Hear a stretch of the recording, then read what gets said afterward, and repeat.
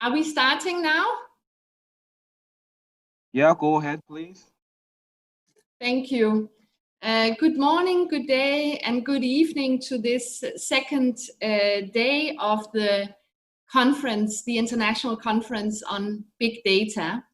My name is Rikke Hansen. I work at the Regional Commission for Asia and the Pacific, ESCAP, and it is my pleasure to facilitate this fourth session of the conference. The session is on achieving the Sustainable Development Goals in a time of COVID-19. Now, at the first day of the conference, we heard policy perspectives and the role of the statistics community on responding to COVID-19. We also heard on the use of big data for Sustainable Development Goals and the use of big data for the COVID-19 response. And this session is going to bring all these parts together to talk about achieving the Sustainable Development Goals in a time of COVID-19. And with me, I have 5 distinguished expert speakers. 2 of them will speak from the global perspective on the topic of the session, and 3 will speak from the national perspective. The session will have 2 parts. The first part will be hearing from people working at the global level. After that first part, we will take some questions from the audience. And then the second part, we will hear from our 3 speakers that focus on national initiatives and experiences. We will take questions for each of these speakers, and then hopefully at the end we'll have some time for a general question and answer session. And to all of those, all of you listening into this session, I do encourage you to use the live stream to send in your questions so that we can have some two-way communication even in this very virtual era of our collaboration. Without further ado, I would like to introduce our first speaker. Her name is Young-Hee Min, and Young-Hee is the chief of the Sustainable Development Goal Monitoring Section at the United Nations Department of Economic and Social Affairs Statistics Division, also known as UNSD, one of the co-organizers of this conference. Young-Hee Min, in her work in the Statistics Division, supports the Interagency and Expert Group on Sustainable Development Goal Indicators, the IAG SDGs.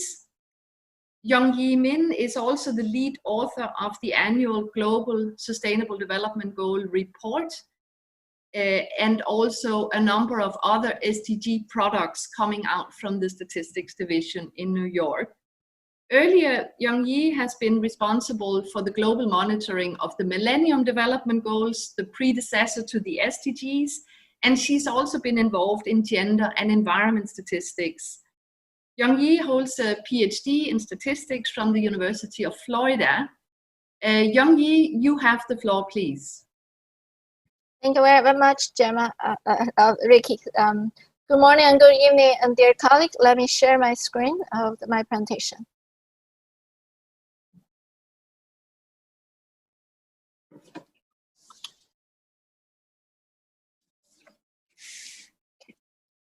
I would like to thank you, the conference organizers, for inviting me to share some key findings from the Sustainable Development Goals Report 2020. The SDG Report 2020 was launched in July at the high-level political forum, which used the latest available data and estimates to track progress towards the SDG before the pandemic started, but it also looked at some of the devastating initial impacts of COVID on specific goals and targets. We're now 1/3 of the way into our goal to meet the SDG by 2030. This report shows that even before the pandemic, the world was not on track to meet the goals. And COVID is having a catastrophic impact on efforts to achieve the SDGs. The pandemic has disrupted implementation efforts for many of the SDGs, and in some cases is threatening to turn back the progress that many have worked hard to achieve. The COVID could push millions into hunger and extreme poverty. Before the COVID, the pace of global poverty reduction was decelerating, and the global goal of ending poverty by 2030 will be missed. The poverty rate is projected at 6% in 2030. The COVID is projected pushing an estimated 71 million of people back into extreme poverty and causing the first increase in global poverty in more than 20 years. The number of persons suffering from hunger and food insecurity was on the rise before the pandemic. Almost 690 million people were undernourished in 2019, up by nearly 60 million from 2014. About 2 billion people were affected by moderate or severe food insecurity in 2019. The pandemic may cause additional 132 million people to suffer from undernourishment in 2020. So along with conflict, climate shocks, and the locust crisis, the pandemic posed an additional threat to food system affecting the most vulnerable population. Health and education outcome are adversely affected. Progress in many health areas, such as improving maternal and child health, in increasing coverage immunization, and in reducing some infectious disease continues. But the rate of improvement has slowed down before the pandemic. COVID is overwhelming health system globally.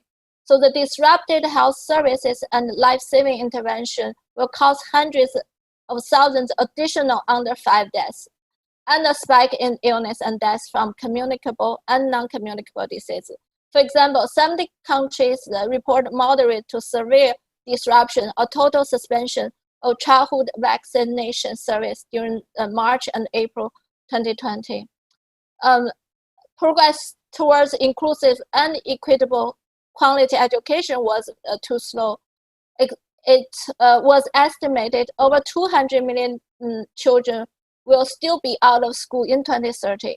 School closure because of the COVID-19 affected over 90% of the world's student population. Disrupt education is adversely affect learning outcome and social behavior development children and youth. So for on Goal 5, the commitment to advancing gender equality has brought about improvements in some areas, such as fewer girls forced into early marriage and more women in leadership roles, but full gender equality remains unfulfilled. The pandemic is hitting women and girls hard. Domestic violence against women and children is rising in many countries. In some countries, cases of domestic violence have increased by 30%. Globally, in 2017, 2.2 billion people lacked safely managed drinking water services, and 4.2 billion lacked safely managed sanitation, and 3 billion people lacked soap and water at home. So water, sanitation, and hand washing facilities are critical to prevent COVID spreading, yet 40% of health care facilities were still not equipped to practice hand hygiene. The pandemic is pushing the world into the worst economic crisis since the Great Depression. So we can expect the biggest increase in global unemployment since the World War II. The COVID could cause the equivalent of 400 million job losses in second quarter of 2020. And the aviation and tourism industry will likely suffer the steepest decline in their histories. The global recession could constrict aid flow to developing countries, and the remittances to low and middle income countries are projected to fall by 20%. The COVID is hitting the poorest and most vulnerable people hardest. The crisis has significantly affected the livelihood of 1.6 billion of informal sector workers, which is half of the global workforce. As the school closed and more families fall into extreme poverty, children in poor and disadvantaged communities are at much greater risk of child labor, child marriage, and child trafficking. So in fact, the global gains in reducing child labor are likely to be reversed for the first time in 20 years. So in short, the crisis may have life-altering consequences for millions of children and youth worldwide. So climate change is happening much more quickly than anticipated. The year 2019 was the second warmest on record. The global temperature are on track to rise as much as 3.2 degree by the end of the century. To meet the 1.5 degree target called for in the Paris Agreement, greenhouse gas emission must begin falling by 7.6% each year starting in 2020. However, despite the drastic reduction in human activity due to the COVID, the resulting 6% drop in emission projected for 2020 falls short of this target. And the emissions are expected to rise as restrictions are lifted. The world continues on the path of using natural resources unsustainably, and ocean acidification threatens the marine environment and ecosystem services. So by the end of 2020, 21 of the 169 targets will mature, of which 12 are linked to the UN and biodiversity targets. Despite some progress, the world is falling short on 2020 targets to halt biodiversity loss. So the pandemic has shown us that getting the data can guide the policy response to the crisis at every step, from response to recovery, with life and death implications. However, in many countries, even the most basic health, social, and economic data are often absent. In addition, the most vulnerable population who need help the most remain invisible. Analysis of data availability of global SDG indicators reveals that for 4 of the 17 goals, less than half of the country have internationally comparable data. This lack of country level data is particularly worrisome for Goal 5 on gender equality, where on average only about 4 in 10 countries have data available. What's more, even countries with available data have only a small number of observations over time, making it difficult for policymakers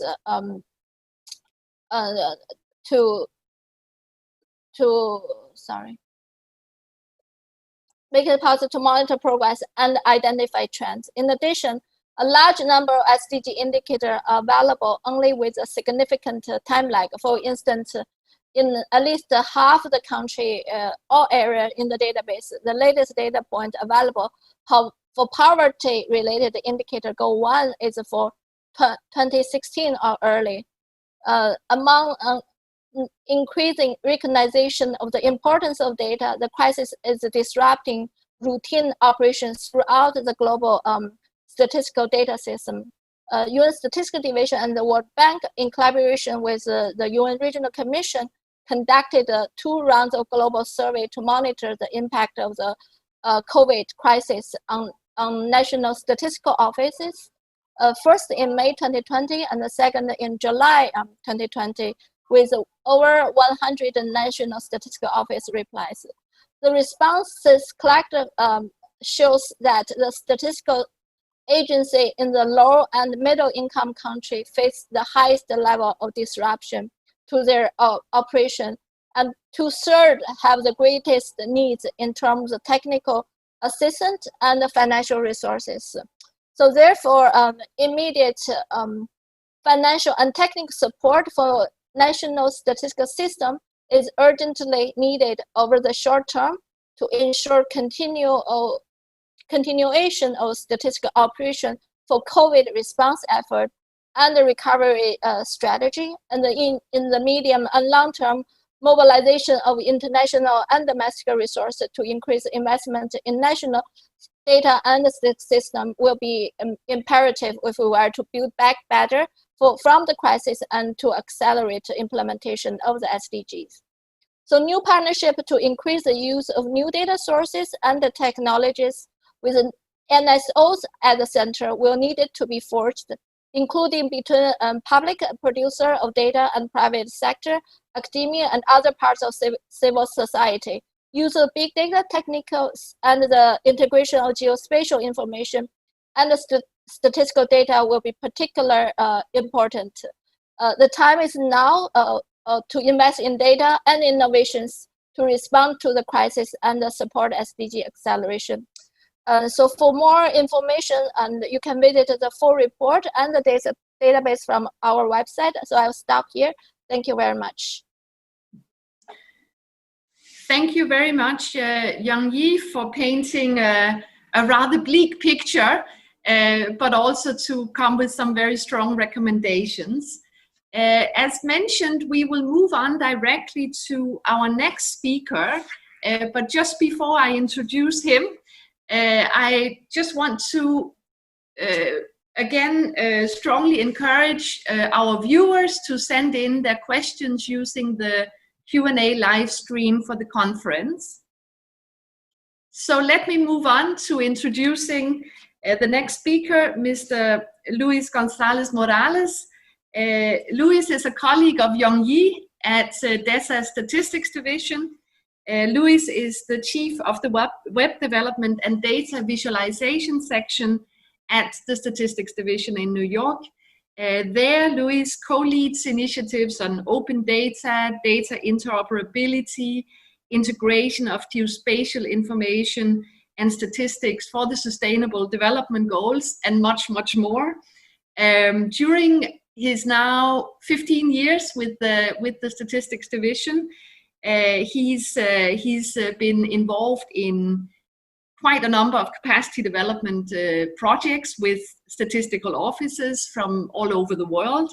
Those projects have been in the areas of economic statistics, data quality, and the last couple of years related to the Sustainable Development Goals, coordination, as well as statistical activities and indicators in particular. So, Luis, please, you have the floor. Thank you very much, Rike, for this very kind introduction, and thank you also to the organizers of the conference for this opportunity to speak to this audience. Let me start sharing my screen, and I hope you can see it now.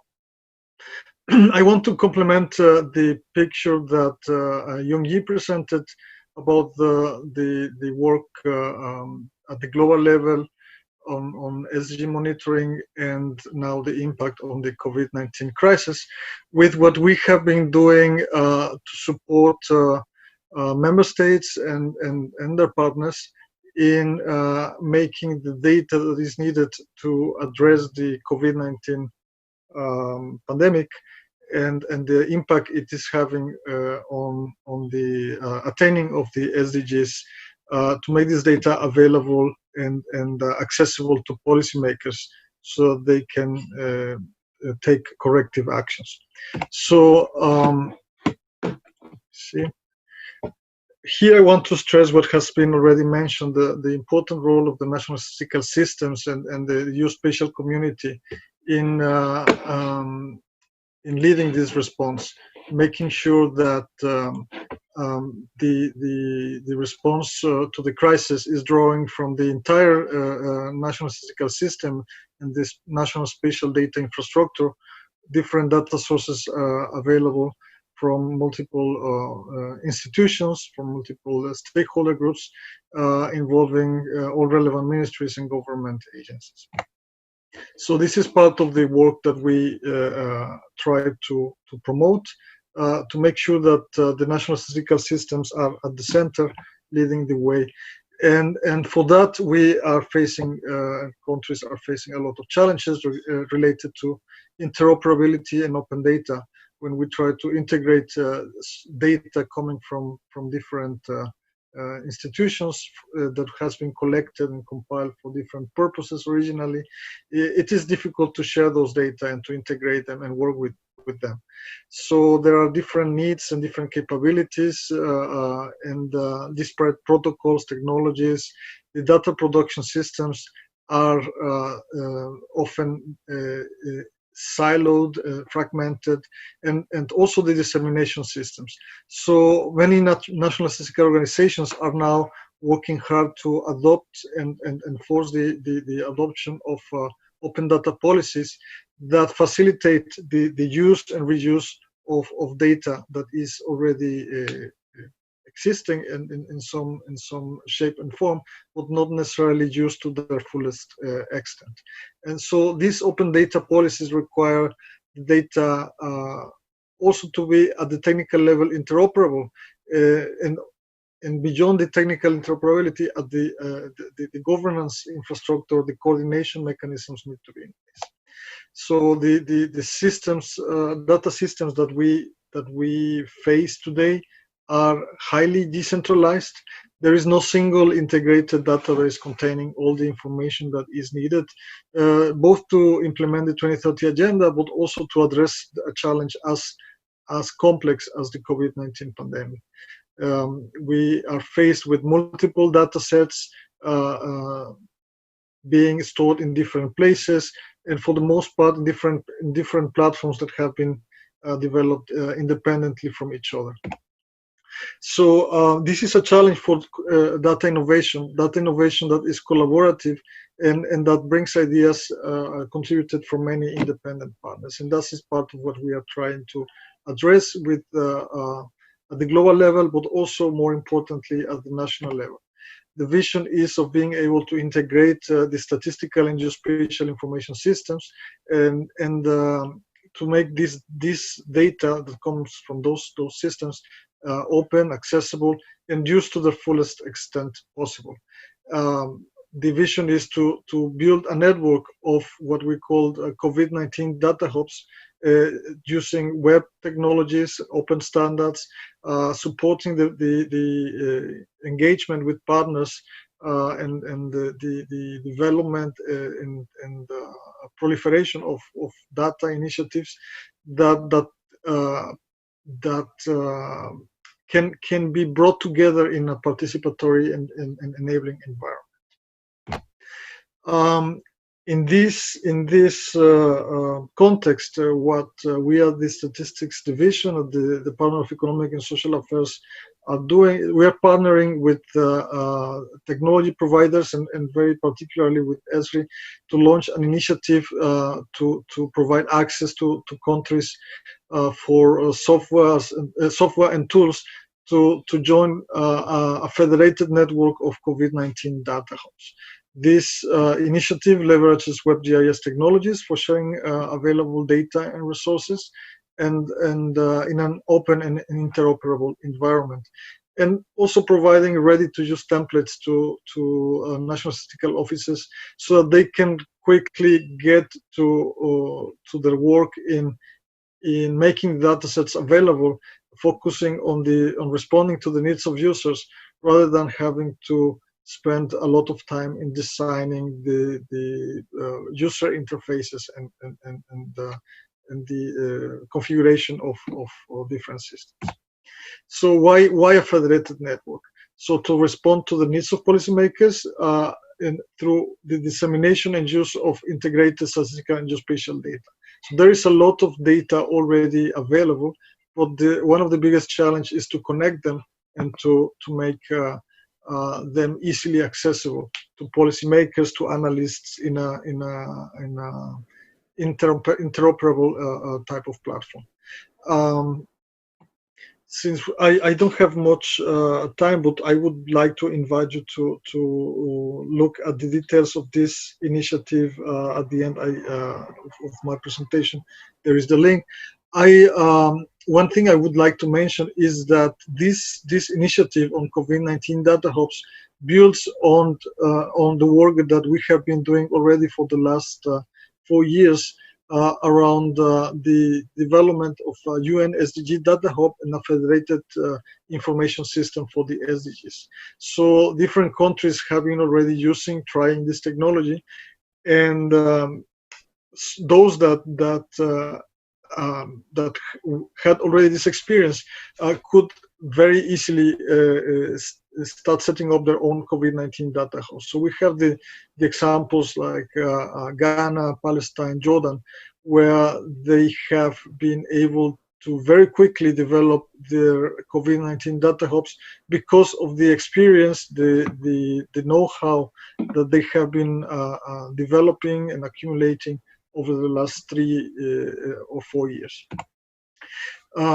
The Statistics Division is partnering with regional commissions, with other stakeholder groups in order to bring the capacity building activities to the countries to strengthen their ability to benefit from this type of infrastructure and platforms. So we have a training program for member states that join this initiative, where we go through the full life cycle process from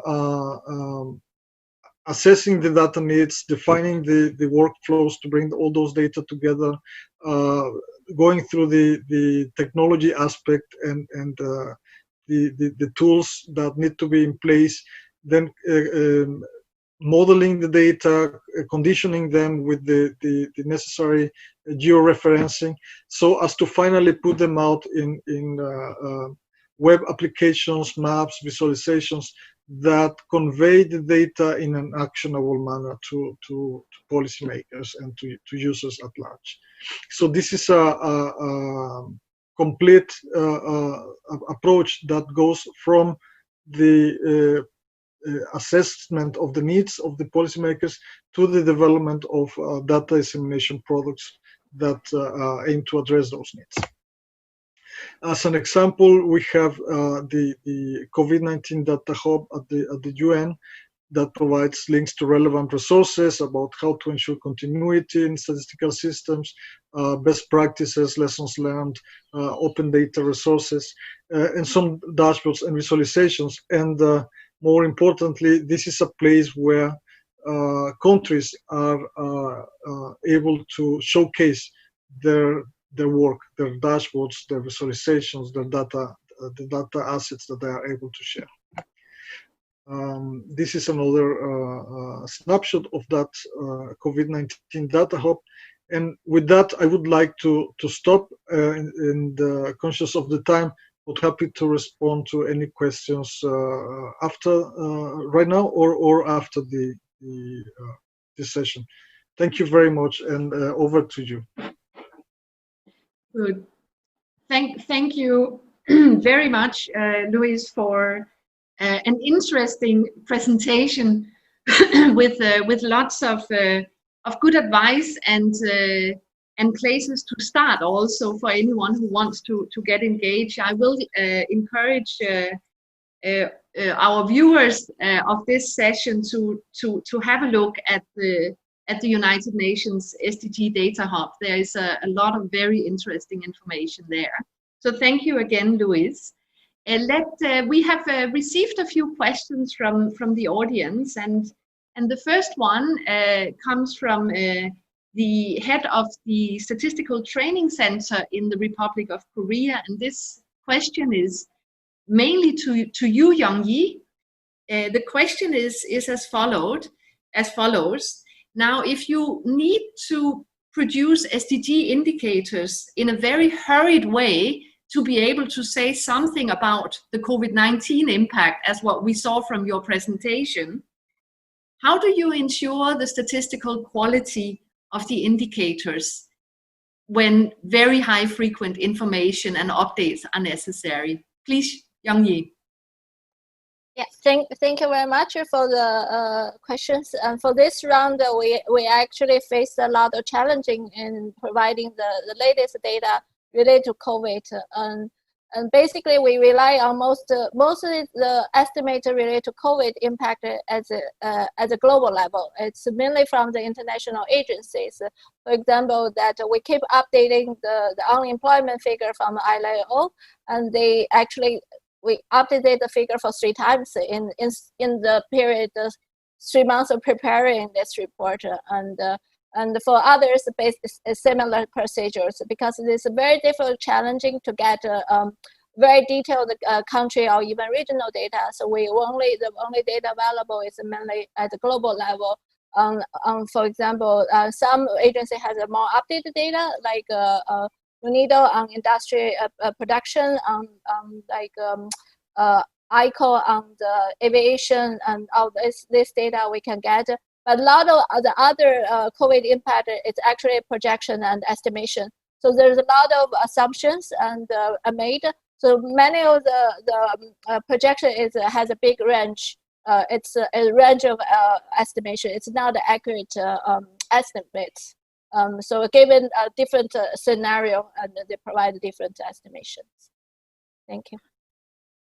Thank you very much, Young-Yi, and I think we all got a bit of an insight in the complexity here, but also information about the numerous agencies and experts actually involved in producing these various estimates, and this is so we rely on good data from national statistical systems, good data reporting, and afterwards processing and quality assurance, not only in the statistics division in New York, but also by the many United Nations specialized agencies that are the custodians of the global indicators. So thank you very much, Young-Yi.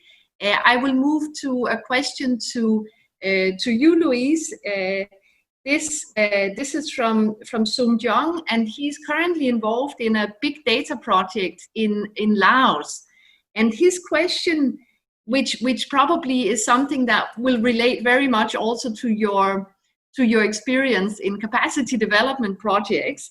His question is, when it comes to big data, how and where do we begin in very concrete steps?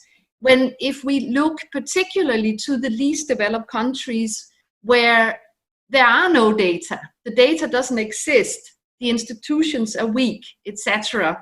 And Sung Jong is asking for some practical guidance. Please, Louise. Yeah, well, I mean, my question is my response is twofold. I think where we should always start is by understanding very clearly what are the user needs, the policy needs. So often I think we err on by taking big data methods, big data sources, and trying to apply them to whatever problem without regards of whether they are actually fit for purpose. So instead of starting with a method and then trying to find a problem for that method, it's first understand the problem. When we start working with experimental new methodologies, new data sources, with big data techniques and so on, we can start small, start with simple exercises. And one of the main challenges that we will find is to make those experimental exercises become mainstream. So we need to have a clear idea of how the data is being integrated and how these workflows fit into the capabilities that we have in our institutions, the technology that our staff is familiar with. So try to find those methods and those techniques that will be able to be sustained over time. So this is sort of a very vague answer, but I think there's some truth to it, that the methods need to be, even for innovation, they need to be attuned to the skills and the level of technology that we have, the level of maturity that we have. We can start small with simple exercises that deliver a lot of value, instead of trying to go for the big complex systems that will come later when organizations mature. Thank you very much, Louise. So small steps and keep policy demand in mind to focus the efforts. Thank you very much for this advice. There's one more question to you, Louise, and there's also one more question to you, Youngyi, and then after you both have spoken to the next question, we will move on to part B of our session. So Louise, the second question to you is from Alexandre Barbosa. He's the head of studies for information and communications technology in Brazil. And he's asking, well, attractive or comprehensive data visualization requires multiple data sources and actors. How can you guarantee data interoperability considering that data sources are fragmented or not open? Can you keep your answer to 1 minute, please? Yes, so data interoperability, that's the big question, and it goes in different levels. At the level of definitions, making sure that we are using the harmonized classifications and so on, the same semantics of our data. Also the technology protocols, the governance for accessing the data. So there are many aspects to that interoperability, all of them very, very important. We cannot have interoperability only through technology, but also not only through governance. We need all of those pieces together. So if I may just make a little bit of an advertisement, we have an interoperability guide that has been presented at Statistical Commission in the last few sessions. So there is work on data interoperability going on that can inform and can provide some guidance on that. And I would be happy to provide references on that. Thank you. Thank you very much, Louise. And you may want to share the link through the live stream Q&A so our participants can immediately click their way to more information. Thank you. Now, Youngyi, the second question to you is actually a follow-up to the first question. And this question is posed by Ronald Janssen, who you know very well. He's one of your colleagues. His question to you is, well, are the custodian agencies actually increasing the frequency of collecting, estimating, disseminating the SDG indicators because of the COVID-19 pandemic or in response to that? Also, 1 minute to you, please. Yeah, we see, I think I didn't present in my presentation. According to the survey in the country, a lot of face-to-face data collection actually got disrupted. And I think in May, when we surveyed, like majority of the survey got disrupted. So agencies actually use an alternative method, a lot of them. So this is where the innovation came. Then they rely on estimation and forecasting, nowcasting techniques. So this is the combination of the different resources and can produce this estimation. But on the other hand, this is not so reliable because there's a lot of assumption. So the custodian agency also did a lot of re-estimation, justification for the estimation.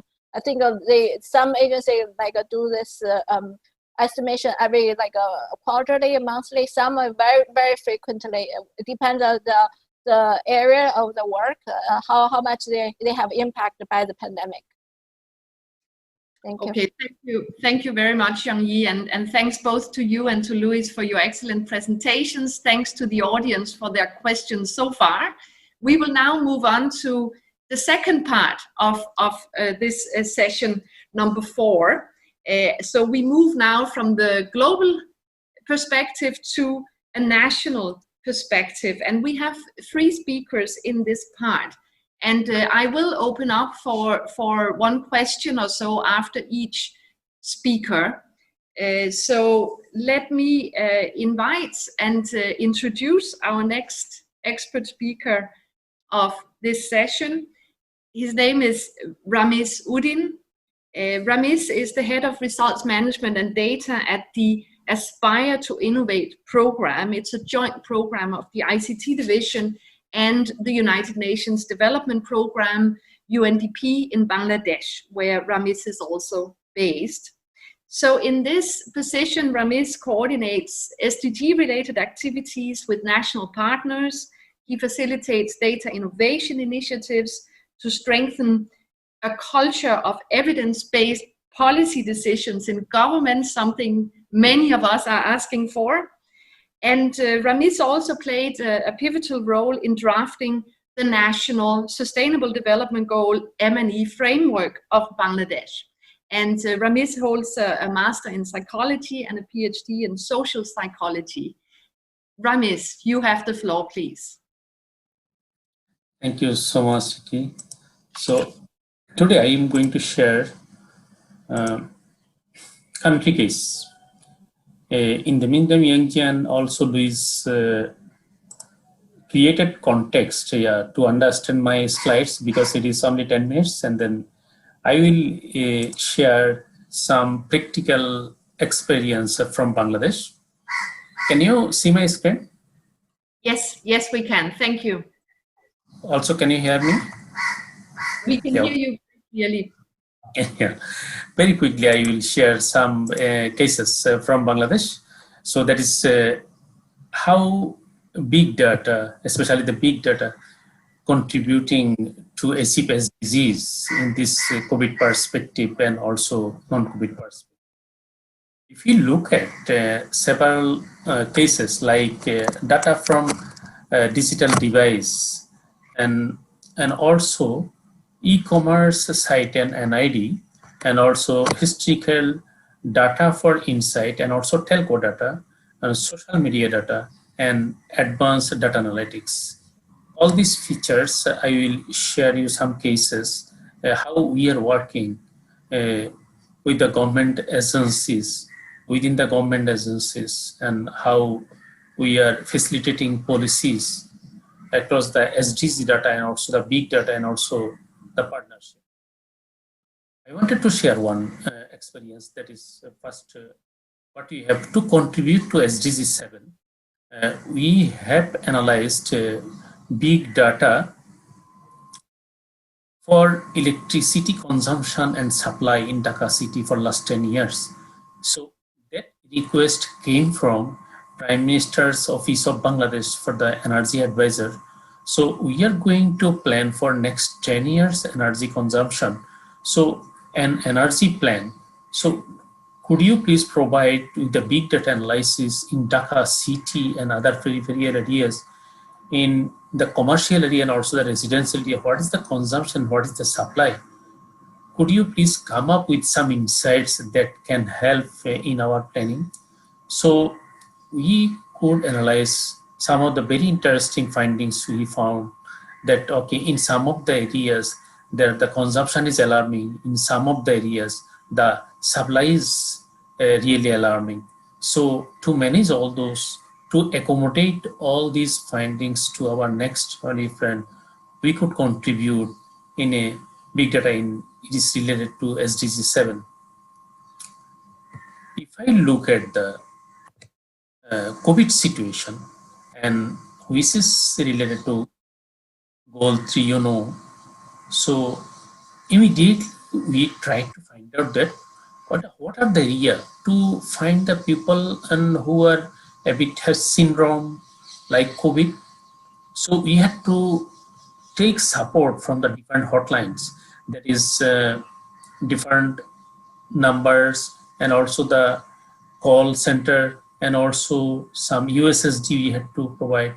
And based on those data, we tried to identify the areas where are the confirmed cases, where are the suspected cases, where are the high risk people. So to identify all these areas in different technology we had to use, using the call center data, use the geospatial data, and also it is not only the national, and we have to identify the areas at the district level, as well as sub-district level, at the micro level, because we had to provide support to the policymakers, we had to provide support to the civil servant at the even rural level.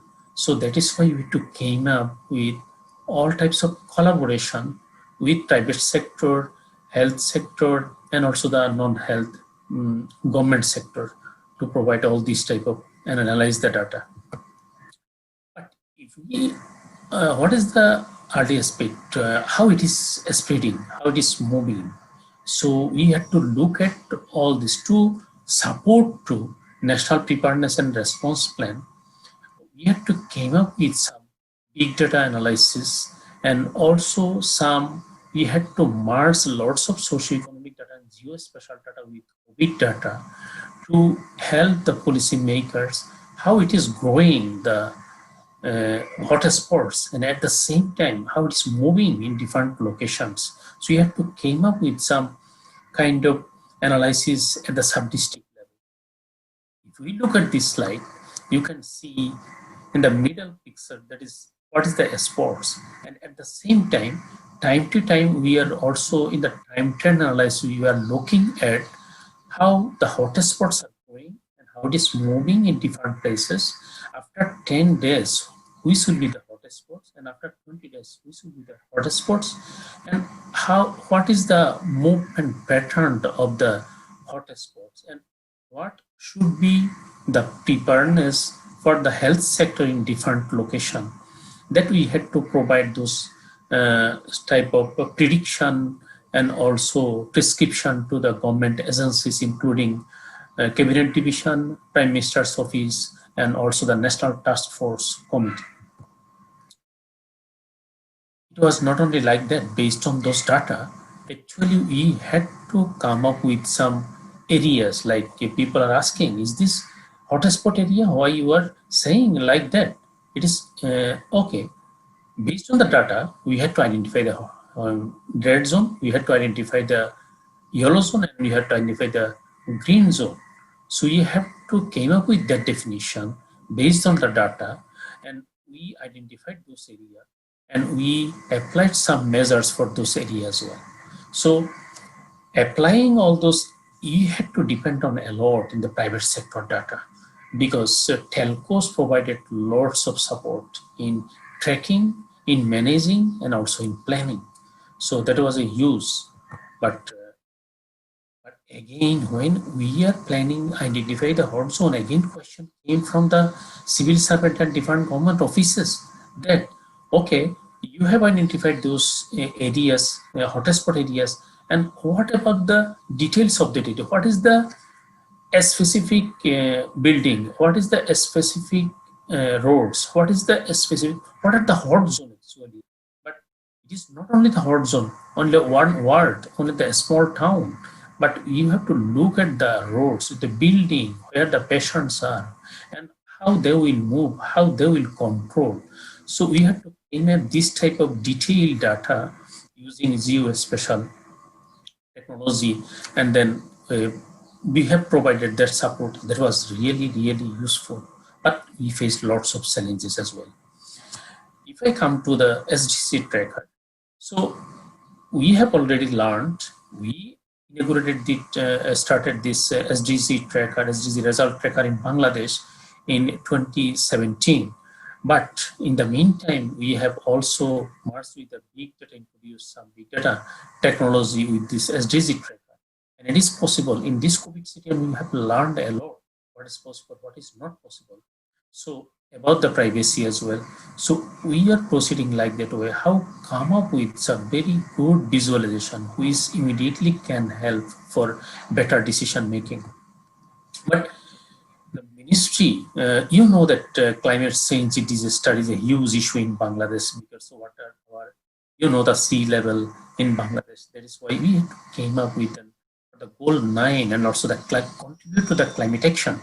We had to came up with this idea like that. Okay, what will be the monitoring system, and also the big data approach, and for come up with some flood forecasting. So we work with Google. We are working now with Google as well, and came up with some idea with the geospatial data, and focus in some of the areas which districts are vulnerable in terms of project progress, and in terms of vulnerability. What is the vulnerability index? So we are developing that what in the process now, and at the same time providing support with this type of technology, and also the mobile apps as well based on this platform. So use issue, this is DRR, and also the climate change in Bangladesh. We had to came up with this type of technology, that is a dengue management in Bangladesh. You know, it is South Asia, it is hotspot. And also we have 20 years data, we merged with the environment data for last 10 years, temperature data, rainfall data, and also came up with the humidity data. And at the same time, the wind speed, we had to merge with this technology that is to came up with a prediction model. And hotspot areas, with 13 hotspot areas you have identified, we are providing support to the government agencies. Okay, what will be the responsibility for the city corporation, for the DG Health, and also for the community. And based on that prediction model, we are also sending SMS to the citizen to take care of their area, how to do that. But at the same time, in the SDG data. Mr. Ramiz, can I please ask you to wrap up? Thank you. So these are the area technology we had to use in COVID period. And also, it is not like that. And you had to came up with some idea that what is the impact of COVID in the non-health area. In the education with this technology, it was easier to came up with lots of data, and also what is the impact of COVID in the employment. We have developed that technology in Bangladesh. But Luis already identified some of the area. But these are the we learned that we should be the next step. We have to learn with the UNSD. We are going to work together. We have to learn that is the data sharing policy. That is, we need the very detailed data integration, data privacy, and partnership. Thank you so much for your questions. Thank you. Thank you. Thank you very much, Ramiz, for a very interesting presentation. I think we see the importance and power of a request from a prime minister that gives a lot of impetus for a lot of work. And I also trust your presentation partly responded one of the questions we received in the first part of this session. Where do we actually start? In particular, in less and least developed countries. And what you've just shown us is that there is actually a lot that can be done. So thank you very much, Ramiz. We will move on to the next presenter because we have not received any questions at this point in time, but we may I may revert to you later on. Thank you again, Ramiz. It's now my pleasure to introduce the next presenter in this second session. It's second part of the session. We move from Bangladesh to Fiji, and it is my pleasure to introduce Ms. Lithia Kurisakila Mate. Lithia is the assistant statistician from the Fiji Bureau of Statistics. Lithia focuses in that position on satellite accounts and on the implementation of the system of environmental economic accounting, and she has worked together with my team at ESCAP for the past couple of years to strengthen environmental accounting in Fiji. Right now, Lithia is involved in experimental land cover accounts, and this is also what Lithia will be presenting on today. And Lithia's interest is to make to really work to make use of SEER accounts for measuring SDG indicators and inform policy decisions. Lithia, you have the floor, please. Thank you, Rike. Just trying to share my screen. Can you see my screen? Are you able to see my screen? Yes. We can see your screen. If Great. You can move to full presentation mode, please. Yes. Is that fine now? Yes. Wonderful. Please go ahead. Okay, great. Good morning and afternoon and evening, everyone who's joining in. So this morning, my presentation is probably going to be a bit different from the other presenters that have gone before me. I'll be speaking on my experience of actually compiling during, before and during the COVID-19 and some of the things that I went through. Okay, just a brief overview of what I'll be speaking on, just basically taking you through why we began compiling land accounts, how we have been progressing through the compilation of it, and then what we would like to improve on in the future. So basically, the Fiji Bureau of Statistics began working on SIA in 2016, and since then, the aim has always been to produce data that is not only timely and efficient, but also relevant and progressive. So one of the one of the ways of addressing this was to look at the data needs of policymakers, or at least try to anticipate the need that would arise by going through national documents and plans, looking at different national issues that were addressed in these documents. So one such document was the Green Growth Framework, which is a document that is included in our country's National Development Plan.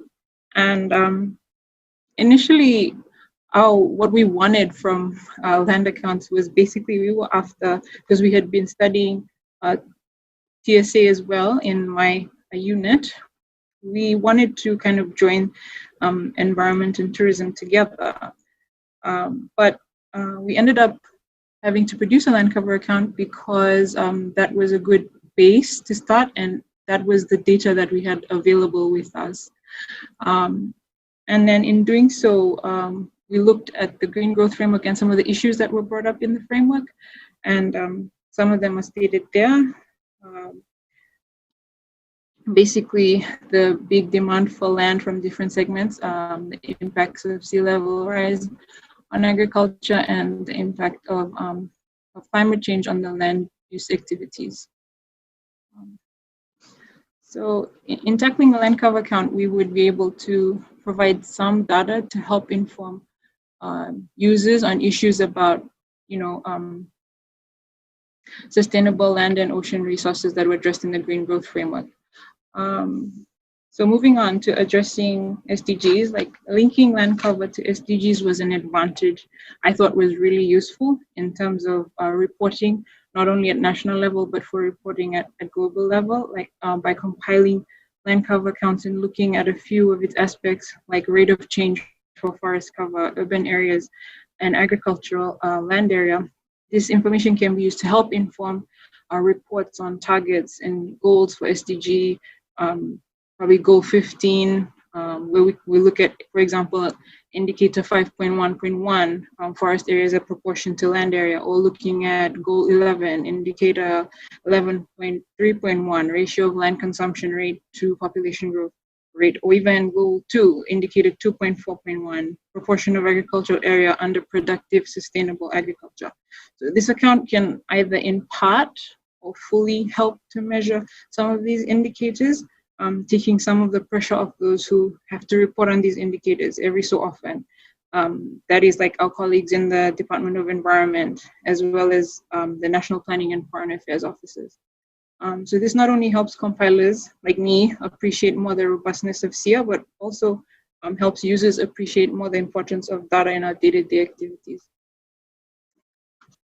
So in compiling land accounts, these were some of the stakeholders we came to appreciate in the process. Initially, when we started, we thought, okay, land accounts, so it makes sense to contact the lands department, which is true.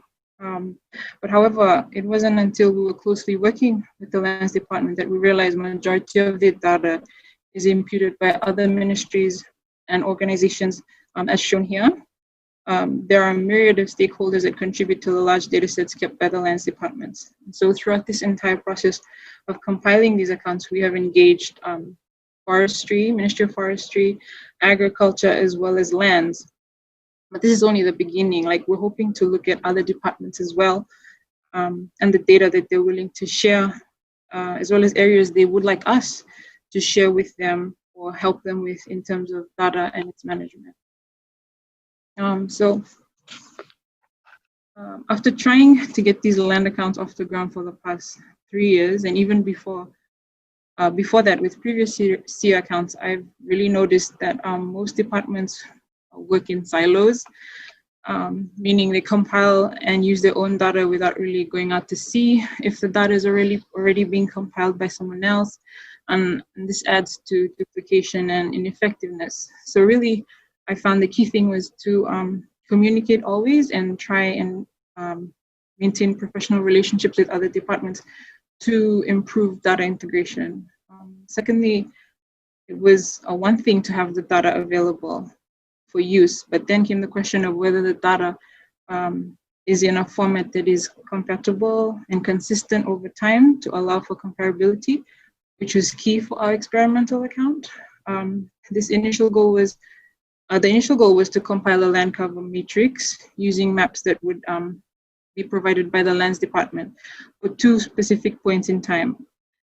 They said they had the data, and when they provided it to us, our consultants and GIS expert Alahad with Team ESCAP, he immediately identified that we wouldn't be able to use the data because it was a combination of other years' data that was put into one. So and just named specifically for that year.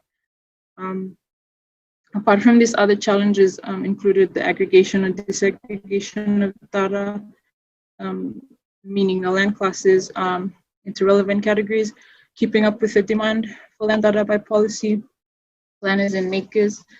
And one of the challenges that was brought to my attention by our colleagues from the Lands Office was that extracting data from our land information system took time because many of the departments use different softwares.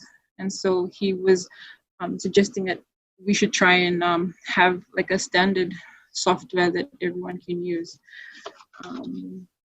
So moving forward, the approach that we took sort of a pragmatic approach since we did not have the locally sourced data that we initially wanted.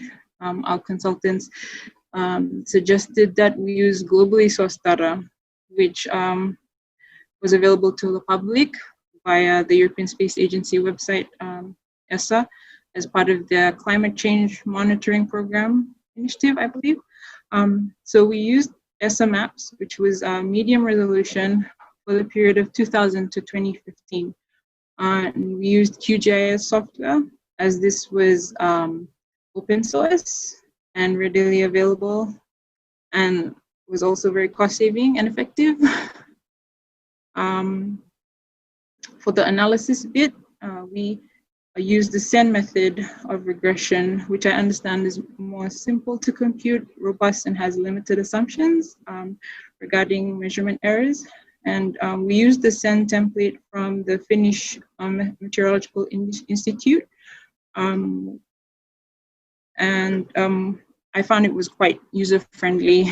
So I'm really grateful for the ESCAP team for sharing that template. Only a quarter of our consultation process was done face-to-face with Sohail present and Alahad virtually connected. And I can confidently say that majority of the process for compiling this account was done through emails, messages, and calls. So both Sohail, Alahad, and this ESCAP team had been like holding my hand through this entire process by technology, which I thought was not only very cool, but effective and cost saving as well. So in a way, this was one of the good things that COVID brought out and pushing us out of our comfort zones and realizing alternative methods of compiling, and even validation of figures with other ministries was done virtually. So this is just like a brief summary in 10 steps of the process of training that I went through with Sohail and Alahad, given the support from ESCAP. And so it goes from how we compile the accounts, from downloading a software, extracting from global databases, reading in the data, and processing it to generate the different land cover areas, to analysis using SEN template from the Finnish Meteorological Office. And then now up to the final stage of generating a land cover change matrix, after which I'll be putting it into report format, and then it'll be reviewed further and hopefully approved. So it's been a journey, to say the least, but one that I'm really thankful for. So the COVID-19 happened to expose more of the ineffectiveness of working in silos because of how the SDG indicators and goals are interconnected, and thus the importance of sharing information and data. So what I've learned during this pandemic in terms of data compilation is communication is key. Communication with consultants, communication with stakeholders, communication with data custodians. It was so critical from my end to constantly keep all the parties updated, with my progress, not only to keep track of each step, but also to keep the interest level and the momentum going. Otherwise, the compilation process would have completely halted.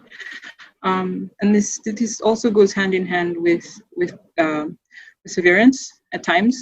When I was unable to contact stakeholders during the pandemic, or even the consultants, but as soon as I was able to reestablish communication, I did so. Just tried to push on and try compiling the accounts, keep the momentum going. Technology also played an important role in facilitating everything, from communication via several apps and platforms such as this, Zoom and WhatsApp, to using QGIS for compilation without having to pay a big license fee for big programs and softwares that can meet my compilation needs. So I'm definitely grateful for the peer support that was given through Sohail Al-Ahad and the USCAP team, which really propelled me to continue with this compilation even during lockdown. So thank you very much. And so just the way forward for us, working with line ministries through MOUs, I think is very important. Just because we don't have all the data, and we definitely need to work hand in hand with those who do, not only to help us in our reporting, but to also help them appreciate the data that they have and what it can be used for, and the different things that it can be used to inform. Encouraging data integration to leverage the appreciation of use of statistics. When we do data integration, there'll be more appreciation from ministries for the use of data. As well as the establishment of our NSDS. This will break down working in silos, I believe, and also the sense of building territories. Another key thing I feel is the documenting of this whole process, the trainings that I've done, and to ensure continuity regardless of who's compiling, and just training and capacity building for software such as R and QGIS, which are open source and readily available for the compilation of this account. Vinaka Vakalevu. And if you have any questions, but for now I'll hand over back to Rike. Thanks, Rike. Okay, thank you, Vinaka Lithia, and I will make sure that I also pass on your kind words to Alad and Sohail for the help they've provided along the process. So we just have a question coming in for you, Lithia. This is from Sonia Herrera. She asks, did you also integrate alphanumeric data, and what type of other sources of data did you use? So the main source of data that we used was just the public, the ESSA1. That was our main underlying data, but we did get help from Ministry of Forestry, like they provided their data sets in terms of hectares for us to validate the land cover. And in terms of alphanumeric, I'm not too sure. I don't think so, but yeah. Okay, well, I'll ask you one more question now, Lithia, and then I'll make sure that that we direct the final questions in the session also to the other presenters. This question is from Ronald Jansen, one of our frequent question askers of this session. Ronald asks whether you encountered any problems with the resolution level that was available for the satellite data you used for mapping the land cover. Would higher resolution data have given different results? Definitely, I think higher resolution would have probably given us a higher confidence interval as well as better results. But from the validation that we got from the different ministries, like in our consultation process, the results were in line. So we didn't really face problems in that sense. But I would have definitely appreciated higher resolution data for sure. Should I come in? And then I wanted to. Thank you. And if I could just ask our other presenter, Ramiz, to mute. Very good. Thank you, Ramiz. Licia, thank you again. And thank you also for a presentation that shows that you at the Fiji Bureau of Statistics really practice what's preached in terms of looking at policy documents and programs to also provide direction for your statistical work. And I also believe that you did a very good practical illustration of what we heard from one of our first presenters, Luis, about the interagency collaboration necessary to take advantage of big data, and in particular for accounting, where we all know that this is a challenge all around. So thank you again, Licia. And it's now my pleasure to introduce the last speaker of this session. We've moved from Bangladesh eastwards to Fiji. We are now moving a little bit westwards again to New Zealand. And our next presenter is Richard Evans. Richard is the General Manager of Economic and Environment Insights at Statistics New Zealand. Richard was earlier at Statistics Canada as an expert in high-frequency economic indicators. And Richard is passionate about using data science and artificial intelligence to create user-centric data products from big data sources. Richard, we look forward to hearing your presentation. You have the floor, please. Thank you very much, Rika. Can you hear me all right? Yes, we can hear you fine. And can you see my screen?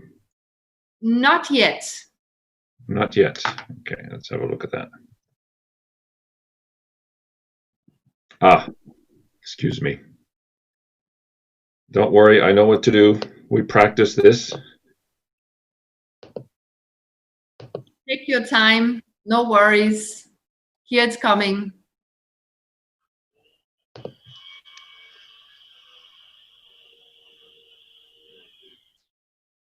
Yes, Richard, there is a meeting alert on your screen. If you could just close that one. Very good. You are set to go. Please go ahead. Great, thank you. Thank you, Ricky. Sorry about that. So it's a great pleasure to be here. I'm going to tell you about our little COVID adventure at Stats New Zealand and how it impacted our attempts at measuring well-being.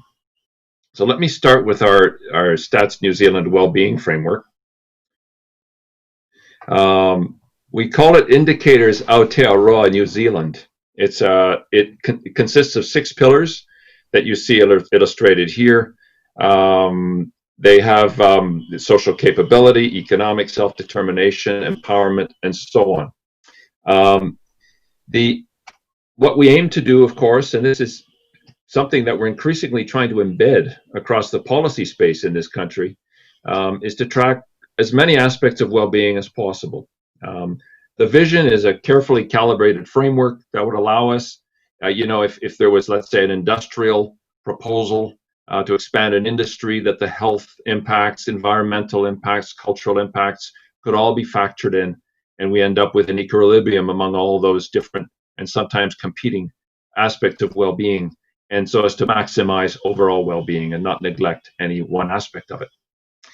Now, COVID came along and threw us off our path. We heard a lot from that aspect of things from Yonggi earlier on, and it was true here as well.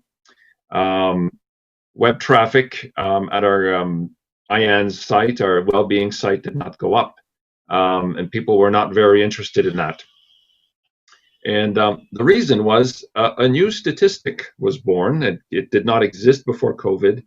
And I think it quickly became the most popular statistic in the world.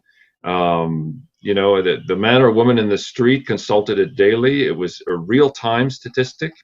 It was available very frequently, daily usually, and in a very timely basis, same day or very next day. And of course, I'm speaking of the numbers of deceased, the numbers of infected, recovered, and so on. These are the figures for New Zealand. They are remarkably low by world standards, as you probably know. So what did this mean for our well-being framework and the other competing aspects? This is just one aspect of health. There was a lot of interest among our policy colleagues in New Zealand to understand what the economic impacts of the policy decisions that were being made to mitigate COVID. And here we immediately saw some of the weaknesses of our statistical system. I'm just showing a few of our numbers and how infrequently they're published and how long they take to come out. This was definitely not real-time data. What were our clients doing? Our policy clients were scrambling to find high-frequency data, and this is just a sampling of the monthly figures that they collected and were consulting frequently, and with their numbers of days after the month that they're released. Only one of them comes from Stats New Zealand, and that's the SNZ electronic card transactions. The others come from an assortment of banks, other ministries, and so on. So this caused, and of course we contributed to this. We started developing our own high frequency indicators. The first one we produced was one that gave a weekly snapshot of imports and exports to China, to and from China, and to and from the rest of the world. And we did this very quickly, and that was a tremendous success. That was a product we developed collaboratively with our central bank and finance colleagues. And this made us start to rethink quality. And there was a question earlier addressed to Yonghi about quality. And we had to remind ourselves that quality does not mean accuracy. Accuracy is just one part of quality, that there are other aspects to quality. There's also coherence, how the different statistics fit together, how quickly they come out, how often they come out, are they findable, are they accessible, and so on, and how detailed they are. And if we were rating our set of economic indicators, I think we would give high marks for their accuracy and their coherence, but low marks for timeliness and frequency and even accessibility and detail in the current context, certainly as they relate to COVID. So we set about coming up with as many indicators as possible, and a big part of our response was developing a COVID data portal. And this was a very different kind of web product, very different from the well-being product that I showed you at the beginning of this presentation. The bar to entry was low. It focused not entirely, but to a great degree on economic indicators. And we were ready to source them from wherever. So we did not place a high bar on accuracy. Before we host data, we normally like to vet the concepts and methods, publish papers on their quality, and so on. That was all left aside. But what we got were some very useful indicators that solve the accessibility problem.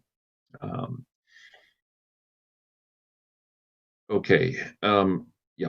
And so this allowed people to watch the crisis in near time. And here are just a couple of very quick examples. These were simple things like border crossings, and you can see them just dropping to near zero as the country was shut off from the rest of the world. Or here's something a bit more sophisticated. Natural language processing, which is a branch of machine learning used to estimate economic sentiment based on newsfeed data. And you see the dramatic drop in sentiment at the very end of the time series during our first and lengthiest period of lockdown, and then a recovery once lockdown was over, and then we're back in lockdown now, and so we can track the effects of lockdown on sentiment. It's once again visible. We have 2 weeks in a row of lower scores there at the very tail end of the series. So if we look at what we've done now and we take stock by returning to this quality framework of ours, the new indicators are low in accuracy, low in coherence, but very timely, very frequent, and readily accessible. Now, what more can we do?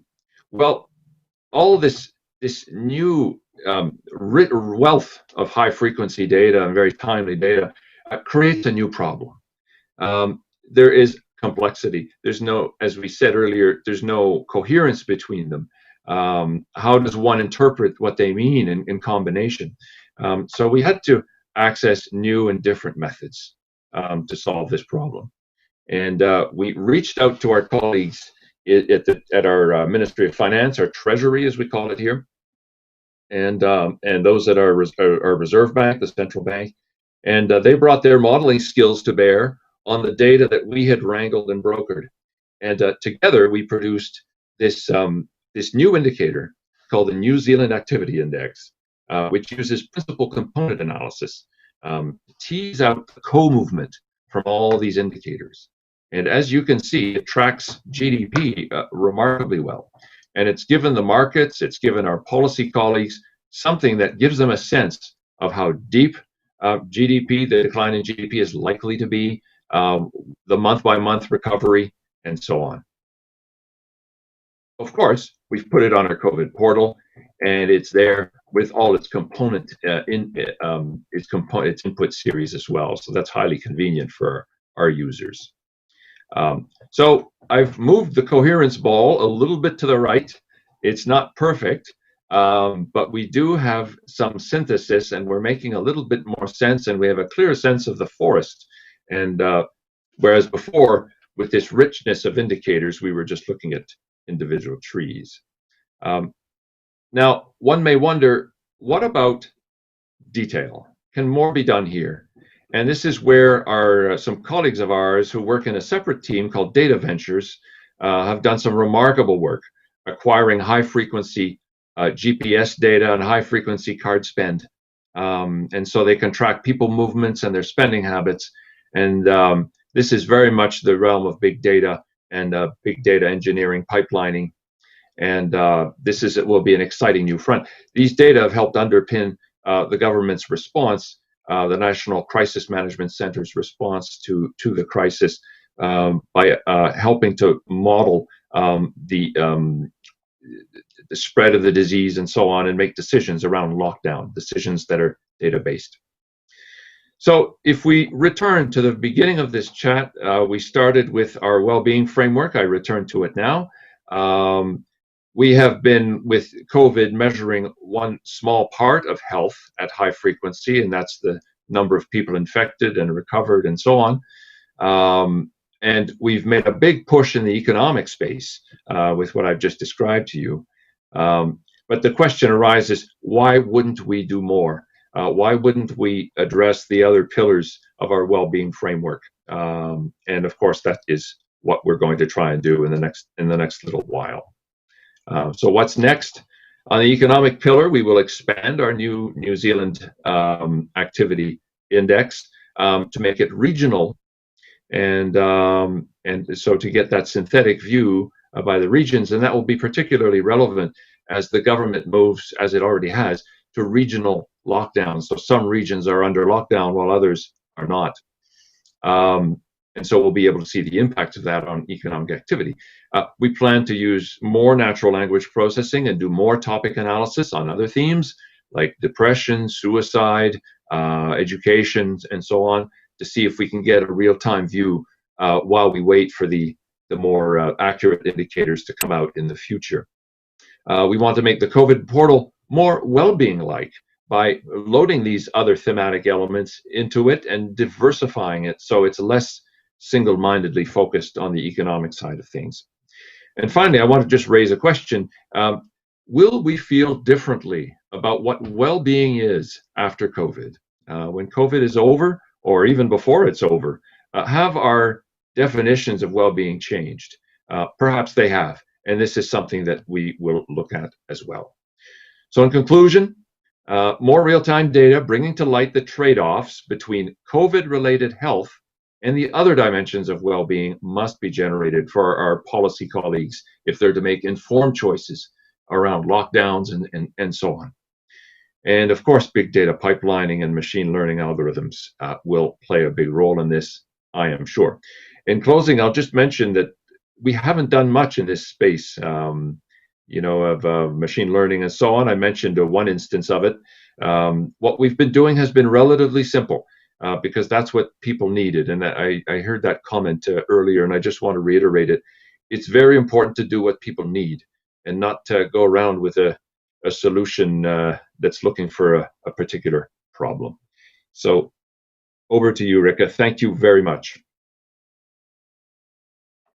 Thank you very much, Richard, for an excellent presentation. I believe that in some sense this COVID-19 crisis may have been just what statistical institutions needed to really change their game.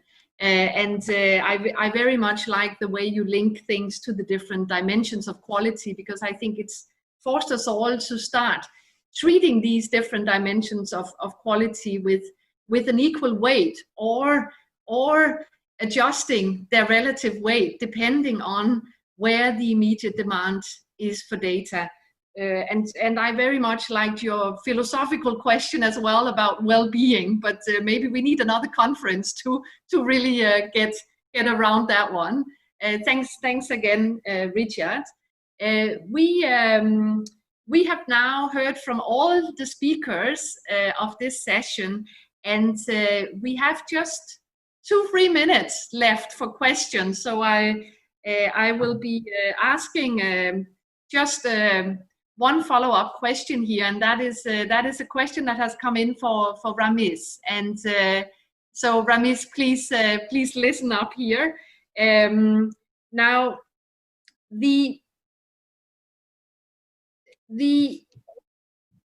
various hotspots maps you showed has triggered questions, and so one of them relates to the sub-district level and local governments. So could you say a little bit about how did local governments react to the information that was presented for them, and also what were the most important source of data in terms of helping out population and providing information at the sub-district level? Ramiz, please. You have just 1 minute here, please. Yeah, it was really challenging when we started the discussion sharing data at the sub-district level with the civil servant, because they had to manage the number of patients and how to manage them, what is the information, what is the hospital preparation, and also the other administrative preparation. So what we were providing from central level, that was not helpful to them at all. They had to look at the very micro level data. Then they requested sub-district level data. Even at the very micro level, there is the village level data and also a bit ward level data, which is a bit larger than the village. So we had to create, based on the population data, based on the election data, we had to come up with some calculation and also with some mapping and also the COVID data. So with the population data and at the same time the household data and also the COVID data, we have to merge together and we have to came up with some analytics and mapping.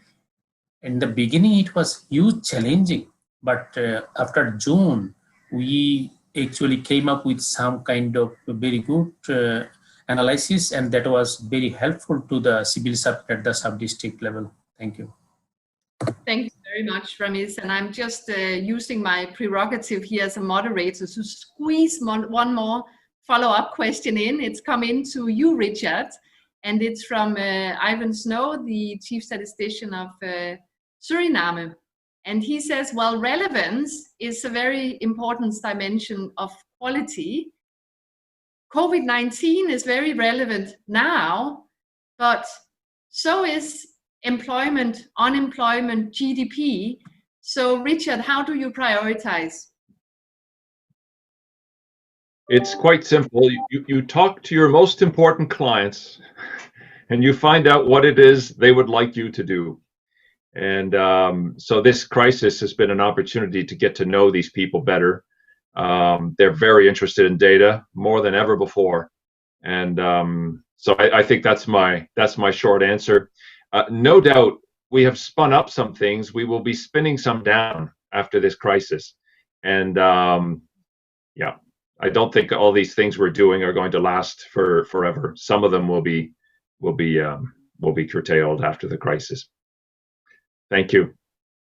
Okay, thank you, Richard, for very succinct answer to a very big question. I think but in summary here, it's the client is the master. Yeah, so maybe we all need to get into stakeholder analysis in detail here, and with that, I close the session. It's just been an hour and a half, and I want to thank all of you for your excellent inputs during this session.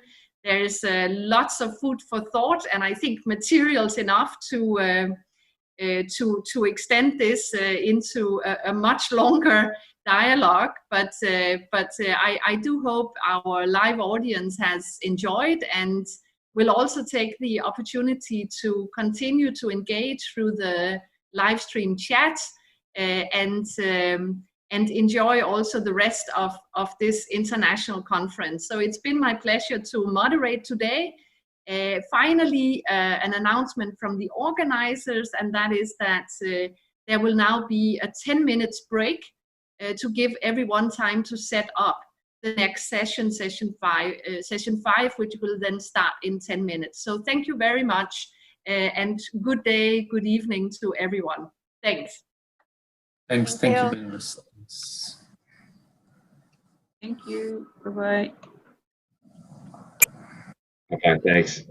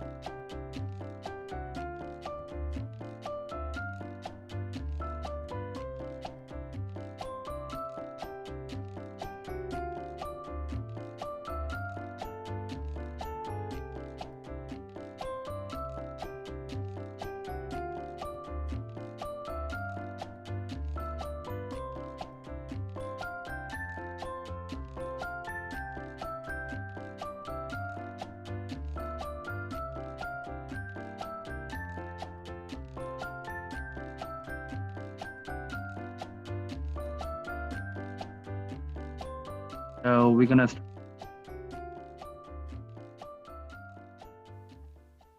Thank you, colleagues from COSTAT, for hosting the Big Data Conference, the 6th ones now in a row, and we're delighted to be here with you. Unfortunately, it is not physically present, but remotely. But we hope to make it up when the situation clears up, to come and actually visit you in Seoul and your country.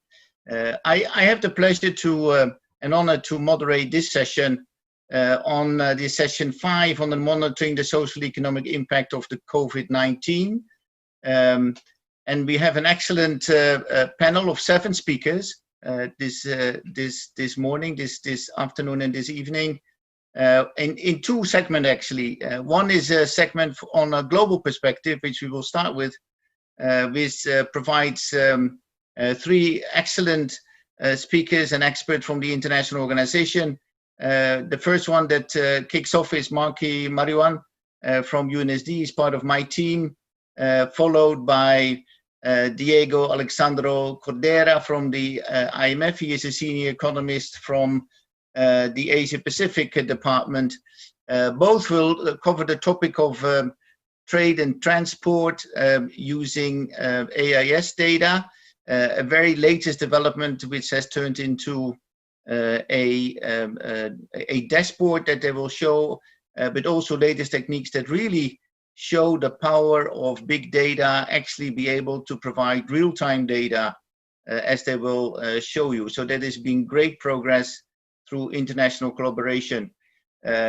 Complemented to that is the work done by ICAO, and particularly Sai and his team has done excellent work in the using flight tracking information to actually complement that work on the vessel tracking information, to provide information on passenger transport, flights, and the like, in a similar sort of fashion that provides considerable insights in transport, of course, related to tourism and passenger transport, but also increasingly, I don't know whether you would talk about that, but I'm aware about that, the work that basically allows to use the volume data to turn into actually value-added information, which is a very interesting sort of development. Complemented to that, we have a part B, which will provide the country perspective on their COVID responses. Catherine Smythe from ABS Australia will showcase the latest development in the use of scanner data, which has become increasingly going to the fore in the wake of COVID to actually measure the CPI. And I'm delighted that she's with us to show that results. And actually, again, not talking this from a research perspective, but actually seeing that we are start using big data from scanner data information combined with other data to actually produce official statistics. I'm also delighted to have Chaim Chesering from NSB Bhutan, the chief statistician from Bhutan, to actually inform us about the poll surveys that they have undertaken in Bhutan to actually inform the social economic impact in Bhutan, which is also very recent, and he will provide the latest results and the insights that they have obtained through their survey. Again, early results coming out of the need to inform policymakers and the public around the impact, the social economic impact of COVID.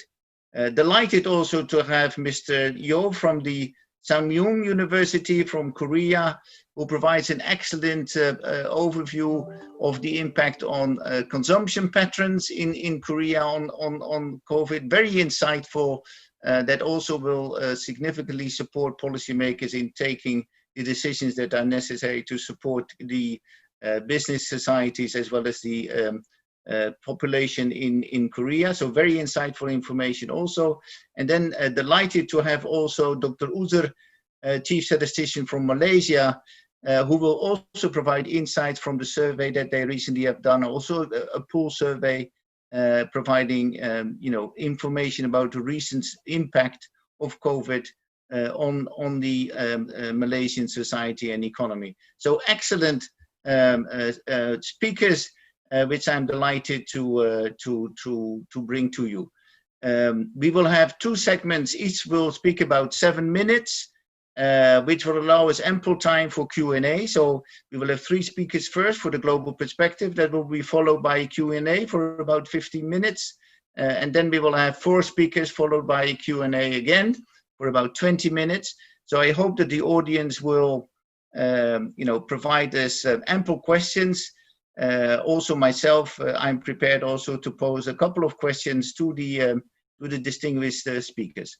So I also would like to indicate that I have my dear friend Ronald Janssen, my colleague from United Nations Statistics Division, joining us more on the backside, as you will, to assist me in bringing the questions forward that come from the audience. So that's the full team. Thank you for attending this session 5. And with that, I would like to give the floor to Marky. Marky, the floor is yours.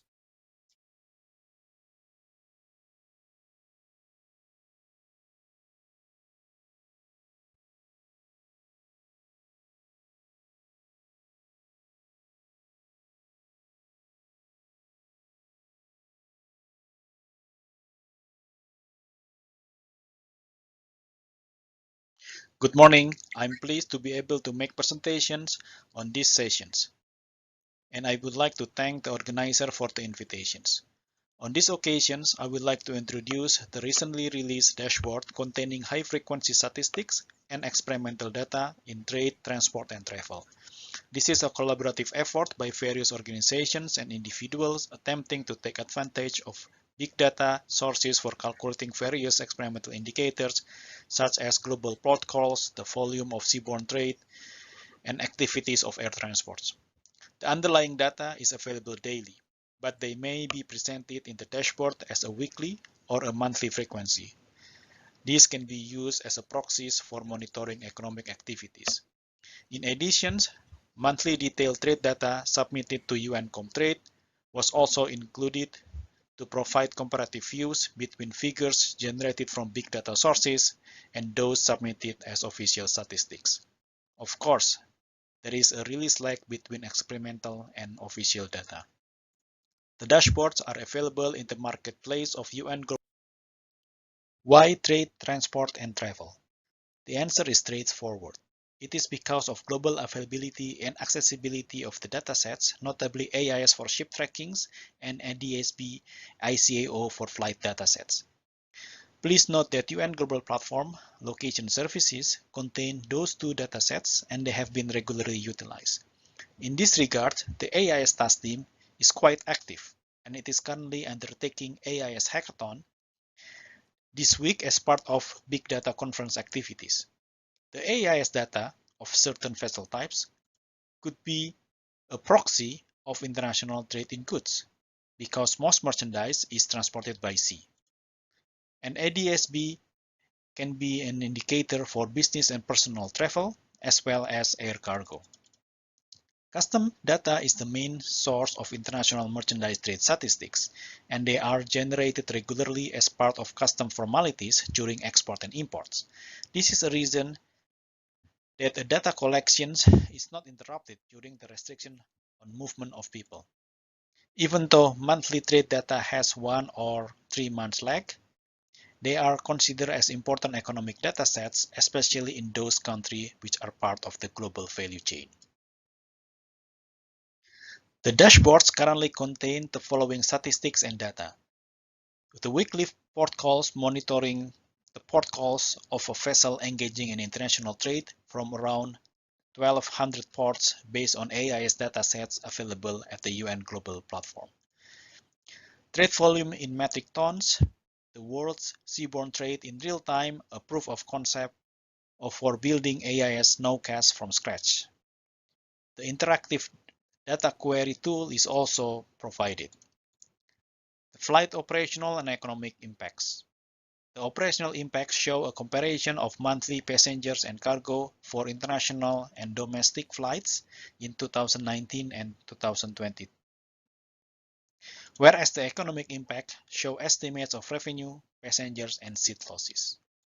The most important thing is that the underlying data are updated weekly, and they would be reflected in the dashboard immediately. Soon, more data and dashboard would be added. The dashboard with interactive graphs and tables would bring complex big data to end user as meaningful informations. As I have mentioned earlier, they could be part of the data pipeline so that it would reduce the maintenance of the dashboards. Note of cautions: a dashboard is not a storytelling tool, but it could be a useful data exploratory tool. I would like to thank you for your attention.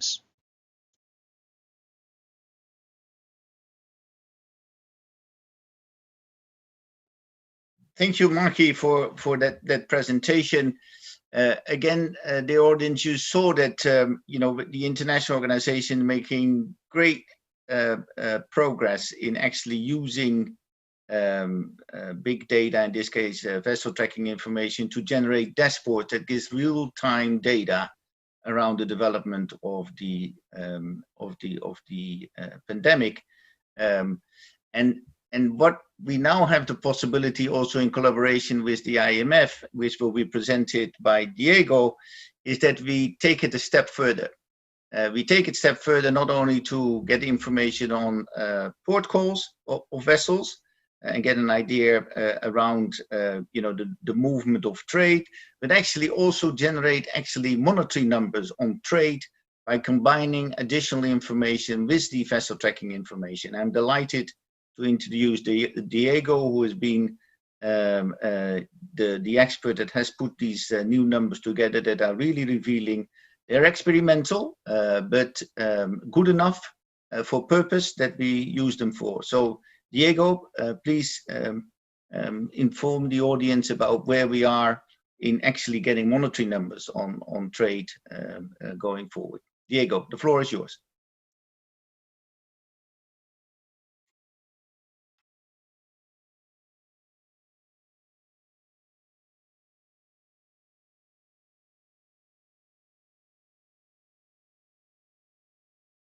I wanted to start by thanking the organizers for inviting us to present our work on world seaborne trade nowcasting. This is joint work done with Andras Komarami, Yang Liu, and Mamoun Saeed. The four of us are at the IMF, and before anything, I should say that, of course, the views here expressed are ours and do not necessarily represent the views of the IMF, its board, or its management. This should be understood as a research project that we started back in 2018. We have a sense that back in 2018, people perhaps needed a bit more convincing than now about the usefulness of timely economic activity indicators. In the case of trade, providing a weekly assessment of the state of world trade is challenging. What we understand is the gold standard trade volume indicator at the global level has an effective lag of essentially 3 months, and the trade finance transactions that we can extract from SWIFT cover less than 15% of trade, of world trade, and do not directly measure trade volumes. So where did we go looking for solutions? As many of you know, more than 80% of trade by volume takes place by sea, more than 70% by value, and virtually all ships in the world vessel fleet are equipped with a device called AIS, that stands for Automatic Identification System, that periodically emits a signal for navigation safety purposes. And you can think of this, if you're not aware of this technology, it's similar to the transponders that airplanes have. And these signals are picked up by terrestrial stations or satellites, depending on where the ship is around the world. And we thought that if we could somehow decode those messages, we could literally see international trade happening in front of us. But of course, we need some structure in order to use this information to nowcast trade. And this is how we went about putting some structure. First, we used a spatial clustering algorithm to identify areas on the map that are presumed to be ports. And we use publicly available information to map these areas to ports and to countries. The second thing we did is train a classifier to tell us for each ship stepping onto each of these areas, whether the visit was related to trade or if the ship was simply passing by. The third thing we did is use information on how deep the ship is into the water to estimate the volume of trade and also whether it's related to imports or to exports.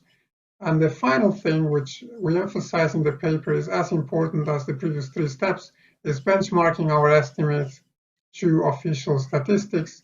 At the country level, we did this using information from the Netherlands Bureau for Economic Policy Analysis.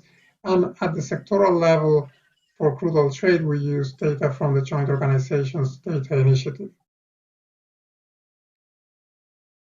We find that our estimates have a reasonably good fit for most countries and for the world as a whole, and we emphasize in the paper the usefulness of our results for macro nowcasting, event studies, and sectoral analysis.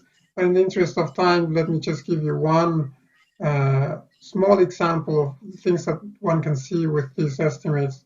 And what I'm showing in this chart is our estimate of exports at the world level taking place by sea starting in January this year, January 1st.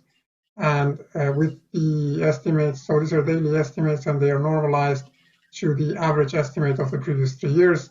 You can see the roller coaster pattern in the evolution of world trade that is so specific to this crisis, as the virus first spread in Asia and soon afterwards was spreading elsewhere in the world.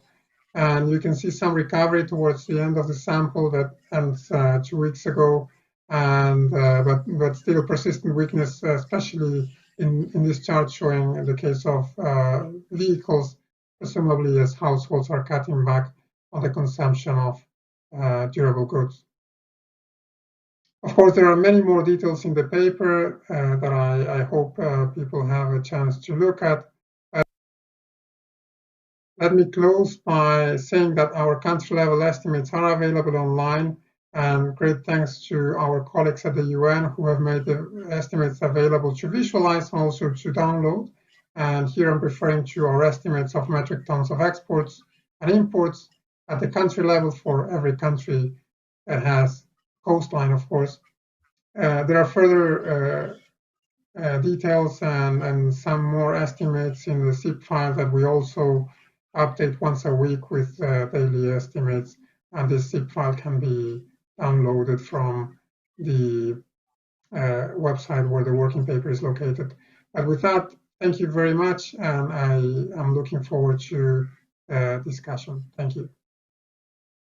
Thank you, Diego, for that presentation. And again, excellent work showing the progress that we're making internationally as agencies. But also, I should say that these techniques and these data are available for countries to actually start applying these techniques and these data to their own circumstances and apply it. So, for instance, in UK ONS in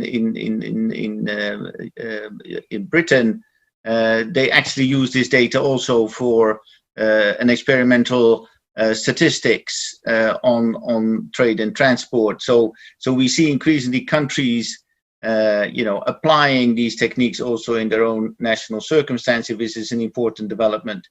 Seamlessly, I think we have a presentation by Sai from ICAO, the International Organization on Airlines. Sai, I look forward to your presentation. It is also part of the international collaboration that we have with you and the IMF in presenting this in the dashboard. I find it fascinating information, how well we can use the flight tracking information to provide great information and insight on the development of the pandemic. With that, Sai, the floor is yours. Thank you, Ivo. Good morning, good evening, good night, all participants. I again thank the organizers for inviting me.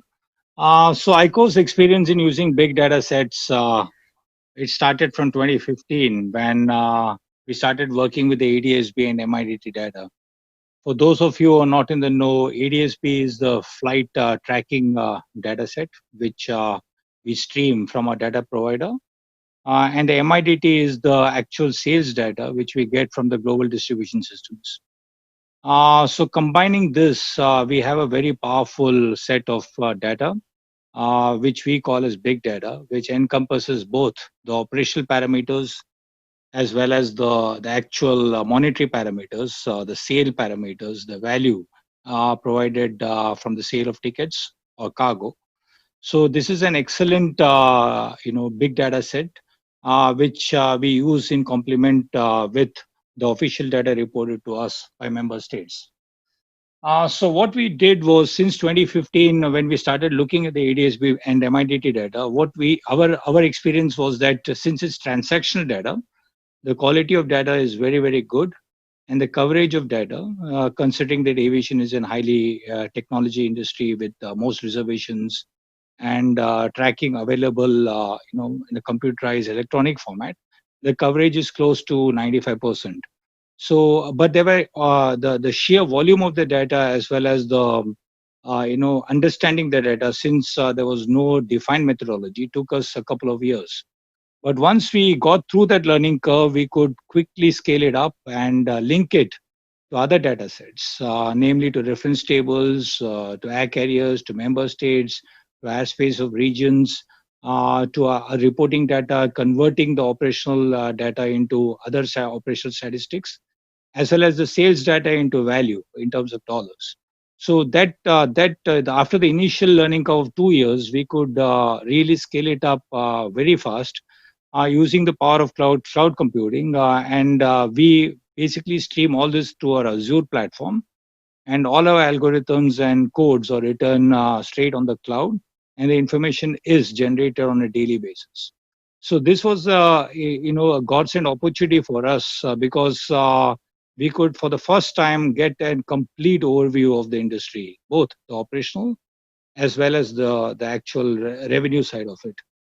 So what we did was we also combined it with other platforms. For example, we combined it with the System of National Accounting framework, with our own statistics, as well as the statistics of other agencies like the UNWTO, as well as the multilateral banks, as well as with the United Nations. We have been working closely, and we have come out with a set of dashboards, which Maki briefly explained. These dashboards are available online. I don't want to take too much of your time, but if you just Google COVID-19 ICAO dashboards, you'll see 6 or 7 dashboards, which encompasses all the operational impacts due to the COVID pandemic, as well as the economic impacts, both before COVID and post-COVID. And this is at a very high level of granularity. It is at the level of country as well as route pairs. So you can see the impacts not only at a country level aggregated, but also at a route level, for example, from the US to UK. So you can query it yourself and generate it and also download it in any format you want. So this dashboards are already available. Now, as Maki mentioned, what we are doing is we are now combining it with 2 data sets, namely the tourism data set, as well as of the United Nations, and the cargo data set, which Maki is collecting through the cargo airway bills submitted with the Customs Department. So in maybe in a month's time or in 1.5 months' time, we should be also able to give a very good dashboard which tells the audience out there, the policymakers out there, the value added which has been lost in terms of loss of cargo thanks to the pandemic, as well as the tourism losses, so that policymakers are aware of the economic impacts. Finally, to conclude, we will say that we are also working on algorithms which will also be made available in the next month, which will also provide a lead indicator, because air cargo is a very good lead indicator of GDP. So we should be able to see whether GDP is picking up and whether the impact of the COVID pandemic is waning. So we have made all these dashboards. I again request the audience to take a look at it. And to conclude, I just want to say one thing, that in times of this, like pandemic, we can really appreciate the value of big data, because definitely there is a difficulty of the official statistics being submitted by member states. In such cases, big data is like really a boon for us to come out with interactive dashboards and statistics using unofficial data sets, which can be used by policymakers to determine the fiscal or monetary interventions as a case may be. Thank you very much. Excellent, Sai, for making that presentation. Again, a great example of using high frequency volume information in turning that in monetary numbers that really can inform us about the development of the economy in terms of tourism, in terms of more broadly also about GDP, as we have heard from Sai. So these are very promising developments that basically show the progress that has been made over the years that actually now results in actually very concrete experimental numbers that are looked at by policymakers and taken into account when developing the policy. So great progress.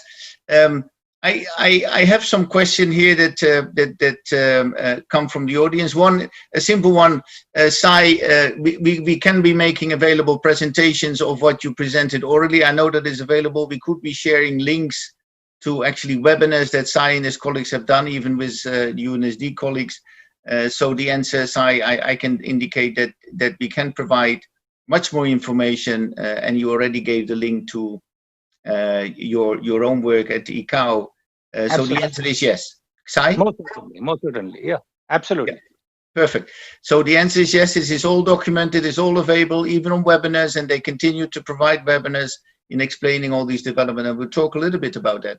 Now, I would like to pose questions around this, if I may, and we are right on time, so we have about 10 minutes, so basically allowing each of you about 3-4 minutes to actually respond to my question. And I do them in order. I start with Marky, then Diego, and then I go to Sai. I read the questions in the sense that the pandemic required a lot of innovative data solutions that we have heard, basically to meet the new demands that came to actually inform the impact of the pandemic and how we move and transition through the pandemic.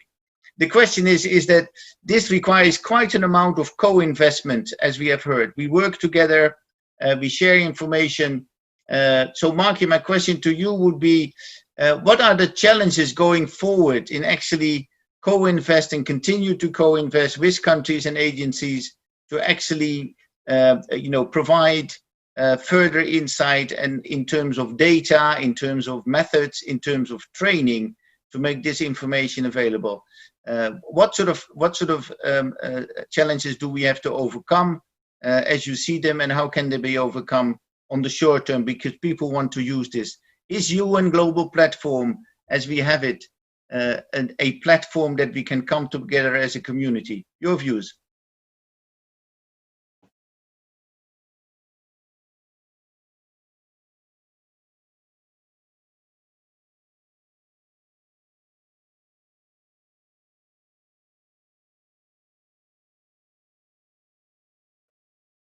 Marky, are you still online?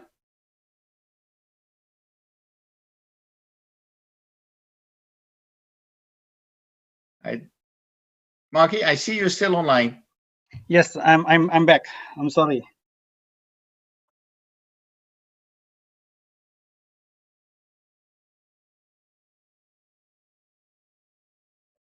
Marky, did you hear my question? No, because I lost connection for a while. Okay, so let me do it again. So basically, what we see from the presentation that there's been quite enormous amount of innovative work done by international organizations, sometimes in combination by national statistical offices, and you can say something about your own work in this area. And the question is, we have to take this forward in terms of providing access to data, to methods, and technology to actually allow also countries and other international agencies benefiting from this work. But there are challenges. What are those challenges, and how can we overcome them to actually start to co-invest and co-sharing these results better than we have done now on individual platforms? Your views? Okay, thank you, Ivo, for a very relevant remark.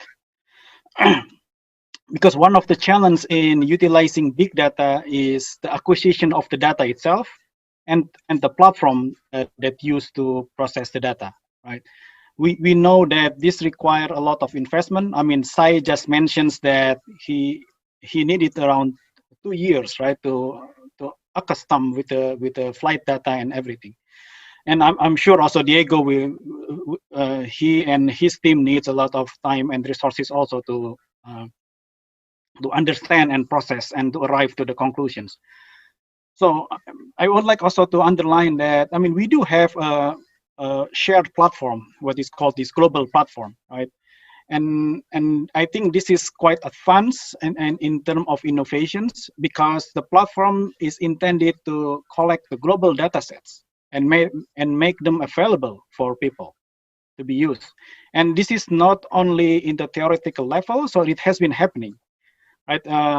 For example, for the AIS data sets, right? This week we are undertaking the AIS hackathon. So we invited teams around the world to compete and to exploit the data sets. And I hope that the result also can be presented in the next big data conference, for example.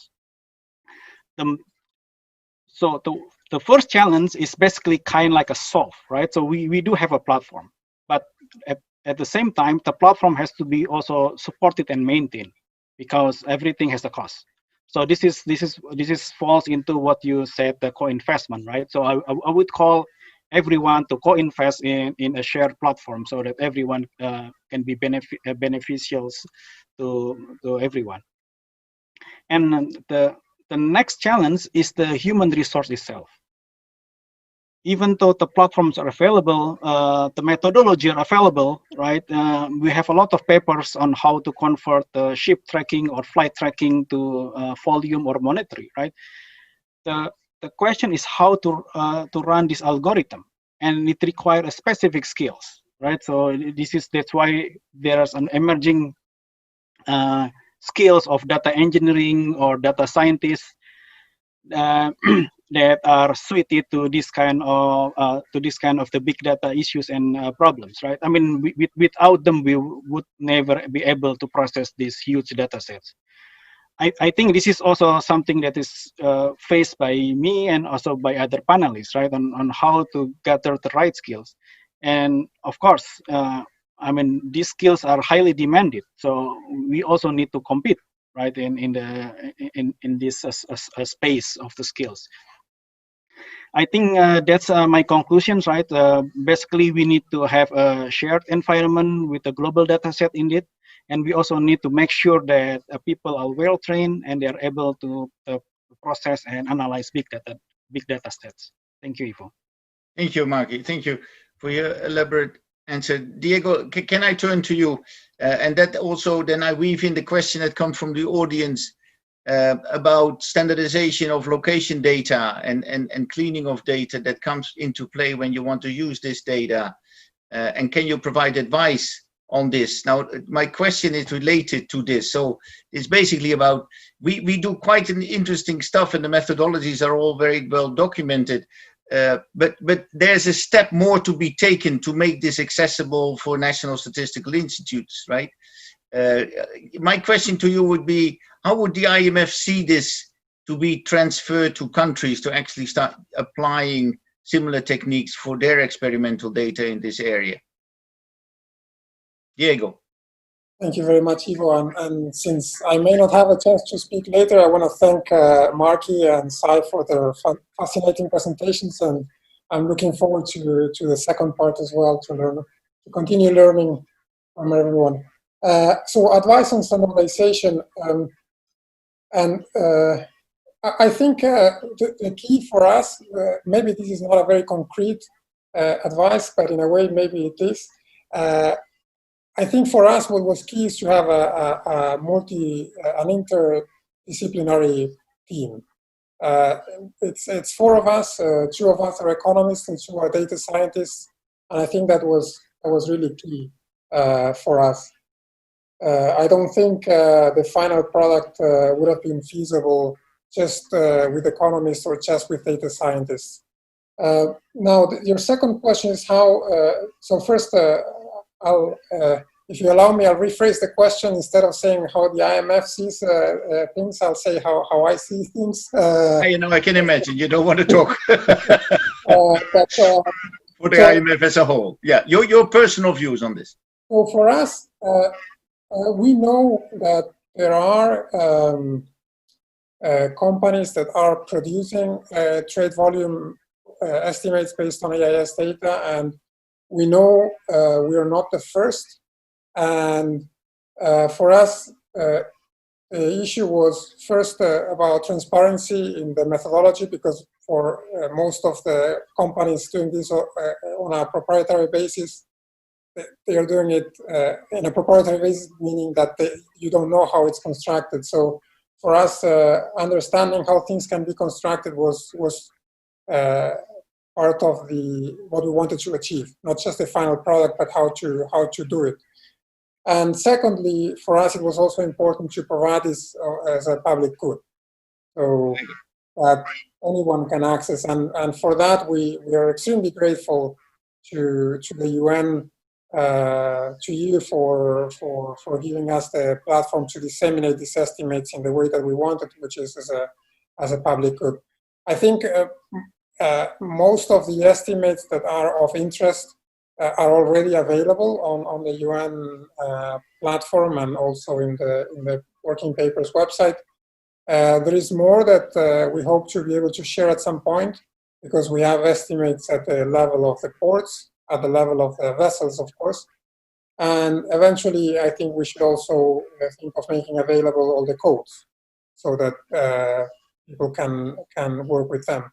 But we're still probably a few months away from that, because we still want to make improvements, and many of those improvements are already mentioned in the paper. And maybe I'll take advantage of the question and say that the reason we want to do improvements is that while our results work very well for most countries and for the world, there are some countries for which it doesn't work well, and we want to understand why. And since this is organized jointly with Statistics Korea, if Korea is one of the countries that I would like to improve our results for. So if there is anyone in the audience who has access to port call data for Korea, we would be extremely interested in collaborating to understand a bit better our results in this country. But this is the kind of things we're working on, and we look forward to further collaboration both with the UN and national statistical agencies. Thank you, Diego. You know, really appreciated that also in your view, taking this forward, you know, as a public good, it needs that partnership between international organizations, but also particularly with national statistical systems and offices. And thank you for, you know, reaching out to Korea, to South Korea, and say, look, we're very interested in collaborating and understanding some of our data better. And I'm sure some of the members of the audience will react directly. I think they can contact COSTAT and then transmit that to us, and then we will transmit it through to you if your email is not on your presentation. But thank you for your response. Sai, I have a similar sort of questions, but maybe, you know, prying a little bit more deeper on this one, building on what Diego said. He says, I have to reach out to Korea to get my numbers better. But how do we really make an effort in you know, bringing this to the countries in a very constructive public good sort of environment? And how do we do that? Not you maybe alone as ICAO, but maybe as international organizations, maybe with other partners, private sector partners, NSI. Your views on this, because we want to be able to bring this forward as a public good. Your views. Absolutely. So ICAO definitely is trying to take our work to member states, and it is doing it through its own dissemination platforms, as well as working collaboratively with the United Nations especially, and with other agencies, including the World Bank and the IMF. So what we do is we hold a series of conferences every year, in addition to the ones which we attend under the UN banner. But also we have our own big data events where we actually showcase the work which we have done and make the applications available as much as possible to the member states and also to the industry partners. So, we have some of these applications which are tailor-made for the member states. To the states, the Ministry of Transport, Ministry of Civil Aviation. Also, these applications also made available to airlines, airports, and navigation service providers. And we also provide access to the complete data sets for regulators. For example, our data, the big data sets which we collect and which we clean and which we combine with other data sets is also available to, say, the USFA, to the Eurocontrol, to the European Aviation Safety Agencies, and also other member states on request for a variety of reasons. As I said, these big data sets are used not only for economics, but also for safety and more importantly for environment. So we have built a lot of algorithms to calculate, say, safety parameters, as well as the environmental parameters, emissions, and this data, we make it available freely to member states. And we explain it to them and we incentivize them to start using it through our dashboards and our data sets. We give them access to our Azure cloud platform. We provide them with documentation, and we encourage them to look at this data set as an complement to the official data set which is reported, as well as to sort of verify and validate each other's data sets. So we have a complete program going, and we work very closely with the UN and other agencies. Yes, perfect. Thank you for elaborating on this and see that we're really trying to reach out and bringing this forward through webinars, methods, libraries, data, and code, and that we are absolutely open to work with anybody that is interested in advancing this field. So I really appreciate that. Now, I see here that Ronald passed me one more question, which is a technical one, Diego, so don't go away, but be very brief because I would like to turn to the second segment.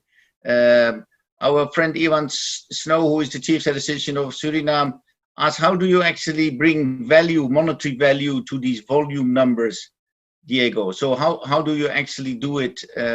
What sort of information do you have to link that to the cargo of the ship, from volume to value? Just briefly. So yeah, so I can be very brief because the answer is that we don't do that. We only measure volumes. We think we could measure values, but only for very commoditized goods, such as crude oil. But otherwise, that's something that we don't do. We have ideas of how that might be done, but we think that's probably very challenging, especially for some ship types that carry vast varieties of goods, especially containerized container ships, basically. So the short answer is that we don't do that. Yes. And it's going to be moved to the future agenda to actually be able to much better link. Yeah, it is somewhat more micro data linking in terms of vessel tracking with the individual numbers and linking that to the declaration forms at customs. So these are the developments that we still have to work on, but that probably would be a mechanism to actually get ship registers and customs data to actually start linking this in a systematic way. Now, thank you for that. With that, the first segment is concluded. As Diego, yes, you're right. I will not turn back to this group because I think we need to give ample time for the others. Therefore, I would like to thank you also on behalf of the audience, to the three of you, to providing these very interesting insights on this work of international agencies. I would like to turn now to the second segment, which is much more of work that is built on the national initiatives, and this is excellent work as well. As I indicated, we have Catherine Smythe from ABS Australia, Australian Bureau of Statistics, Shine from the Chief Statistician from Bhutan, Mr. Cho from the Chung Myung University, and Dr. Uzzer from the Chief Statistician of Malaysia. I will not hold back giving more floor to myself, but immediately move to Catherine Smythe. Catherine, can you please start your presentation?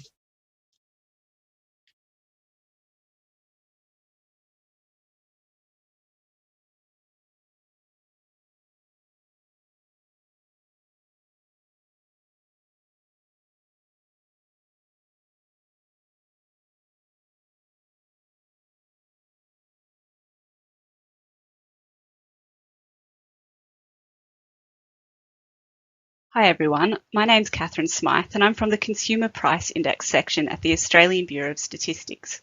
Firstly, some brief background. The Australian CPI has used multilateral methods on supermarket scanner data since late 2017. The benefit of these methods has become very evident during this pandemic period, and particularly in regards to one aspect, which is expenditure weighting. So prior to the multilateral methods, the ABS used the classic fixed basket approach, but that didn't always fare so well in the case of particular shocks. So this was illustrated back in 2006 when Cyclone Larry devastated Australia's banana crops, and banana prices rose by 400%. Now, because the CPI used fixed weights at this time, the fruit expenditure class rose 83% over just 2 quarters as a result. This outcome did attract some scrutiny because, after all, consumers are price sensitive and would likely have substituted to a cheaper product. However, at the time, we had no accurate way to measure this substitution effect. Now, returning to 2020, once again, although for very different reasons, we've seen some big changes in expenditure. So stockpiling or panic buying, as COVID-19 started to ramp up in Australia, saw massive upticks in expenditure for some items, including long life foods, cleaning products, and of course, toilet paper. Under our old fixed weight methods, we would have encountered a similar issue as we did with bananas all those years ago, except we would have potentially understated the impact. But thanks to expenditure weighting, because expenditure was higher during that peak stockpiling period, the prices from this period contributed more to the movement than during other parts of the quarter, which is particularly evident in these figures that you can see here from the March quarter this year. So we compiled our scanner data indexes just a couple of weeks out from the quarter's end, so using 11 weeks worth of data, just to get a rough idea of the quarter's movements. Then, when we ran our final compilation using all 13 weeks of data, we were actually a bit surprised at just how much the numbers had changed. Under normal circumstances, the addition of 2 weeks of data would have minimal impact on the results, maybe a movement of 0.1 or 0.2 percentage points here or there. However, in the March quarter, as you can see, this situation was much more dramatic. And this is because the stockpiling, it peaked in the second half of March, but this was also accompanied by a reduction in discounts. Now, because stockpiling obviously saw an increase in expenditure, our methods meant that the prices from this period had a greater contribution to the quarter's movement. Now, before scanner data, we may have completely missed this price impact if it fell outside of our collection dates, or at least the impact might have been delayed until the following quarter's collection.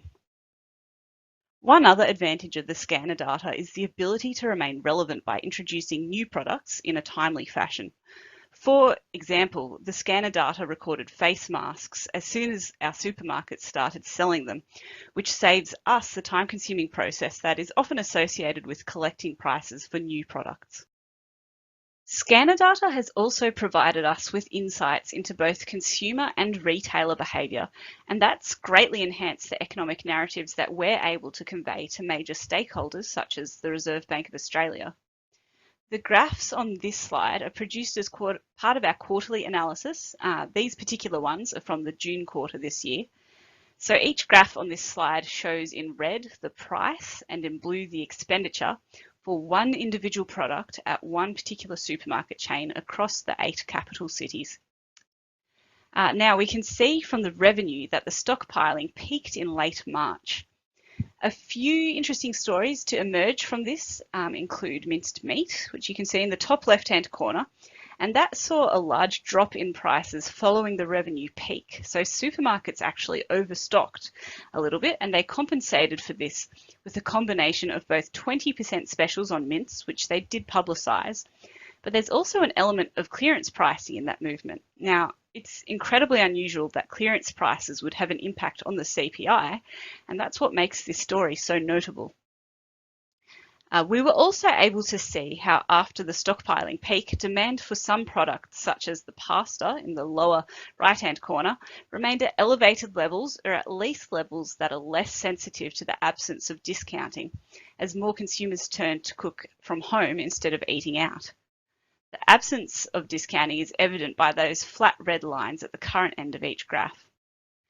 For some products, specials did reappear later in the quarter, either to their usual magnitude, which you can see for tuna and toilet paper, to a reduced level, which you can see for meat pies, or not at all, which you can see for pasta and canned tomato. Little pieces of information such as this are quite useful in painting a more complete picture of the economy. Finally, the timeliness of the scanner data has enabled what is normally the CPI research team to pivot their efforts in response to the pandemic and produce tailored weekly reports for the Australian Treasury and Reserve Bank. These reports have evolved over time in response to the situation, detailing aggregate revenue and quantity by product category, as well as by new categories such as perishable versus non-perishable foods. The team has performed analysis on price and size quantiles, the annual growth for selected products and regions, and even an experimental investigation into discounting. Some of this analysis has been published in other ABS releases, such as our retail trade release. I'll leave it there, but hopefully it's quite evident just how beneficial scanner data has been to the ABS in its response to the COVID-19 pandemic. Thank you.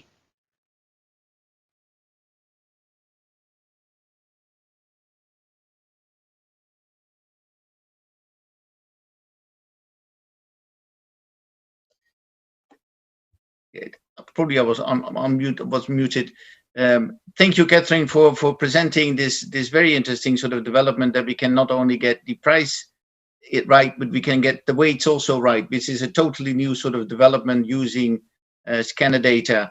A lot of work is available now also on the global platform with a big group of about 30 people that work in different aspects of scanner data. So we will talk about that in the questions going forward.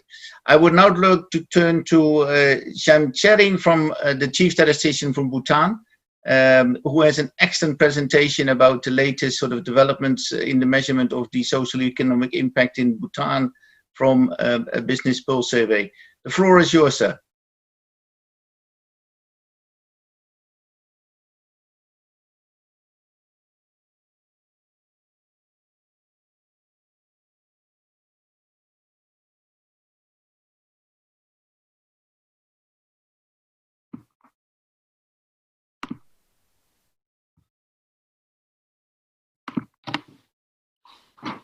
Good morning. Can you see my screen?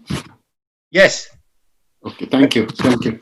Mr. Ivo, moderator for the session, distinguished delegates, ladies and gentlemen. I am Chimi Sring, Director of National Statistics Bureau. It's my pleasure to present the findings of the rapid socio-economic impact assessment of COVID-19 on tourism and allied sectors in Bhutan.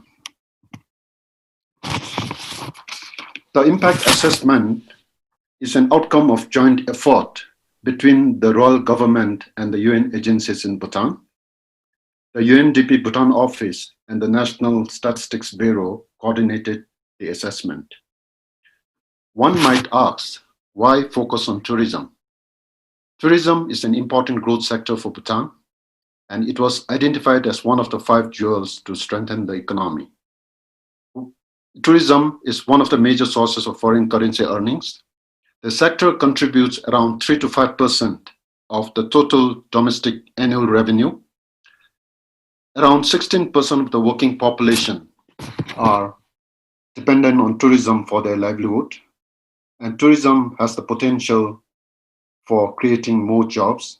And finally, tourism is the sector that is immediately and significantly affected by the pandemic due to restriction on travel and tourism.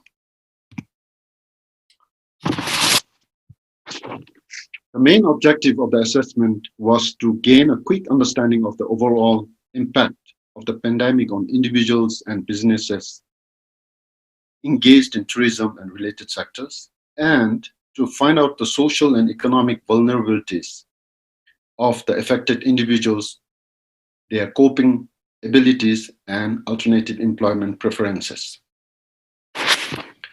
The sample frame includes 9 subsectors, and the assessment covered 5 districts most visited by the tourists. Close to 1,300 people were interviewed over phone to meet the physical distancing requirement. Now, I would like to present some of the findings. Key finding number 1. The impact of COVID-19 is already deep, widespread, and cross-cutting. In other words, the crisis has had a grave impact on lives, affected many people, and increased vulnerability across many dimensions. The decline of the tourism sector has significant impact on individual level as well as household level livelihood. 32% of the employees had already lost their job or was sent on leave without pay. Income source is not diversified beyond tourism for 63% of the households. 74% of affected households reported significant drop in their income. Many households lack savings to sustain through the crisis. 70% of the respondents reported no savings or other means of subsistence starting immediately. 31% reported their savings can only sustain them up to 1 month.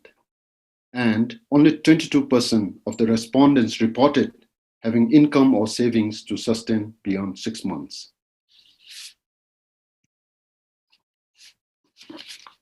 One out of 4 households reported having 1 or more vulnerable members in their household. Vulnerable member here refers to people with physical and mental disabilities, elderly, chronically ill, and pregnant and lactating women. Almost 70% of the households with vulnerable members reported a significant drop in their income. Majority of the business owners and employees have loans and their capacity to repay is compromised. 80% of the business owners have loans and 44% of them are not in a position to pay their EMIs immediately. Among the employees, 40% are indebted and around 36% of them are not able to make repayments immediately. Finding number 2, there is a strong interest in alternate employment, especially in few vocations. The respondents reported strong interest in alternate employment, especially in agriculture, followed by delivery services, electrician, plumbing, and carpentry. Interestingly, gender played an important role in their choice of alternative employment and occupation of interest. Finding number 3, while the impact of COVID-19 is significant, coping capacities are limited. Seeking government help was among the popular coping strategies, and curbing consumption was among the least popular coping strategies reported. Moving back to villages was among the top 3 choices of coping with crisis. Therefore, urban to rural migration may be forthcoming. The last slide, recommendation and conclusion. The impact due to decline in tourism is significant. Given the current scenario, travel restrictions around the world are likely to continue for an extended period. It is unlikely that people will start traveling for leisure anytime soon. As such, prolonged restrictions in travel and tourism will leave many unemployed and marginalized. Therefore, a robust response strategy is required to address the needs of those who are most vulnerable and to address immediate, medium, and long-term needs of the tourism sector. Finally, I would like to thank the UN agencies in Bhutan for the continued collaboration and cooperation. And it's important to engage and involve the national statistical offices and countries in any statistical activities. Thank you. Back to you, Ivo. Thank you, Chim. Excellent presentation. I really enjoyed this because it shows that collaboration with the National Statistical Office and international UN organizations at the country level really can bring forward excellent sort of insights in particular sector, in this case the tourism sector, and also the severity of it. So thank you for bringing that forward as tools of bringing, having the capability as a statistical office of your own to actually bring forward these numbers on a very short notice and undertaking these surveys, as good indications of the impact of the pandemic. And I'm sure you will continue, this kind of surveys to actually inform, the government and the public about the impact of the pandemic. So thank you very much about these new sort of initiatives. And I'll come back to that with questions on that in the Q&A. So thank you for that, Cham. I would like to turn to Mr. Yo from the Sangmayung University in Korea. Again, I've seen the presentation, excellent presentation about changing consumption pattern. The floor is yours, Mr. Cho.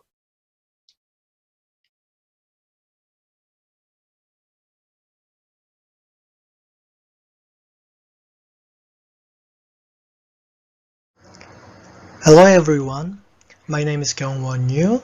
I'm working at Sangmyung University in Seoul, Korea.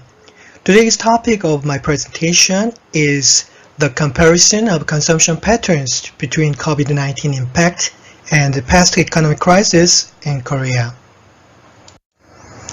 Here is the contents of my presentation. First, I provide the motivation for this presentation. And second, I analyze major characteristics of past crisis in Korea after 1990 using national account data of the Bank of Korea. And third, I also analyzed income and consumption changes by household characteristics during the crisis using household income and expenditure survey data. In the last chapter, I will discuss the possible economic consequence of COVID-19 shock in Korea. Motivation. The past economic crisis experienced in Korea for the past 30 years includes the Asian financial crisis, the credit card debt crisis, and the global financial crisis in 2008. Currently, the significant impact of COVID-19 has affected the economy, and many people are very concerned that it will be another major economic crisis since 1990 in Korea. Here, we analyze the impact on consumption of the major crisis we have experienced over the past 30 years, and based on this, we look at the impact of the ongoing COVID-19 on the economy, especially the household consumption sector. Okay, this is the second chapter, Major Characteristics of Past Crisis in Korea. In the past crisis, consumption had decreased significantly compared to income, and thus household saving rate has increased during the crisis. As you can see in the table figure 1, trends of household income and consumption changes, it seems that changes in consumption expenditure, you can see the blue line, during the crisis were more sensitive than the income growth rate, the orange line. So as shown in figure 2, the household net saving rate recorded the highest during the Asian financial crisis in 1998. This pattern was also seen in the credit card debt crisis in 2003, as well as global financial crisis in 2008. Other countries also show similar patterns during the crisis, including global financial crisis and COVID-19 shock. You can see the next figure, household saving rates in the EU and the United States. As you can see, during the global financial crisis, EU countries shows the highest the saving rate, and also during the COVID-19 shock, the saving rate is increasing a lot, as you can see in the United States also. As shown in figure 4, you can see the share of consumption items was adjusted according to the income shock, with a decrease in the share of durable goods, semi-durable goods, you can see, and an increase in the share of non-durable goods and services during the past crisis. More specifically, among the 12 consumption expenditure items, apparel, shoes, household goods and services, and food lodging items showed a remarkable decrease in composition of consumption expenditure during the crisis, as you can see in the figure 5 and 6. Third chapter, In the event of a crisis, the vulnerable groups, such as low-income and temporary daily workers, etc., are found to be more affected. You can see the detailed information in Table 1 and Table 2. In the Table 1, the economic shock during the crisis, especially the primary income shock, appeared differently among income classes, and the income shock of the lowest income classes in the first quintile, you can see, was greater than that of the other classes. Looking at the adjustment of consumption by income classes in Table 2, it seems that the first income quintile, you can see, which experienced the greatest income shock during the Asian financial crisis, did not make a large adjustment in consumption expenditure compared to other classes. The implication of this result is that the low-income vulnerable groups have relatively little room for adjustment of consumption when an income shock occurs. On the other hand, the stable income groups such as the fifth income quintile and the regular workers seem to have prepared for the crisis in the progress by excessively reducing consumption expenditure and increasing saving. So similar patterns appear in COVID-19 shock, as you can see in Table 1 and Table 2. The last chapter. When comparing the past crisis in Korea, the crisis in which income decline and adjustment of consumption expenditure were the most is the Asian financial crisis, and the ongoing COVID-19 shock shows some similar patterns to the Asian financial crisis in terms of adjustment of consumption expenditure. Looking at past crises and recent data set, the COVID-19 shock appears not only largely centered on the vulnerable, but also appears to have a great impact on the self-employed class due to the spread of a non-face-to-face economy, although the impact of a second wave of the COVID-19 may be severer.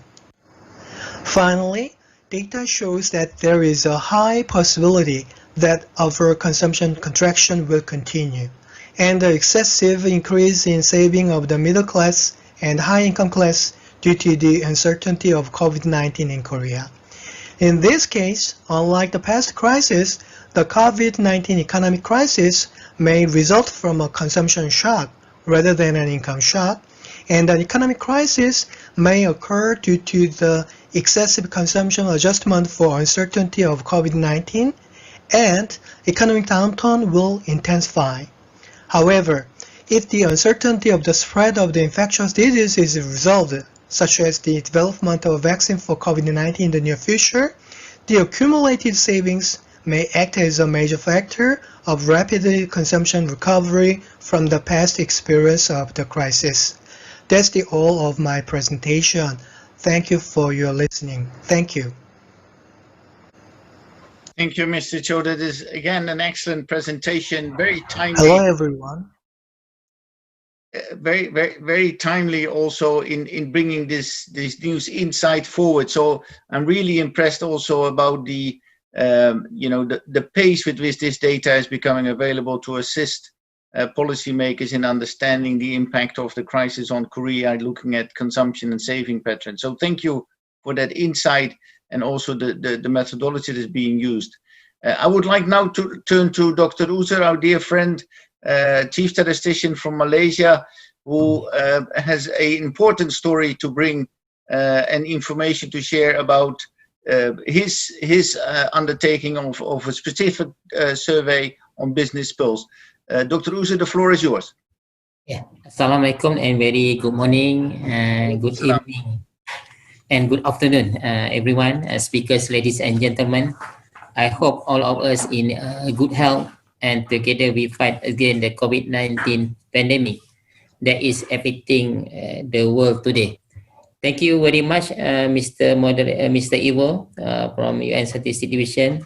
I am Muhammad Uzair Mahidin, Chief Statistician of Malaysia, and I will be your presenter for this session, and I will cover the topic on monitoring the socio-economic impact of COVID-19.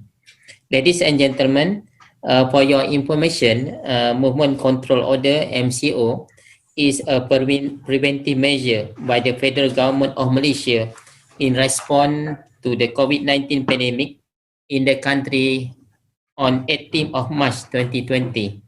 Malaysia Movement Control Order began when the Prime Minister of Malaysia announced the first MCO to last between 8 until 31st of March 2020. And then the MCO period is extended consistently till the fourth phase and continue with conditional MCO plan to ease the lockdown by allowing business to open. On 7 June 2020, the Prime Minister announced that CMCO would end 9 June 2020, with the country entering into recovery movement control order RMCO phase between 10 of June until 31st August 2020. Then interstate travel would be allowed from 10 June 2020 under the RMCO, except in the areas under enhanced MCO. Malaysia has now entered phase 6 of the conditional movement control order, which has been extended until December 2020. Following the global COVID-19 pandemic and living in the era of big data, the Department of Statistics Malaysia has implemented new norm in the production and dissemination of official statistics. Also, where we consistently assist the government in the making evidence-based decision making to address the COVID-19 pandemic crisis and ensure the well-being of the community. To monitor the impact of the social economy on the country, the government has set up action-oriented council, namely the High-Level National Economic Council, and another one is the Working Technical Labor National Council. So we Department of Statistics really involved directly on the working level or technical level of National Economic Council, where we provide all the latest statistics on the real time and daily basis statistics to the council. DOSM has moving toward the big data analytics in the analytic era in producing more reliable and timeliness official statistics. The objective of Stat BDA are to modernize the data collection, to allow high accuracy, to reduce respondent burden, and to use as supplement for existing data in production of certain statistics, and to produce new statistic indicators. The overall landscape of Stat BDA project is focusing mainly on the project deliverables, which are establishing big data infrastructure, development of Stat BDA module, and building skill set in data science field.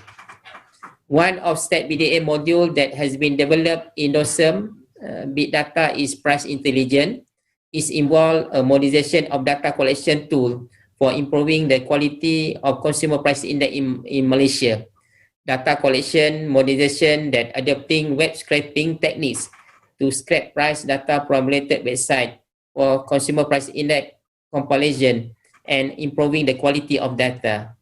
At this time of COVID, DOSM fully uses price intelligence in obtaining commodity price data and issuing the consumer price index in the country.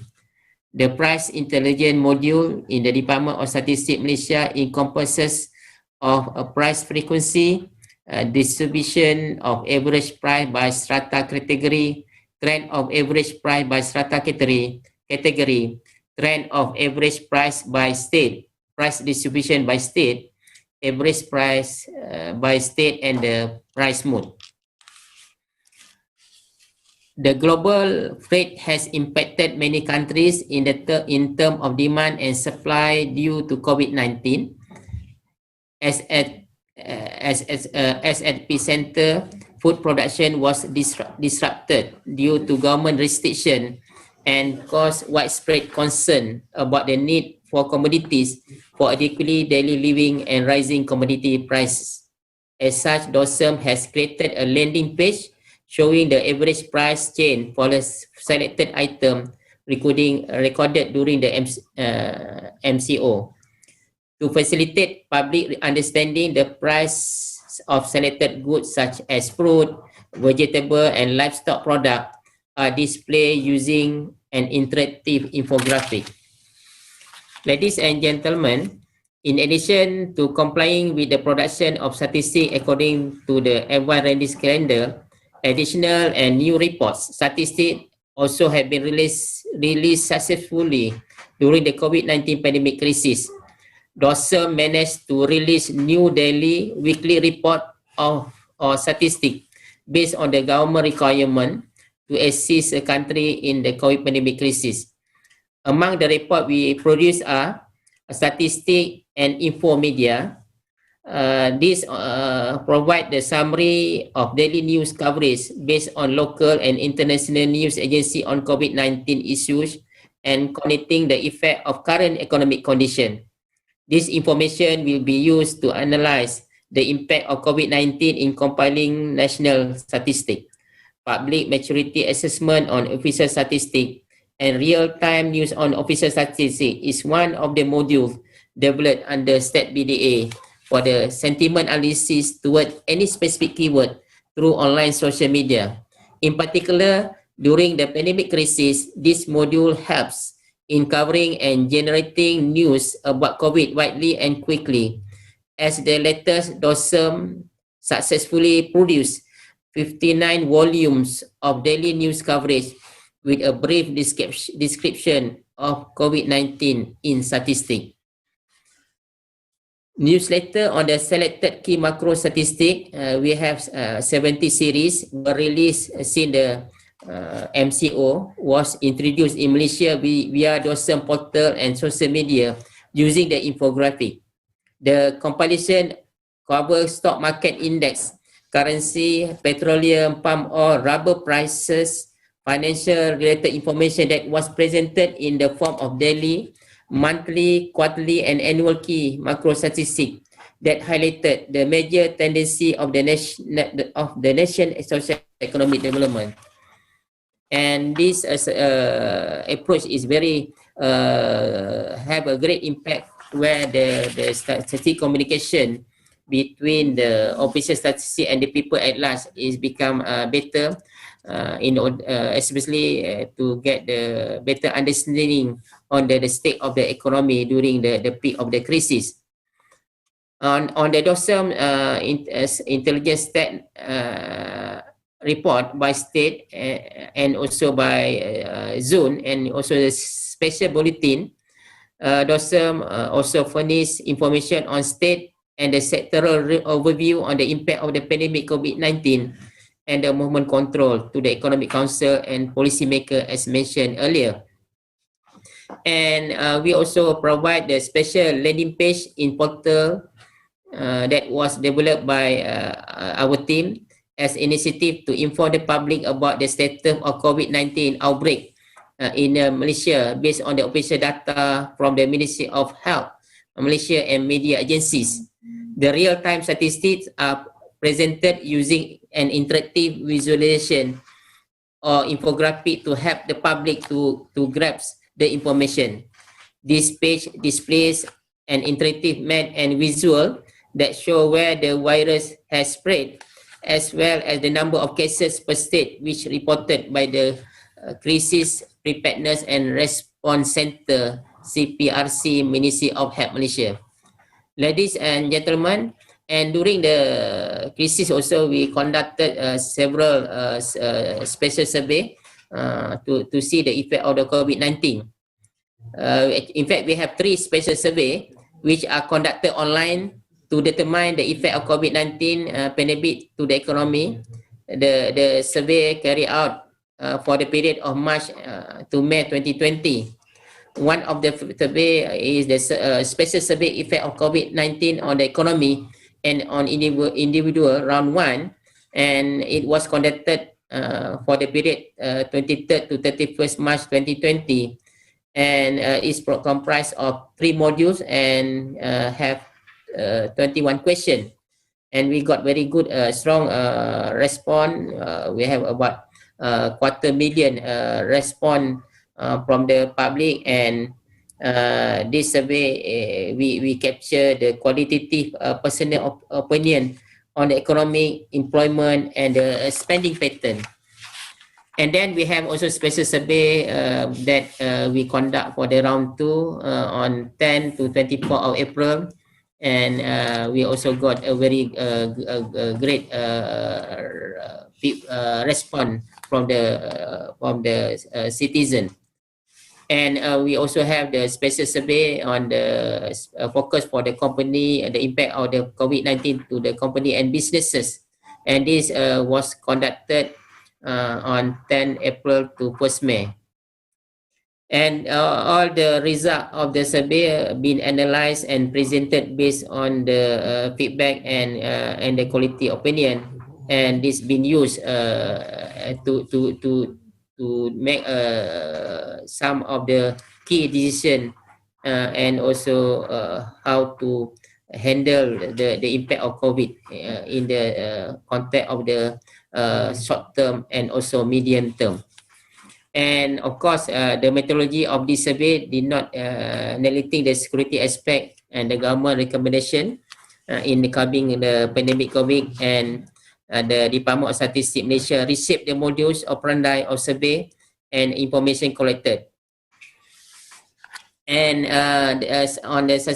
in terms of the statistically, the sampling method used is not the probability sampling, and the analysis presented are based on the respondent who participated in the survey. And we also put the caution that some of the findings need to be looked more caution and not to be generalized. In contrast to the other routine survey which are conducted by the Department of Statistics Malaysia, such as monthly labour survey, quarterly employment survey, and household income and expenditure survey that implemented routinely, yearly, and also twice for every 5 years. So for the detailed finding of the survey and the method I mentioned here are available in the portal, in the DOSM portal, in the form of the interactive infographic and the DOSM social media. Other initiative, one of the new norm of DOSM is to hold a virtual press conference via Facebook Live and Skype. And we see that virtual press conference is a very good platform for the Department of Statistics to announce the statistic publication based on the advanced release calendar. And normally the virtual press conference is held at 12 noon.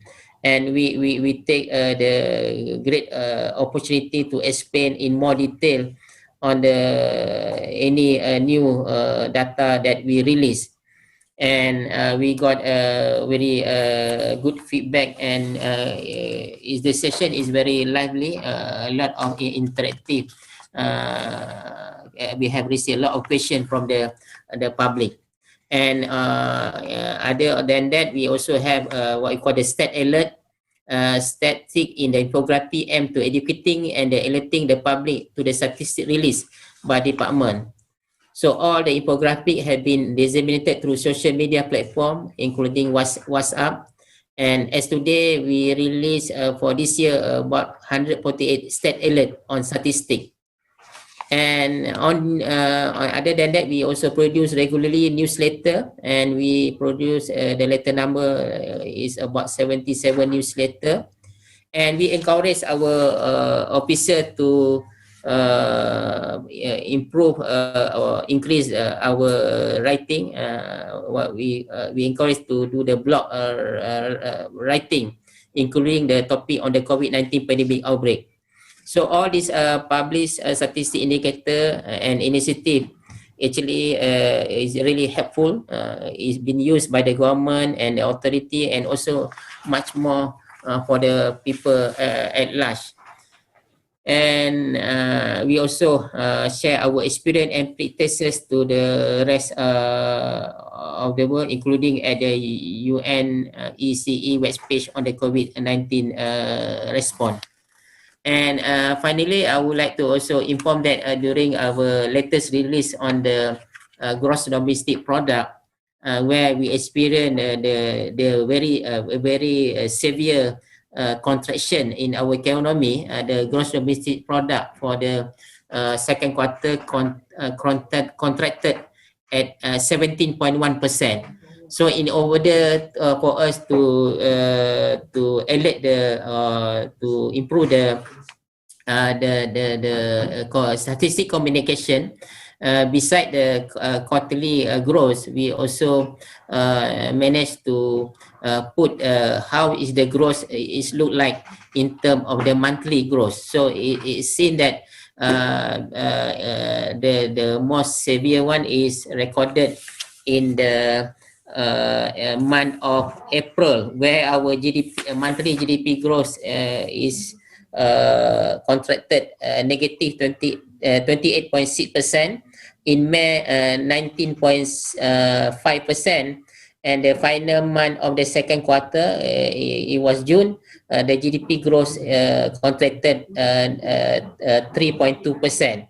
So it sums up the overall growth of a negative 71%. So when we release this information, is really come down the public at large, where they know that the economy in the recovery mode. This is very important. How very real example where with the good statistic, how we can convey that the real scenario in the form of more frequency. And we know that the expectation of the stakeholder very high on the statistical system. So we have to go extra mile to manage the whatever the big data available. In term, we produce more than about 300 volume indicator on the monthly basis.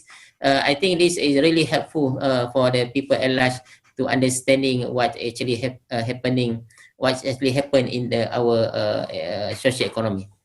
That's all, Ivo, from me. Oh, thank you. Excellent overview. Thank you, Dr. User. It is really enjoyable to see how your institute can really bring things forward again on such a short notice, using big data, building up dashboards, doing new pulse surveys and the like, and bringing that data all together. So congratulations in sharing that broad overview about what is now possible in this day and age, right? In reacting. I think that's where we are. I'm conscious that we actually 6 minutes over time, but maybe I want to just give each of you a few minutes to reflect, if that's okay with the organizers. Can we do a quick round? Can I get feedback from the organizers if we can have a quick round on this? Mike, if not, you let us know. But my question is a simple one. We see there's a lot of new techniques, and that also came through the questions that have been posed while you were all speaking about new techniques. How do they compare with the older traditional techniques in terms of CPI, Catherine? How do you communicate that new sort of development? There's a whole discussion about, can we maintain trust when we come out with these experimental data? That is an important aspect that we have to consider. Another important aspect that we have to consider, is this now the new normal? Are we really, as Dr. User is indicating, we go from quarterly GDPs to monthly GDP? So are we really changing the frequency on some sort of permanent basis?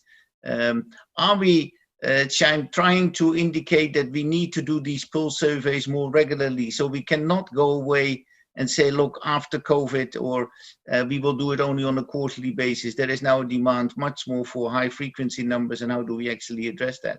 And then an important aspect, and I think that was mentioned also, is about the geographical detail people want to know. So Mr. Cho, you do this at the Korean, let's say, national level, but people are very interested, as you know, what actually happens in communities, in cities, and how do that affect the savings and consumption rate? Is there a lot of differences, and should we, get much more sort of investment going in geographic areas? So I just go one by one. It's a broad suite of questions that come out of out of the audience. Pick your choose. The most important one for me is how do we work together, increasingly sharing these communication strategies, these methods, so that we can learn much more actively from each other going forward. So that will be for me a major, new thinking about how we bring this information together and share it and make it available to other countries. Catherine, I start with you. Certainly. So you mentioned, how do you get trust? How do you get sort of buy-in from the people? And I think the approach that the ABS has taken has largely been about being very upfront with communication. So we've been developing our methods to work with scanner data over a number of years. And at each sort of stage of the process, we have actually released something publicly on the ABS website to say, this is where the ABS is looking to go. These are the methods that we're looking to use. And so that approach has sort of made people become very familiar with the idea and supportive, and we've encouraged feedback as well. Then, of course, we've always got the relevant legislation which protects all of our statistics and which obviously leads to a level of trust. Just very quickly, so I saw that I've got a question here regarding sort of different collection methods that we've had to use during the pandemic. So obviously we've had to take our field collectors out of the field due to personal safety and movement restrictions. So we have had to rely a little bit more heavily on things like web collections and phone calls. When it comes to, web scraping, which was mentioned, so we've been web scraping for a number of years now, and we've introduced it into the CPI in sort of a small way, so just using a direct replacement method. We didn't sort of actually use it in production any more than usual this quarter, but we still used it for confrontation purposes a lot. So making sure that what we've got in our sample is aligning with what we've web scraped. But we're currently, so it's currently an area of development for the CPI in Australia. We're looking at using the multilateral methods that we currently use on scanner data and using them on web scraped data. And the really big challenge there is basically that expenditure weighting that I talked about so much. So expenditure weighting, it's great if you've got the data, but when you're web scraping, you don't have that. So that's the big challenge, but it is something that we're doing quite a bit of work on at the moment. Yeah. No, thank you, Catherine, for that insight. Chaim, same sort of questions. There was a particular question, how did you collect the data for your poll survey in the tourism industry? But more broadly about how do you communicate about it? How did you educate your audience about the new method that you bring forward? How do you maintain trust? These sort of aspects. And how do we work together in sharing these lessons from COVID? Chaim, the floor is yours.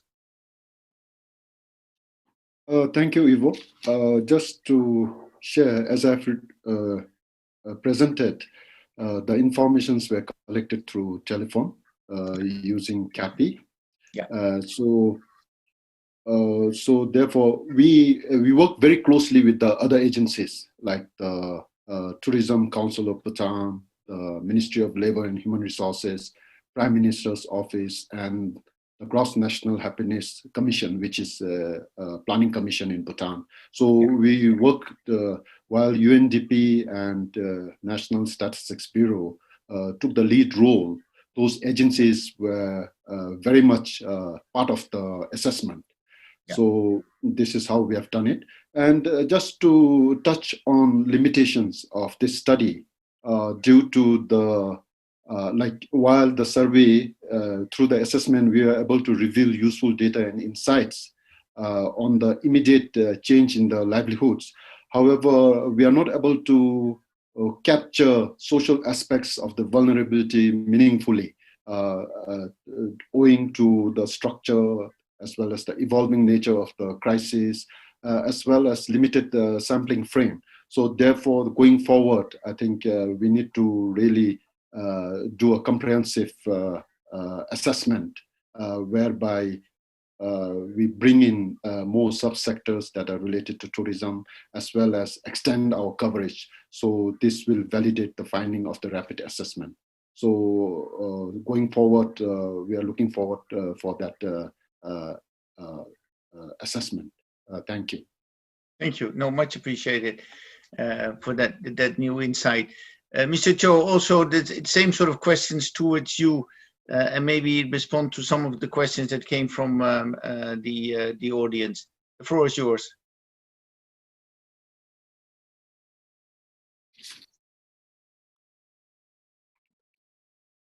Mr. Cho, one of the questions, I don't know whether you've seen it, but it's in the chat, is, let me find that.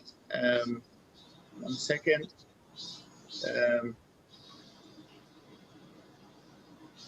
One second, I'm almost there. Do you have any data regarding the state of indebtedness of households during the period of indebtedness prior to the pandemic? Well, actually, we only have the national data for analyzing this kind of past crisis.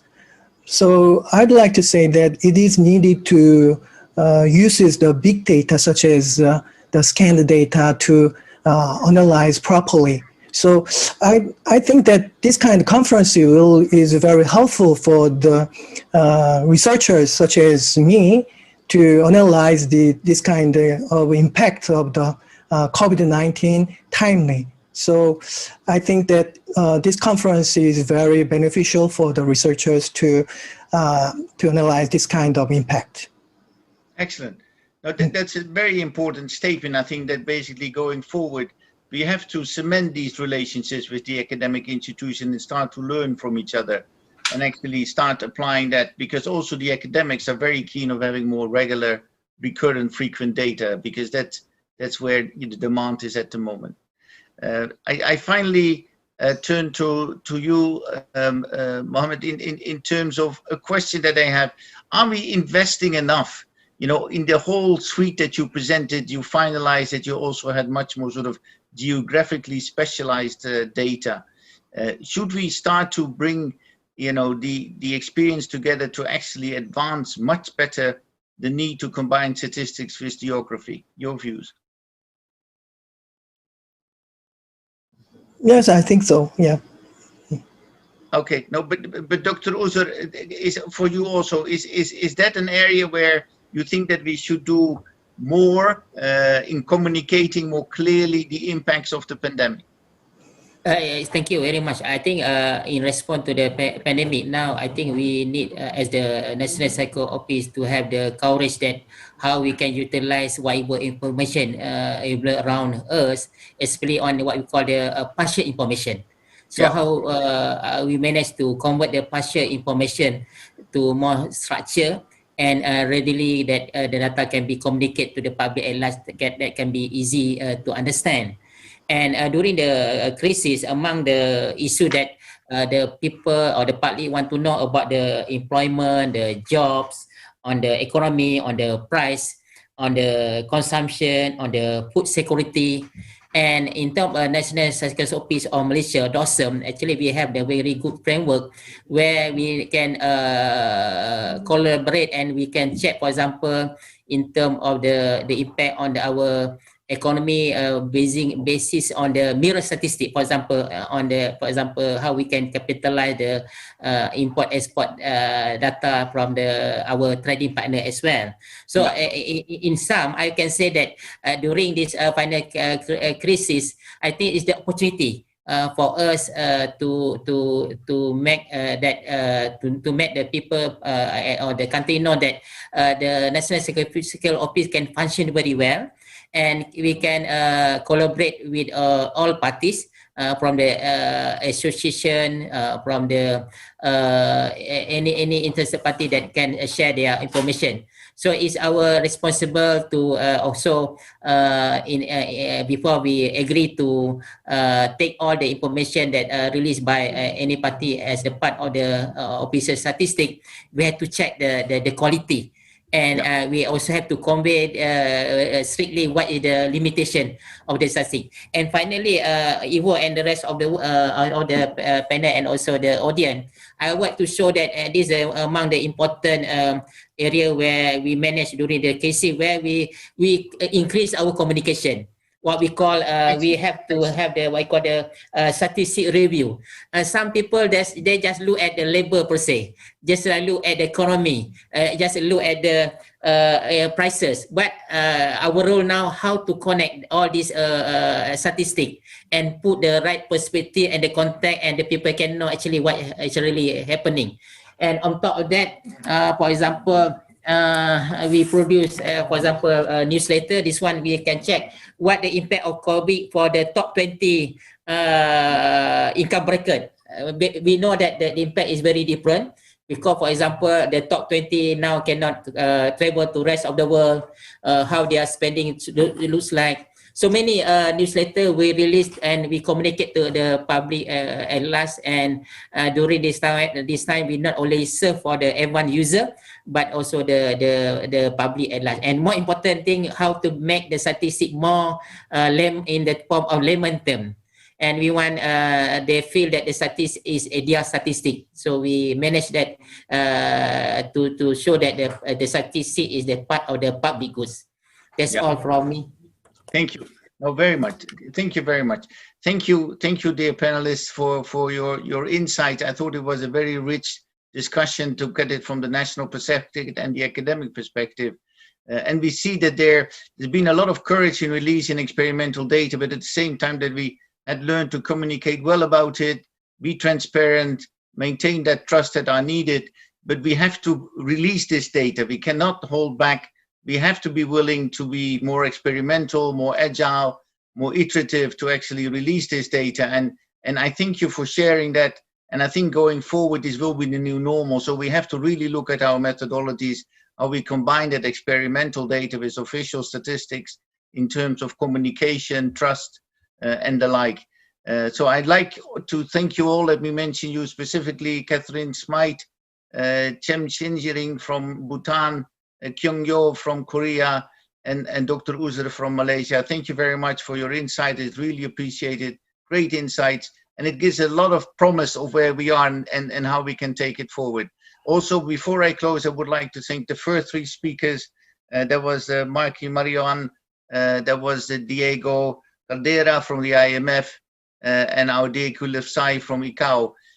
Thank you very much for being with us. I think we have shown that we are making great progress in the area of new data, how we communicate while maintaining trust. Thank you very much for your contributions, and good night. And good morning. Good morning. Thank you. Thank you. And I close the session. Thank you. Thank you.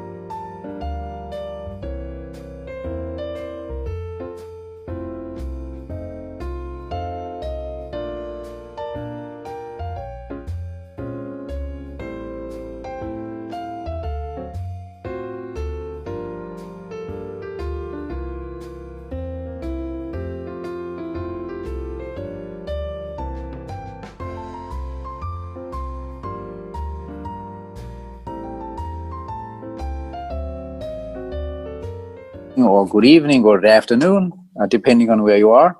My name is Niels Plog, and I'm going to moderate this session 6 in the 6th World Conference on Big Data for Official Statistics, with the focus for the whole conference on the SDGs and big data, and for this session on SDG 9 and 11 on infrastructure and cities. We have before us 5 presentations by Dana Thompson from Idea Maps, from Robert Ndruta from UN Habitat, from Neil Madau from South Africa, Robin Workman from TRL in the UK, and if you are having the printed program, it's not Gracia Del Prado from the Philippines, it's Justin Bantang who will join us. The plan for the session is that we will take the 2 first presentations, which are kind of global in their approach, more global than the others, and then after the 2 first presentations, I will open up for questions and comments from the audience, and after that we will continue with the 3 more like country-oriented presentations, the first and the last presentation will be a live presentation, and the 3 presentations in the middle will be recorded presentations. So we will start up with Dana Thompson from Idea Maps. Dana, the floor is yours. Good morning, and thank you so much. Hello from the UK. I'll be talking today from the Idea Maps network. We're aiming to develop an integrated deprived area mapping system, or slum mapping system. For this audience, I don't have to justify why we're working on this. 90% of the global population increase in the next 10 years will be in African and Asian cities alone, and many of the people added to the planet in the next 10 years will be added in slums, informal settlements, and other deprived areas. Now, there's currently 4 mapping approaches to slums.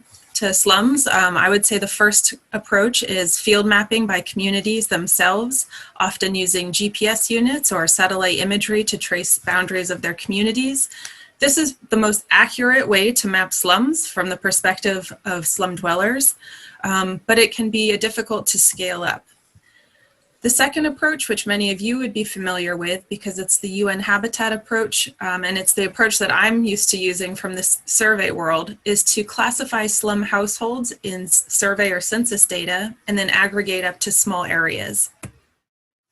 A third approach that's often used, maybe at the city government level or in academia, is to look at satellite imagery and look for what looks like an informal settlement, or using information that you know from a field setting, and digitize the boundaries of slums over satellite imagery. This can work really well if it's done by people with local context knowledge. However, it can be difficult to scale because you have to repeat it regularly across settings. And the fourth approach that I'll be talking about today is the use of machine learning or artificial intelligence to integrate lots of different data and model slums across a large setting. The advantage of this approach is that it's quite scalable. The limitation is it's often, the models are often trained on data that are not defining slums in their context. And the limitation of the current approach that we're using, the census and survey approach when we aggregate slum households, is that slum households don't actually always congregate in slum areas. And so we're maybe not measuring slum areas very accurately at the moment. So Idea Maps Network is representing people from all 4 of these siloed approaches, and we're aiming to integrate them into a data ecosystem that will enable routine, accurate mapping of deprived urban areas across low and middle income country cities. And we want to do this by leveraging the strengths of each of the approaches that are currently being used. You can check out our website, ideamapsnetwork.org. We also have a concept paper where we really detail each of these 4 approaches, where their strengths are, where their limitations are, and how they might be integrated into this integrated deprived area mapping system. We've also got a second paper that highlights how Earth observation data or satellite imagery would fit into this process. So there's really 7 objectives of the project. When we integrate these different approaches, we want to make sure that The integrated approach is reflecting both physical characteristics and social characteristics of deprived areas. At the moment, we're often reflecting the physical characteristics of slum areas and not capturing social characteristics. For example, the absence of services or waste collection services, for example, or even things like crime or social capital. We want to make sure that they're context dependent. So if we're using modeling approaches, that any of the training data are being defined by local stakeholders, hopefully multiple local stakeholders from communities, local government, other relevant civil society organizations. We are thinking about the use of modeling as a way to make this approach comparable across cities and countries, so there can be lots of local data and locally defined training information, but the general approach would make these maps comparable across settings. By using modeling, we can also update deprived area maps frequently and continually, with continually contributed data. So slums, informal settlements, and other deprived areas are very dynamic, and we need these maps to be updated at least yearly, and this is the aim of the Idea Maps Network and our approach. Also, mapping the output in such a way that we're not revealing the exact boundaries of deprived vulnerable communities is really important. So there's more thinking needs to happen here, but we're thinking about gridding the output, which means mapping deprived areas on a scale from, say, 0 to 100 in small grid cells that are about the size of a city block. And I'll show you a picture of what this would look like. And we're also doing this through an inclusive multi-stakeholder process. We're very early in the process at the moment. We've recently received a UK government research and innovation grant to pilot the idea and to build up our network. So we're going to be asking you to join our network if you're interested. And we're in the process of seeking future grant funding to scale up the project. The current UKRI grant is being coordinated by a set of academics from across multiple institutions in Europe, Africa, and North America. We have partners with local government agencies, as well as local research and community organizations. So this is the kind of vision for the Idea Maps data ecosystem. There would be a user interface that facilitates exchanges of data and fair exchanges of data between different stakeholders. In blue, I'm showing that there's lots of different data inputs continually being contributed into the ecosystem. In orange, I'm showing outputs. There'll be interim outputs. So if you are based in a community, you map your slum boundary or your non-slum boundary and you contribute it into the data ecosystem, you might get summary characteristics from the dozens of other data sets that are in the data ecosystem for your own community. We also envision a multi-phase process in modeling slum boundaries or informal settlement boundaries, so that local government can be involved in the validation process. And this is a really important input into the ecosystem, and ultimately produce routine outputs that can support multiple use cases from community, local government to national scale. The back end would be supported by a large data store and a host of processing facilities.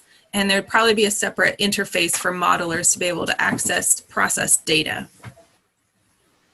So this is an example of what the output might look like, what we're aiming for. I'm giving an example of Dhaka. You'll see in the top left map of deprivation being mapped on a scale from least to most. And what this kind of allows us to do is we can classify, say, slum, non-slum areas by creating a cut point there. You can also classify this into, say, multiple levels of deprivation. So this is one way that we can support multiple use cases. Part of the network are modelers who think about population modeling. It's really important to not only know where slum areas are, but also how many people live in them. And at the moment, all of our approaches to gridded population modeling all really underestimate densities in slums and informal settlements across the world. So none of our current population modeling approaches are working very well. So we want to empower, or we want to improve this as well. The bottom right picture is showing how one ward might be classified as slum, non-slum area by using this approach. And so you see the exact boundaries of slums are not being shown, but you get a lot of spatial detail with this approach. So here's some example contributions that you might see coming into the data ecosystem. There would, of course, be training data that outlines the boundaries or other information from deprived areas, either field classified or manually digitized over satellite imagery. And then lots of what we call covariates, data sets that are used to predict the location of slum areas and deprived areas. And we see this coming from multiple domains of data. At the moment, the things that are not bolded are the types of data we see used in slum mapping. So unplanned urbanization, building density, for example, or environmental risk like flood zones. But what we don't see are some of these other really important aspects of what defines a deprived area. So social risk, the location of the informal economy, where social capital is and is not concentrated, crime rates, or contamination is another great example, where there are open trash piles, open sewers. Obviously, informal tenure is the key for defining slums in informal settlements in most according to most definitions, and we really don't have any data that we use to in our training on this. The aim is to support multiple use cases from the community level, for example, advocacy, local planning, and empowerment. At the city level, we see this being used for prioritizing investments, monitoring local SDGs, and facilitating participatory slum upgrading. And then obviously at a larger national scale, we see this being used hopefully in the future for monitoring SDG 11. So if you'd like to get involved, you can go to our website, sign up to join our mailing list, and you'll get a quarterly newsletter, event details, polls sometimes about what you're working on in different subsections of your community. You can also contribute a blog post to the Idea Maps Network blog. Anyone can do this. There's just a form that you can submit your blog entry, and you can also follow us on Twitter and LinkedIn.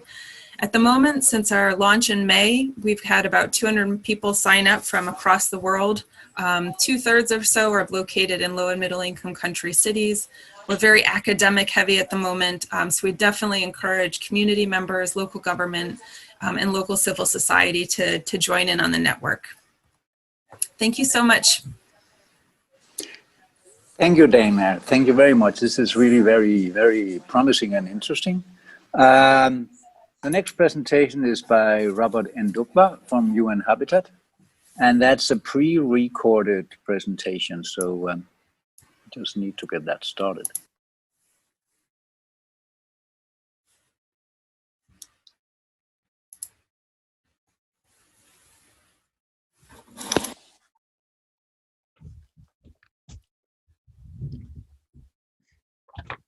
Good afternoon, and a big thank you to the organizers for this specific session on big data and how this. To start off with, I just wanted to share a little bit of a glance of what UN Habitat mandates and the focus and how we interlocate with issues on data.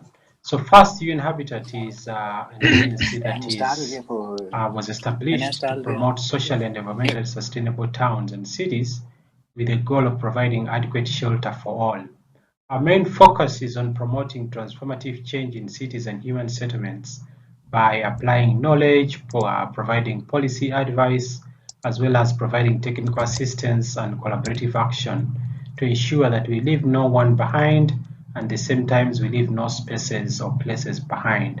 Our work is anchored in many scientific rigor in terms of data as well as research and analysis, and we do this very closely with the national statistical offices as well as cities and local governments. Equally good opportunity. In terms of SDG 11, there are 10 targets, which we like to call 10 opportunities.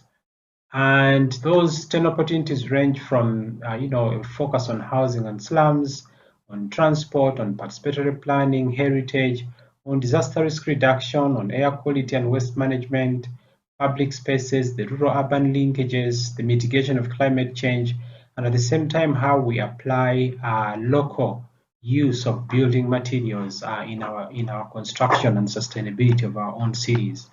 The real focus here perhaps is on 4 targets, and those are the ones I've highlighted, where we see a lot of usage in terms of big data. So from housing all the way to public space monitoring, there is a big potential for big data usage.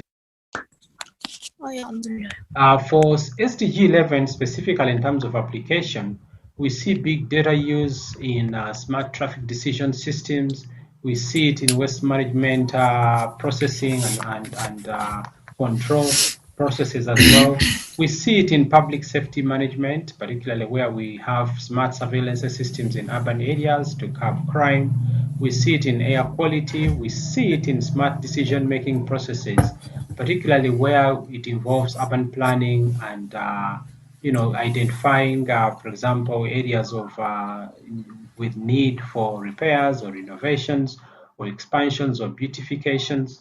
We also see it today being used as an alternative means of information to help us understand how healthy our cities are, but also how happy those cities are. It is a very essential tool in terms of controlling, but also managing the growth of urban sprawl and as a city planning tool. In terms of energy efficiency monitoring, particularly heating and lighting, costs management and control, it's a very essential asset. In transport service development, as well as many other infrastructure developments such as water and sanitation, this is really key. And big data has also come in handy, especially in urban areas, to help us do forecasting for local weathers. So these are among a few areas where we've seen it readily. Today, I just wanted to share a little bit of the experience for SDG Target 11.1 on housing, slums, and informal settlements. And to understand this, perhaps it's just to demo here that for us, it's essential to understand first the geographical area in terms of the spaces, and then be able to draw out what are the boundaries we are working with. So we work with the built-up area in terms of density. We tend to understand the population densities in such spaces in urban. And then we are interested in understanding the morphology. The settlement morphology is really key. The distribution of basic services, and then picking up the risk accelerators such as age, health, status, etc.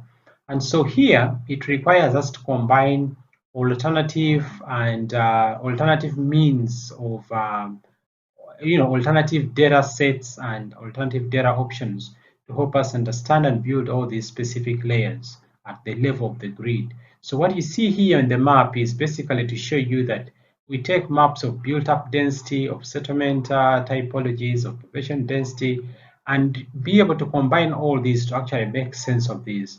A missing layer on this is perhaps the population and their issues, and that's where big data has been helping us a lot to pull up that essential and useful information to complement this sort of.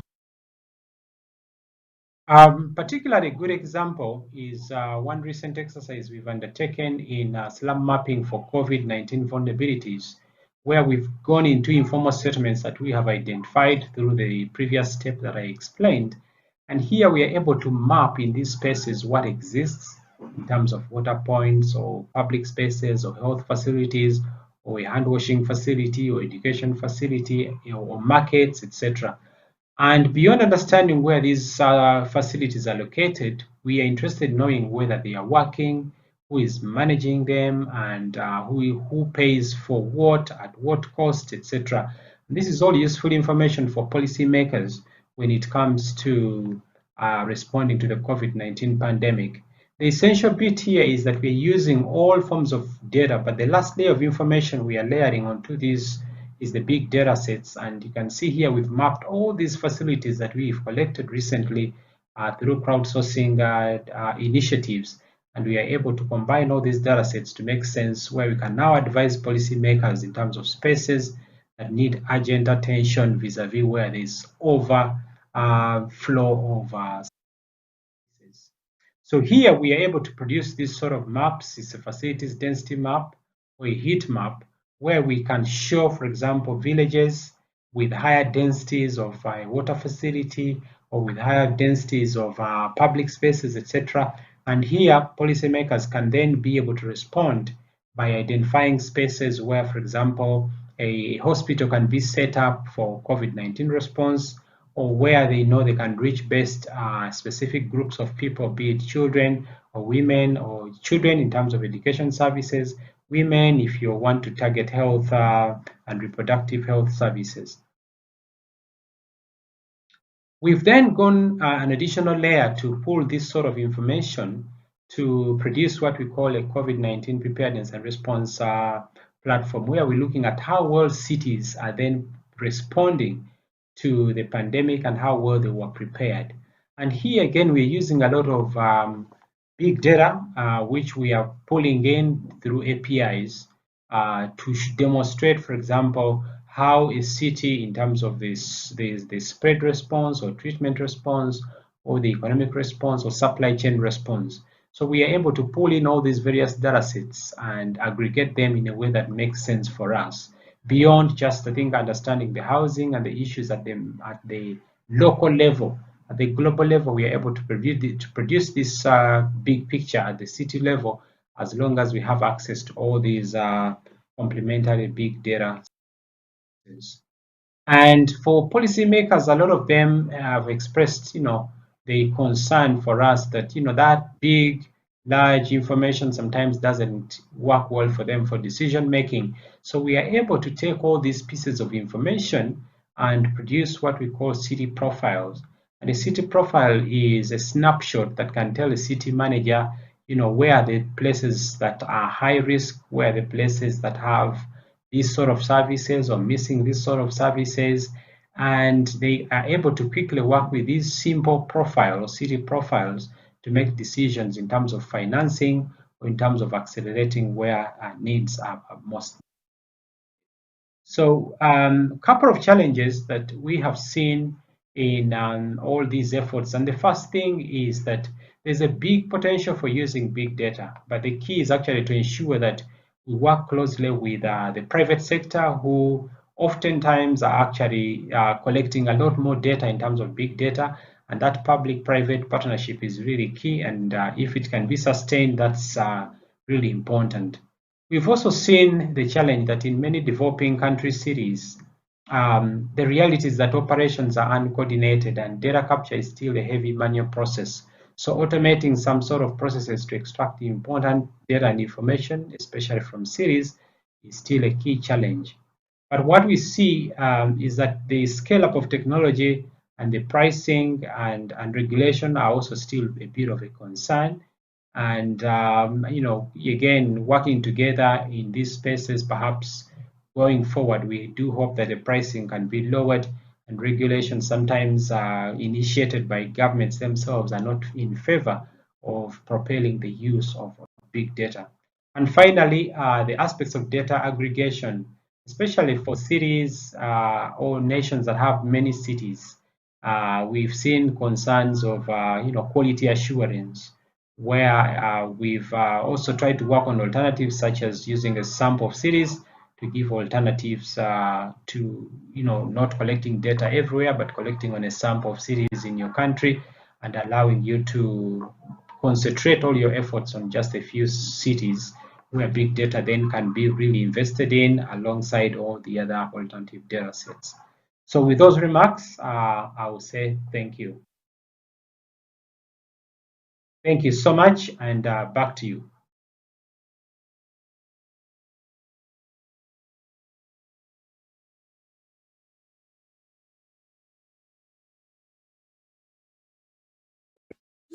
Thank you very much, Robert, for this very interesting presentation. Now the chat is open for questions and comments, until we get some of those, I have a question both for Robert and for Dana. Dana, in your presentation, you underlined the need for stakeholders in the activities that you are engaging in, and one of the sentences that you had on one of your slides was something that you called a fair exchange of data, which made me curious. So maybe you could expand just a little bit on what you mean by a fair exchange of data.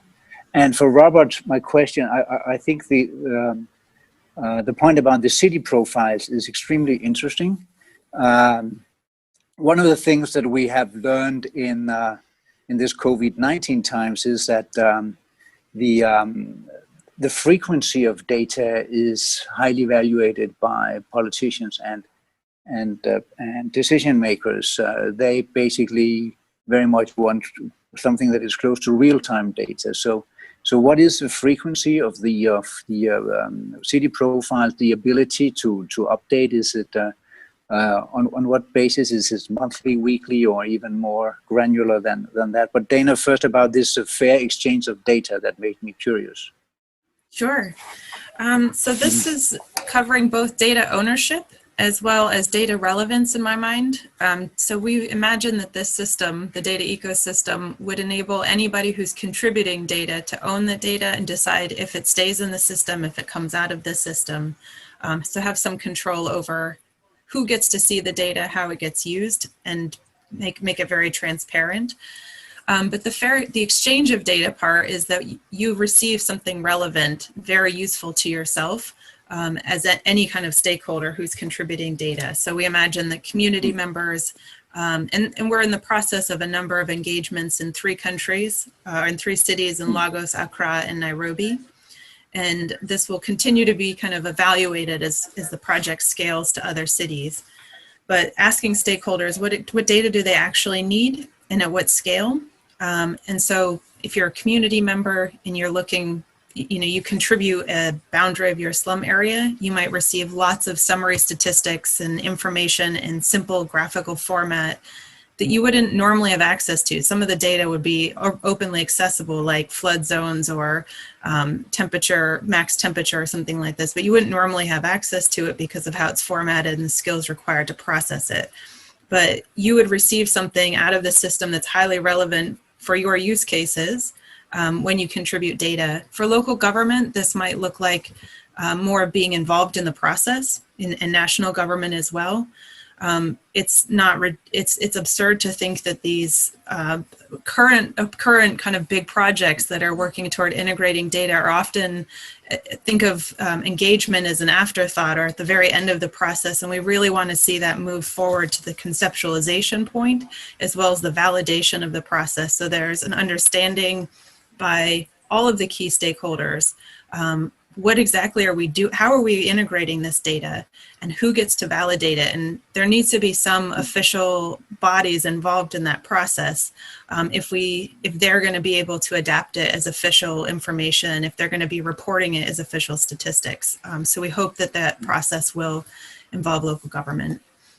Does that answer your question? It does. Thank you very much. And Robert, what about the frequency of the data for the city profiles? Thanks, Neil, for that wonderful question.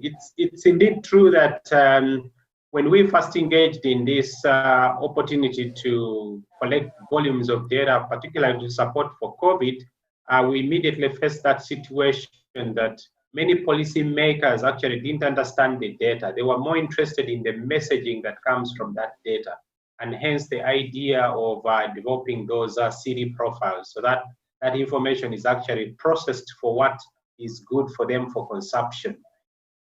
And ultimately, they are interested in very much high frequency data, so almost close to real-time data sets. And so what we have done is to develop platforms where the live streaming of that data that is collected from many sources can actually be provided. And from a few cities that have the capacity to interpret that sort of data, they are able to access that sort of real-time data in close to real-time live or whatever. So that's the one opportunity. But for high-level policymakers who are not IT high quality users, they tend to be interested in something that can be printed out and taken to a boardroom so that they can interpret what comes out. So we are providing these two options simultaneously, and that has worked so far quite well. Over to you. Thank you very much, Robert. Very interesting. As far as I can see on the chat, there is no further questions or comments. So I think we will move on to the next presentation by Neil Mudee from South Africa. That's also a pre-recorded presentation, so that will come up in a few seconds.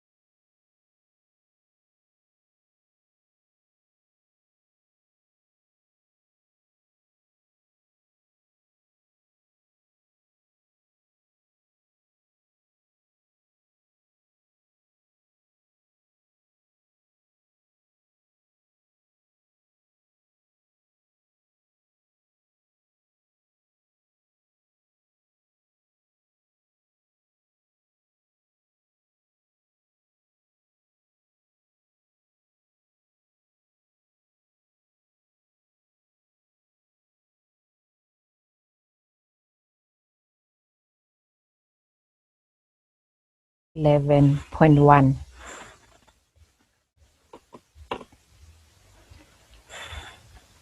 The South African National Space Agency has been acquiring high-resolution images over the whole country from 2006 to 2017. These images were captured by or using Spot 567 satellites. This information or the images provide base data that we require to assess informal settlements and also to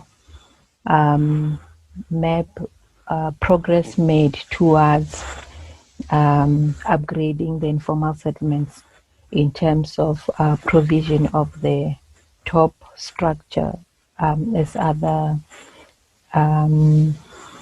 upgrade projects aiming at providing services we might not be able to see them from the imagery.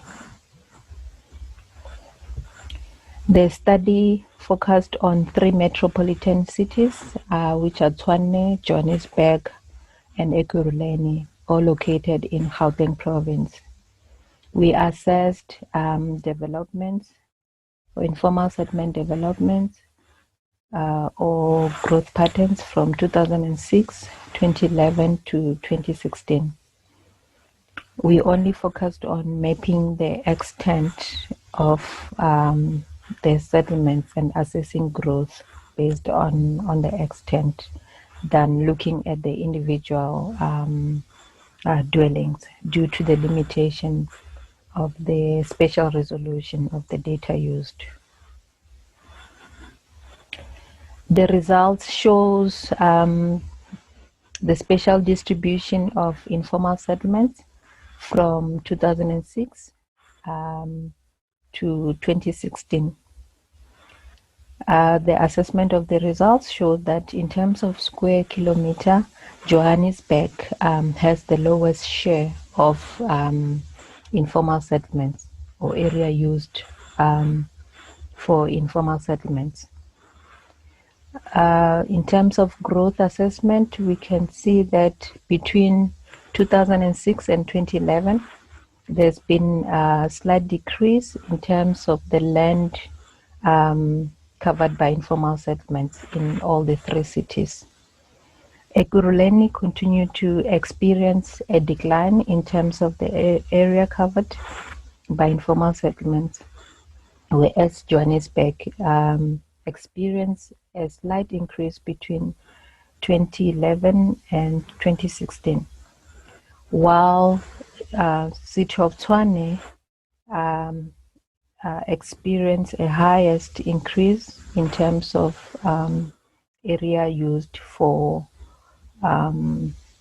informal settlements, where the area almost tripled between 2011 and 2016.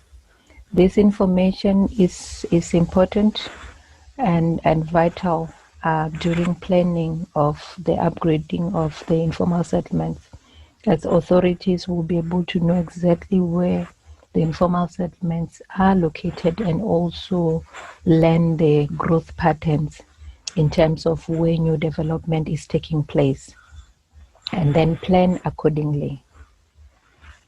In terms of the growth patterns, we experienced or observed expansion, new developments, and also upgrading of informal settlements. This particular slide shows informal settlement expansion of Itereleng informal settlement, which is located in the western part of Tshwane, next to a mine. We can see that in 2011, the area almost tripled.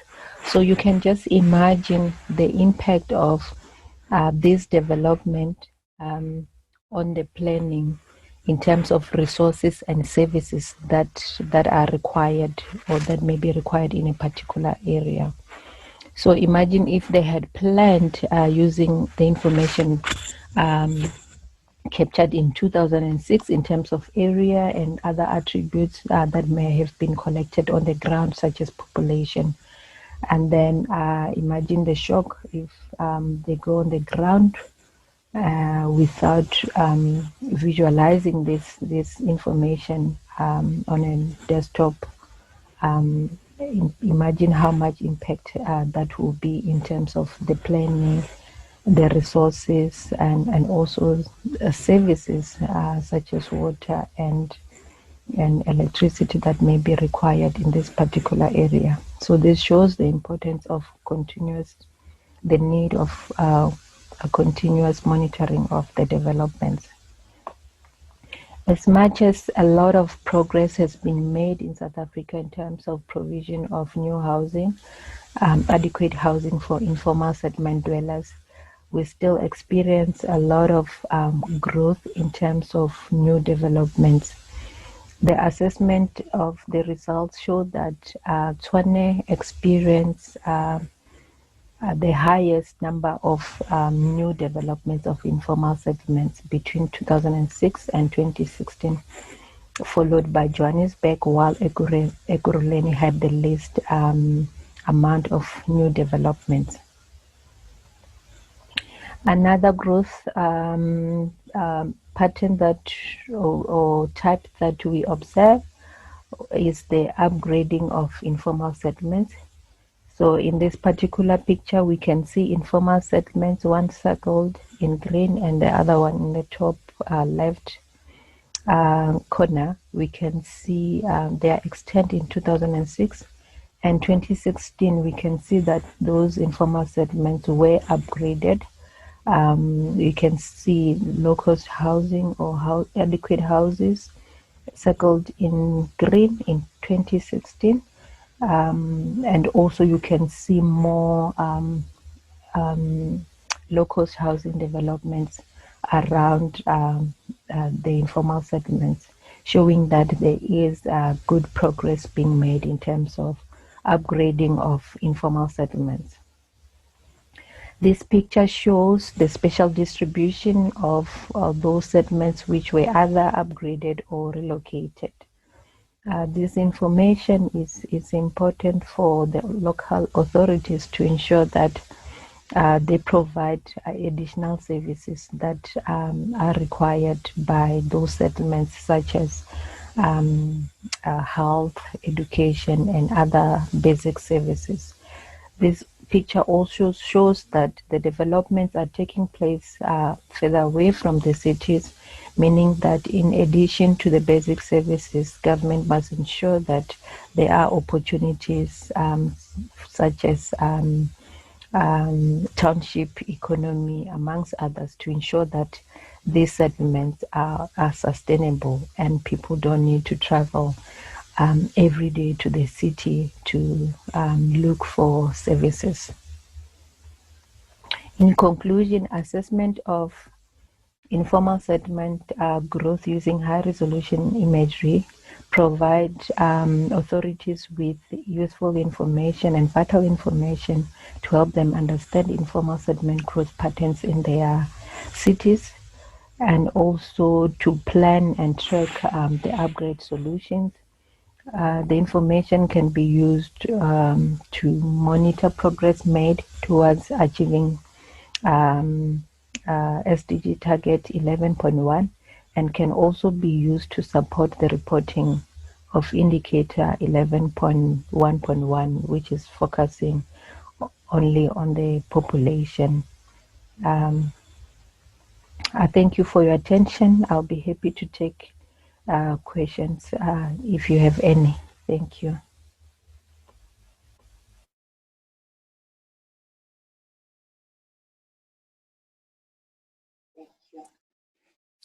Thank you very much, Neil. This is really interesting and good progress that you have made in measuring the development of these areas around the big cities.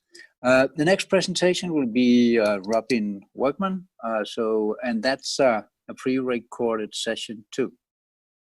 So we'll just wait for that. And that's a pre-recorded session too. So we'll just wait for that.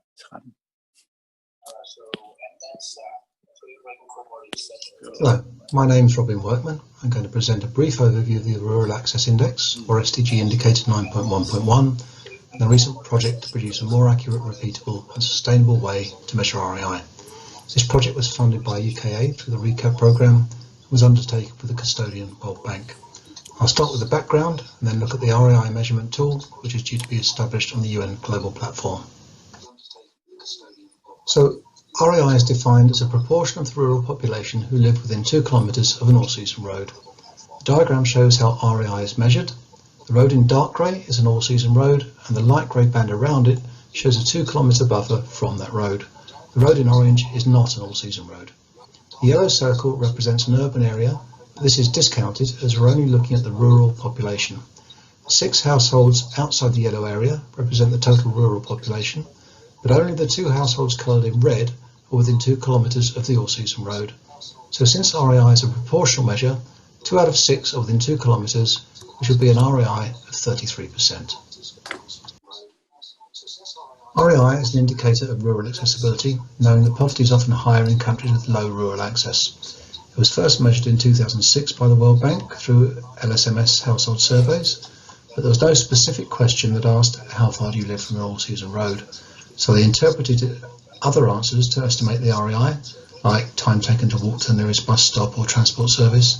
This was clearly not 100% accurate. The World Bank then developed a geospatial methodology for REI in 2016 and trialled it in 8 countries, as shown here. However, the results are very inconsistent with 2006. With no obvious reason for the variations.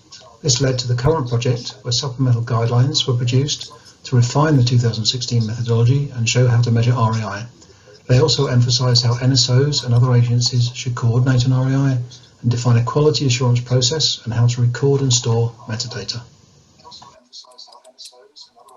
REI was adopted as SDG 9.1.1 in 2016 using the geospatial methodology. And there are 3 partners, UNECE, UNEP and the Asian Development Bank, with others interested to join. At present, REI is a Tier 2 indicator and is working towards Tier 1. Our survey identified at least 34 countries that have measured the REI since 2016, and we produced a roadmap towards achieving Tier 1 status.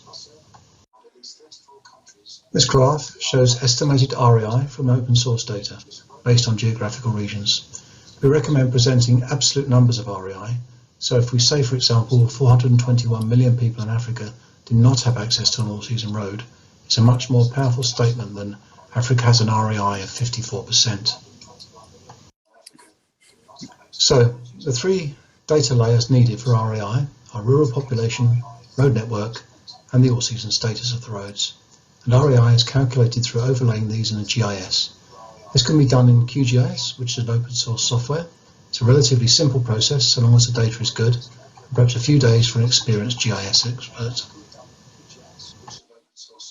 For population, there's an open source platform called WorldPop, which aggregates national census data to produce 100 by 100 meter squares of population data, which can be downloaded. But it's important the NSO should check and endorse that data. If there's discrepancies, WorldPop can rerun its population models quite quickly to ensure that data match those of the NSO. The definition of rural areas is also important. There's no globally agreed definition of rural, so the UN advises that each country should design its own boundaries. But if boundaries aren't available, the GRUMP database should be used.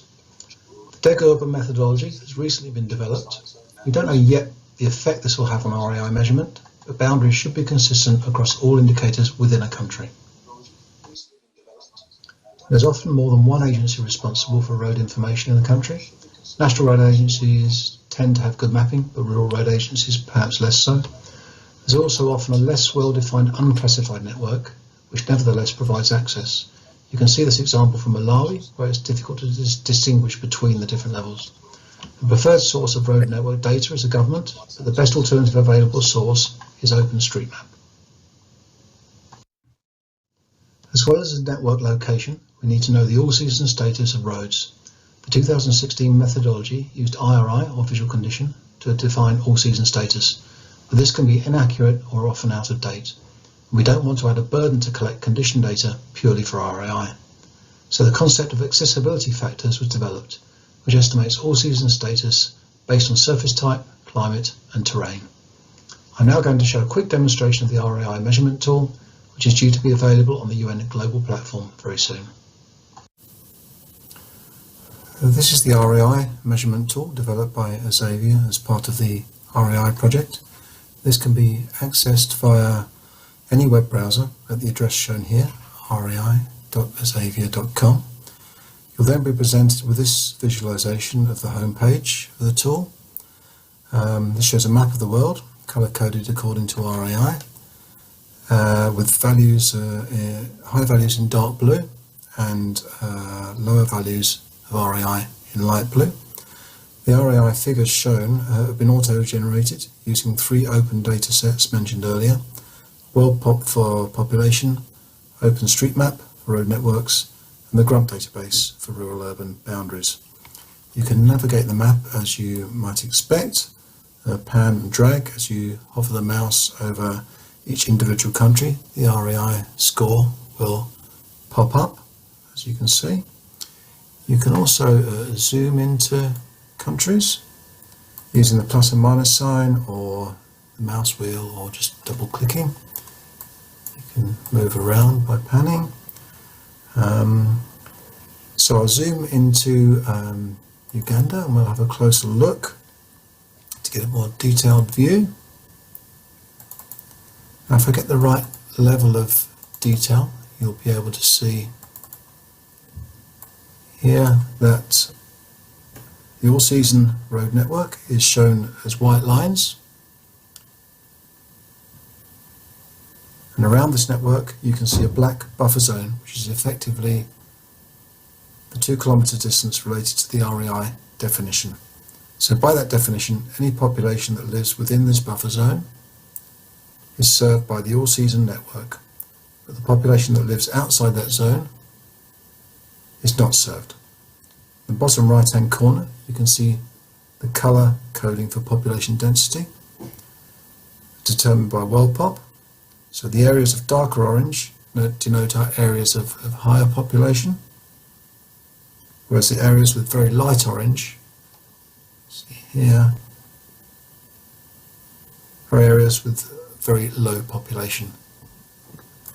If you zoom around the country you can see quite clearly the areas that have high population density are not served by the all-season network, and areas with high population density that are.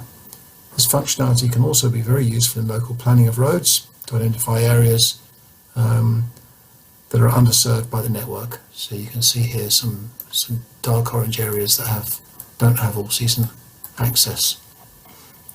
If you zoom in even more, you can see that more roads will appear, but these are not classed as all-season roads and as such don't provide all-season access. Again, this could be useful for identifying roads that need rehabilitation or upgrading. For example, this area here, there's obviously a village or a town here which is only served by non-all-season roads. On the left you can see the numerical data. So the national figure for RAI, 72% in this case, the population figures, including the rural population served, of almost 26 million, and the road length used in this calculation, as remembering that these are all open source data sets. You can reset the map by clicking here. It's also interesting to look at a country where there's been nationally reported information as well as open source data. Malawi is one of those countries. Click into Malawi.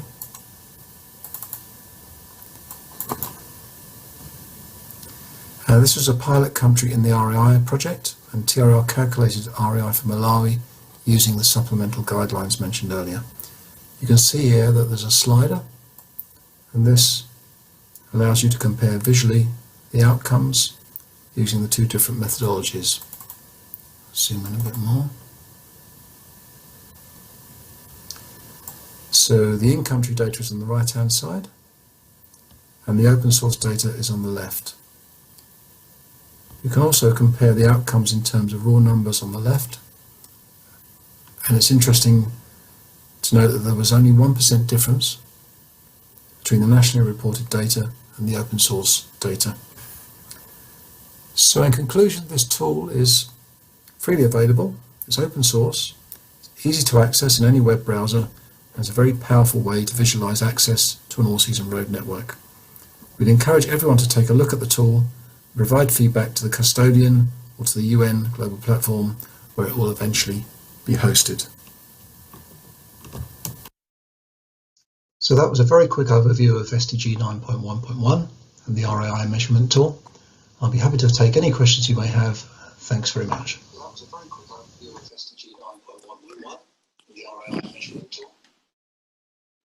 Thank you very much, Robin, and also thank you for mentioning the global platform, which is a product of the work of the Global Working Group on Big Data for Official Statistics, where you will now be able to get access to the things that has been developed in relation to the AI tool. The next presentation is by Justin Bantang from the Philippines. It's a live presentation, and Justin, thank you so much for stepping in for your colleague. So we are very happy to have you. Look forward to your presentation.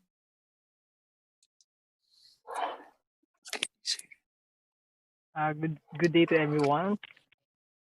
So I'll be presenting the our research relating rural access index and poverty in the Philippines. So I'll be beginning with a brief introduction, although Robin has given us a quite detailed introduction of SDG 9.1. Then I'll go through the methodology briefly, then the results and discussion, then ways forward. We all know that SDG is a set of goals, targets, and indicators that the UN member states agreed to pursue attainment with the year 2013. Its primary aim is to have an inclusive and sustainable life for every people, regardless of their gender, age, race, and other vulnerabilities, and the protection of the planet and the environment. One of these is SDG 9.1.1, or proportion of the rural population who live within 2 kilometers of an all-season road, or the Rural Access Index. I will not be defining all-season road because it was defined earlier, and 2-kilometer distance is the set norm of connectivity to the all-season road.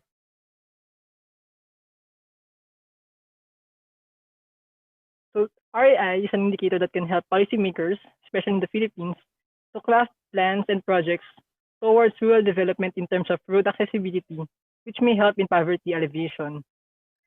So this presentation aims to provide the following: the Rural Access Index for the Philippines at the regional and the provincial level, and the comparison of REI with the poverty statistics of the Philippines.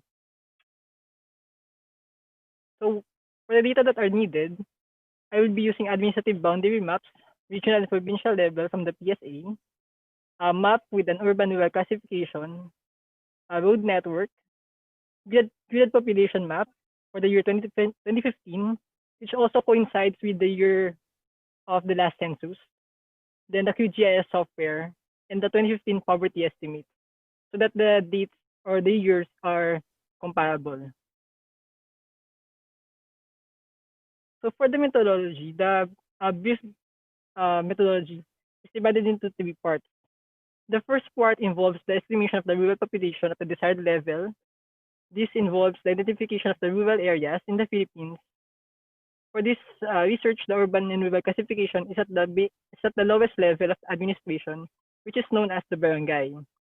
Then the gridded population from the World Pop is then overlaid to the identified rural areas to have an estimate of the gridded population. Next, the second part is to identify the rural population living within the 2-kilometer radius from an all-season road. The first step here is to identify which of these roads are all-season. So for the research, we have used the national, provincial, and city municipal roads, assuming that these roads have the specifications which can be considered as all-season. The resulting filtered road network is then buffered to produce the 2-kilometer radius needed for the REI. Then the result of part 1 is then overlaid to the buffered filtered road network to produce the rural population living within 2 kilometers. And for the last part, the result of part 2 is then divided to the result of part 1 to produce the REI. So for the comparison of the REI and poverty statistics, we will now compute the correlation coefficient between the two on the regional and the provincial level.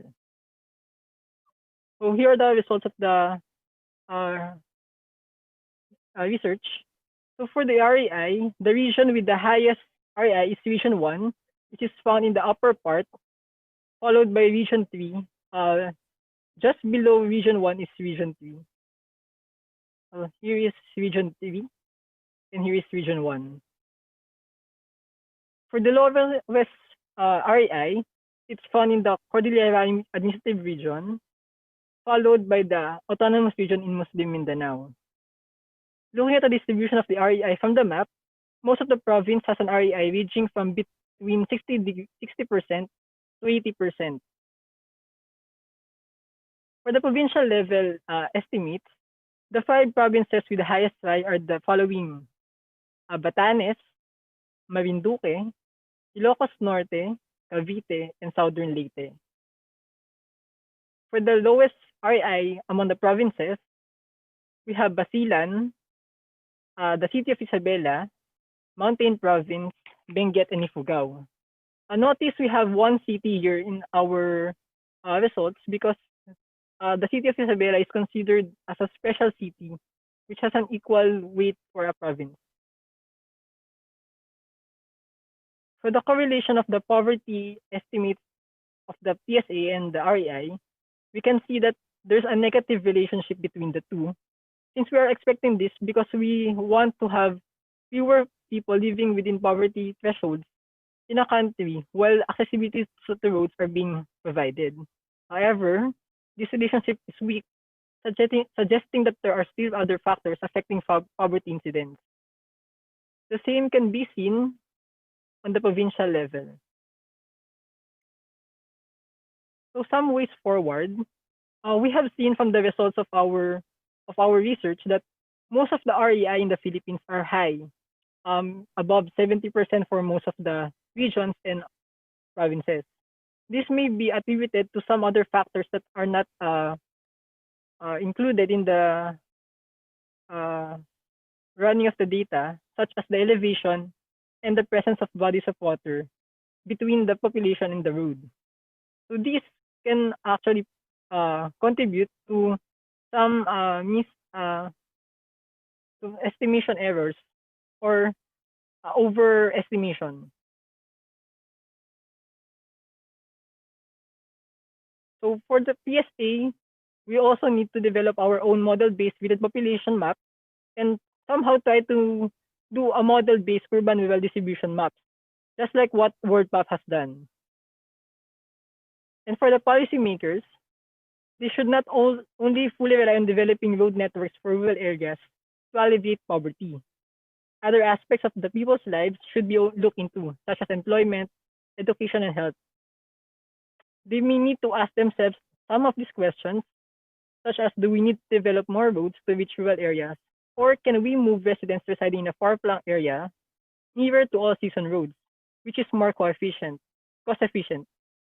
And for those with high poverty incidence and high REI, have you already stopped after building roads? So have we not provided other support to the people to alleviate poverty? Thank you. That's all.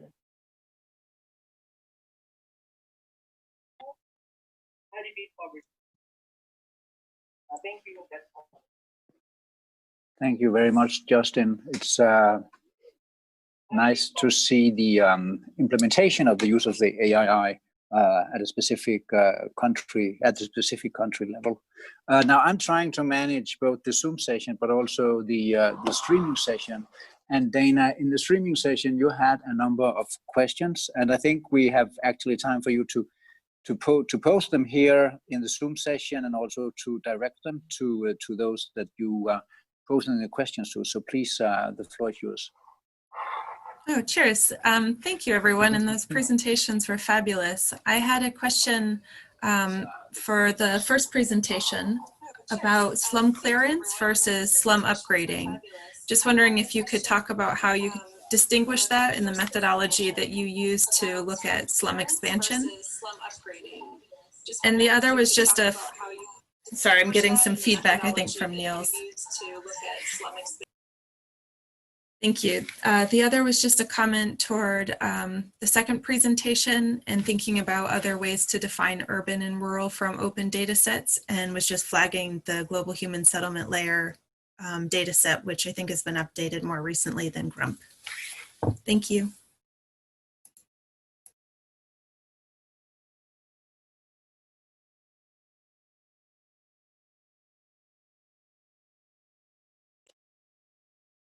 Okay, so the first question was for Neil on the definitions. Could you address that? Okay, so the first question was for Neil on the definitions. Could you address that? Okay, so the first question was for Neil on the definitions.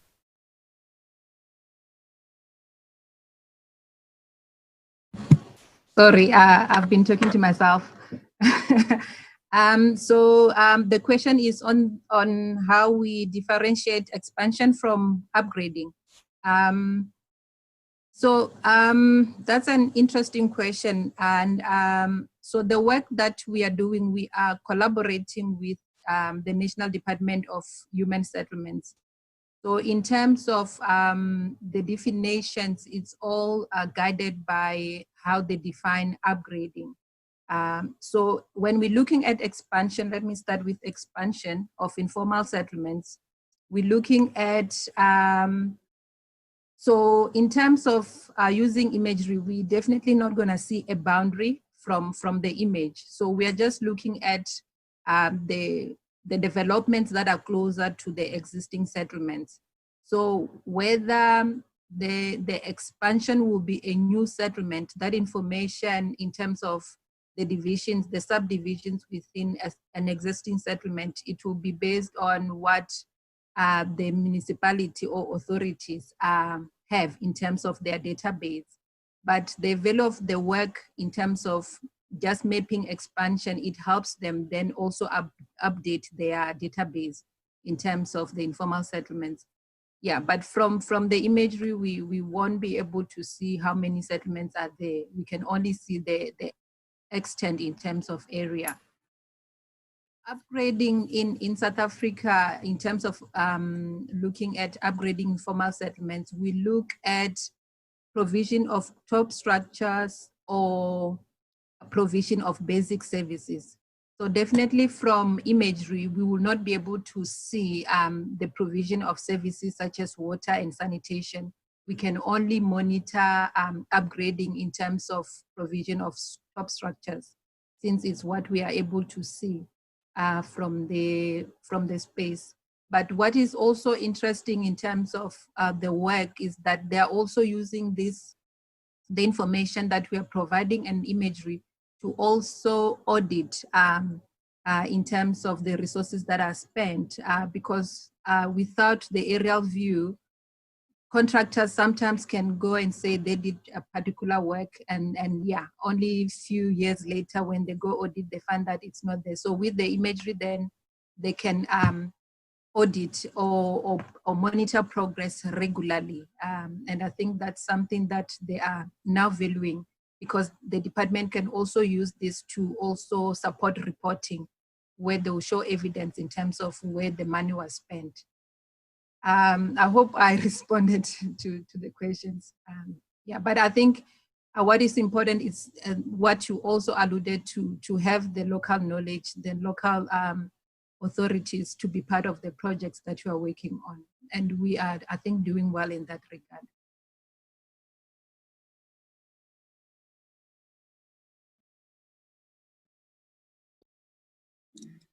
Thank you, Neil, so much for that answer. As far as I can see, the other things on the chat on the live streaming is more like practical, like sharing links and stuff like that. But I was wondering, both in Robin's and in Neil's presentation, we saw data from 2006 and 2016. And I'm not into like satellite imagery stuff, but is there a reason for 16 to be the last year in order to achieve what Neil was talking about, namely for politicians to be like updated with the latest developments? 16 seems like, well, if not far away, at least a couple of years away. So what will be the possibilities to make it maybe closer to 2020 or 2019, something like that?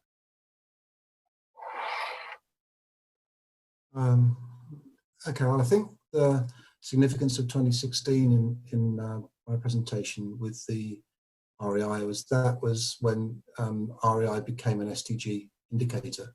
So there was the data was actually revisited because the methodology changed to a geospatial methodology away from household surveys. So I think that's 16 now. We've done a lot of investigation into REI, and we found that there's several countries are measuring it independently between 2016 and now. So I think there's quite a few countries now. The supplemental guidelines we produced have changed. Well, they've refined the methodology somewhat, although it still is the 2016 methodology. So that's now been sort of updated as of 2020. So I think that's really the significance of 2016. But we're hoping now that a lot more countries will measure REI with this increase. Just to comment as well on Dana's question about the rural-urban boundaries. So we did look at various data sets when we were doing this project. The UN actually, I think it's been a bit of an issue for UN, which is why they recommend that you use country-defined rural-urban boundaries.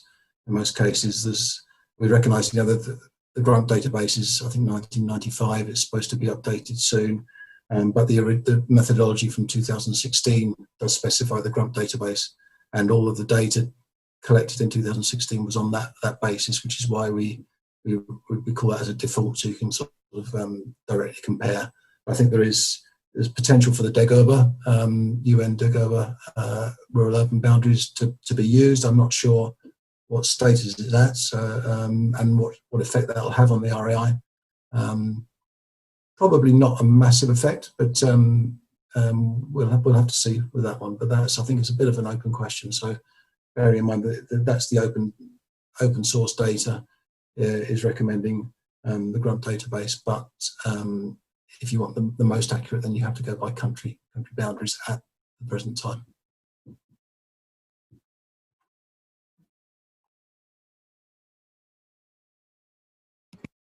Okay, for us, it's also linked with the community survey data. So the idea is that we compare the informal settlement extent with the population estimates. So that's why we compared 2006, 2011, and 2016. But also it's based on the availability of high resolution data, which we captured only up to 2017 at a national scale. But otherwise, we continue monitoring informal settlements developments using very high resolution imagery and also Sentinel. just to make sure that we have up-to-date information. So we are actually working with the department to create a national database of informal settlements. As you may be aware, now during the pandemic, it's more important than ever to have this kind of information in terms of where the informal settlements are, so that the government can provide the required services in terms of ensuring social distancing and also provision of water. So I think this particular one, it's only talking to, we only selected those dates so that we can also compare with the population estimates.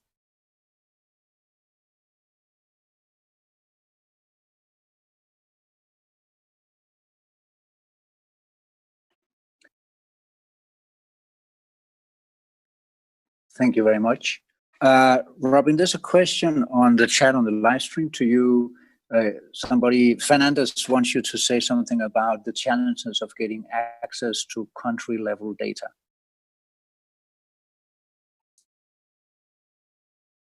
Okay, yeah, so that's a very good question, actually. We did 4 countries. So in Malawi, as you saw on the demonstration, Ghana in Africa, and then Nepal and Myanmar in Asia. That was probably our biggest challenge, was to actually get reliable in-country data.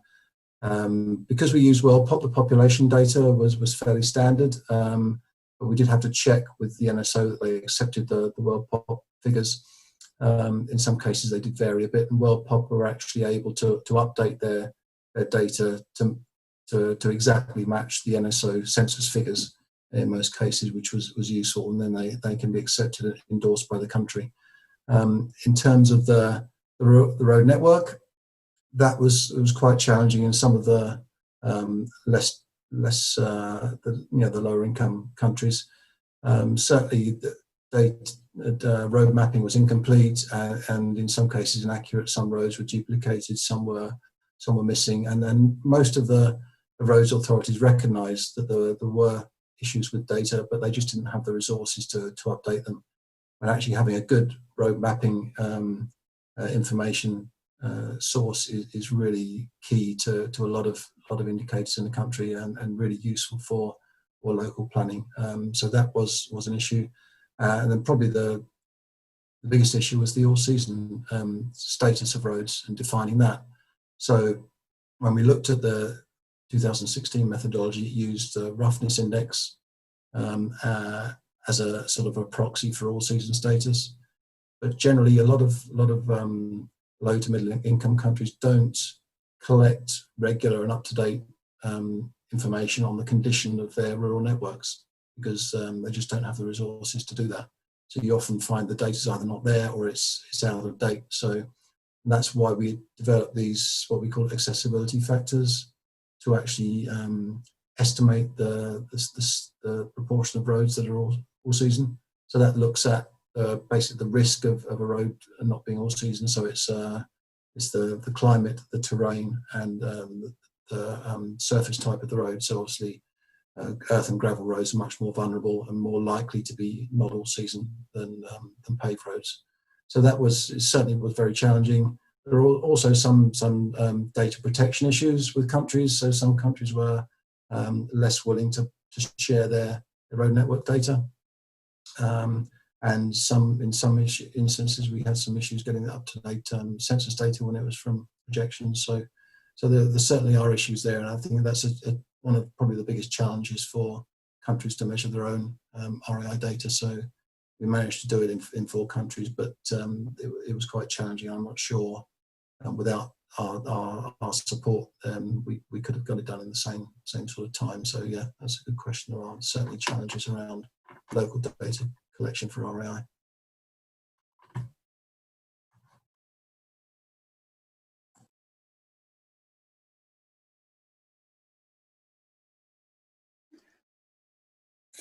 Thank you very much, Robin.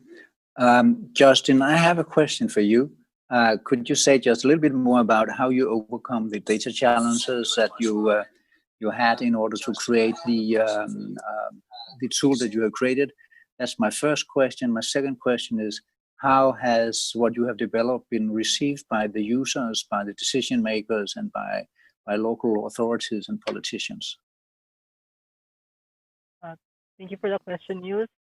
For the data challenges, it's very hard to have the urban rural classification that is the same as the gridded population, which is on the 100 by 100 grid scale. So we kind of improvise using the administrative maps that we have on the lowest level of our administrative level, which is the barangay, which has an urban and rural classification. So for the road networks, we also have a problem with trying to access OpenStreetMaps. So we do not have the capacity to get data from them. So we need to have more capacity building on trying to get data, scrape data from OpenStreetMap. Then for the population data, thankfully they have, the World Pop has a very readily accessible data for the gridded population. But for the, I think for the next few rounds, I think the Philippines would need to have the capacity to do modeling of the gridded population and the urban rural classification. For the users or the policymakers for the Rural Access Index, unfortunately in the Philippines, it's still not being used to do policies or laws, because it's still in the exploration stage in the country, because until now we need to consider other factors in computing the REI, such as I had mentioned earlier, the elevation, the presence of water. So I think the methodology that we're currently using is still incomplete to be used for policy making, but it can be used as a reference for some policies that can be made. Thank you.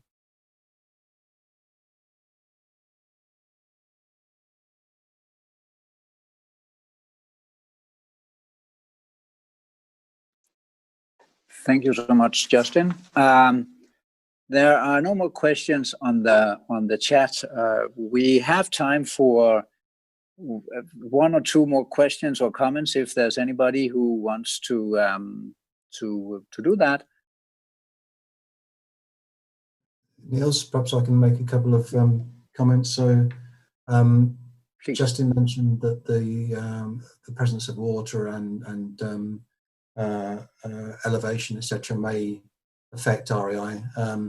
When we were exploring this, we found that one or two countries had actually looked at walking time rather than distance to measure REI, and that becomes much more relevant for mountainous countries. For example, in Nepal, they've done some work in the early 2000s about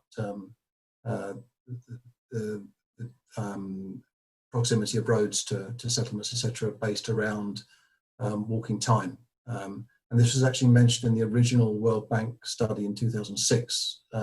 They considered using walking time. And obviously, you know, in Nepal, you've got lots of rivers, so you have to sort of work out where the river crossings are. And actually, there's quite a lot of bigger burden on countries to actually measure REI, and we don't know really what difference it would make. In a mountainous country like Nepal, probably a lot. In most countries, probably a little difference. And also water bodies. So that is certainly something that needs considering. But I think it's something that is need a lot more effort to try and make it simple and easy to calculate. So we don't want to put countries off measuring REI. So if we can find a way around to do that efficiently with a few resources, that would be really good. I'm really glad to see the way that the Philippines is comparing REI to other indicators, because one of our recommendations is that REI shouldn't be used standalone, because just the value of distance from an all-season road doesn't necessarily tell you much about how movements carry on and access to services, etc., etc. So I think that the fact that we're comparing it to poverty is one of the things that we recommended, and I think it's a really good step forwards. And I think using REI with other indicators is actually much more valuable than using just on its own. It's also worth mentioning that there is lots of work going on in other areas. So Facebook are actually funding a website to update OpenStreetMap. So they're using scraping satellite data for roads, and then allowing sort of a crowdsourcing people to go online and validate those roads that have been scraped from satellite area to update OpenStreetMap. So I think one of the other things we recommended was moving forward into the future, that OpenStreetMap is currently probably the best open source data for roads, road mapping, and to actually update that to become more in line with country road mapping would be really valuable, a really valuable resource, because it'll be open source. There probably will be some data protection issues there for some countries, but and that most countries have a good OpenStreetMap community who are very active. So I think that should be something that's take few resources to do, and actually would be a really good outcome in the future.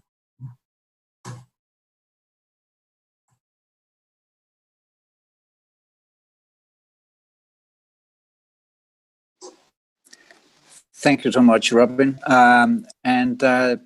With that, I think we come to the end of this session. I think it's been extremely interesting to see all the tools being developed and also the implementation and use of them in specific countries. So thank you very much to the presenters. We will now move on slowly to the next session, session 7, which is on SDG 16 on security. And before we do that, the organizers just need a 10-minute technical break. So session 7 will commute in 10 minutes from now. So thank you very much, wherever you are in the world, and thank you for joining and contributing to the conference organized by the Global Working Group. We are very happy that you have taken the time, and hopefully we will see each other somewhere, maybe even physically sometime in the future. Yeah. Bye-bye.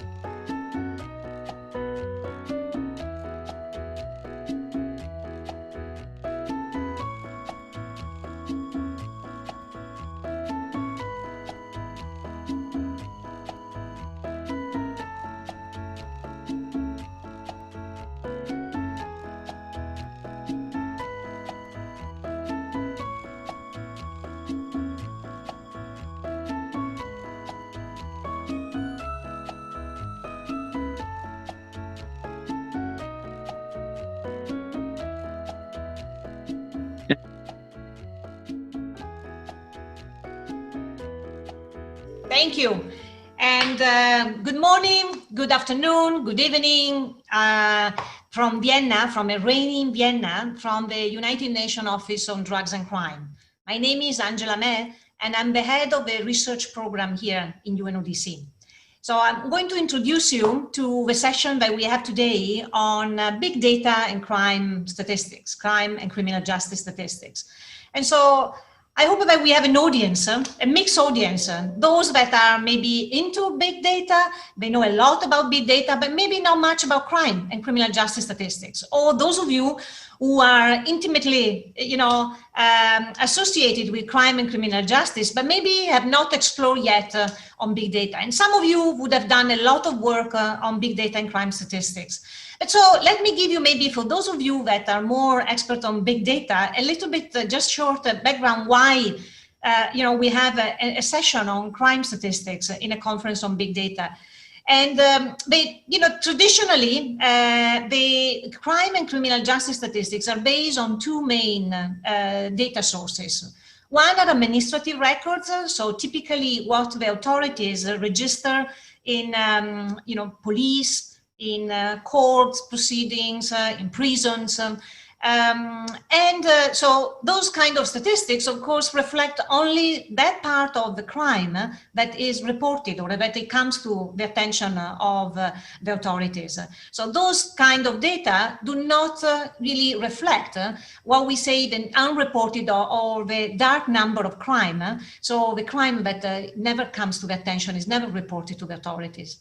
So to compensate for this challenge, now for a number of years, victimization surveys have become also a complementary source of information for crime. So we are, instead of waiting and see what is reported to authorities, actually surveys ask directly people, households, their experience with crime. So this kind of represent, if I may say, the backbone of what we have been using for many years to understand the level, the trends, and the emergence of crime around the world. So why are we talking about big data? And what is that we are trying to, to collect, to understand that we don't see with these two sources? For how much these two sources are, as I said, complementary, but still a lot that does not come and is not reported through these sources.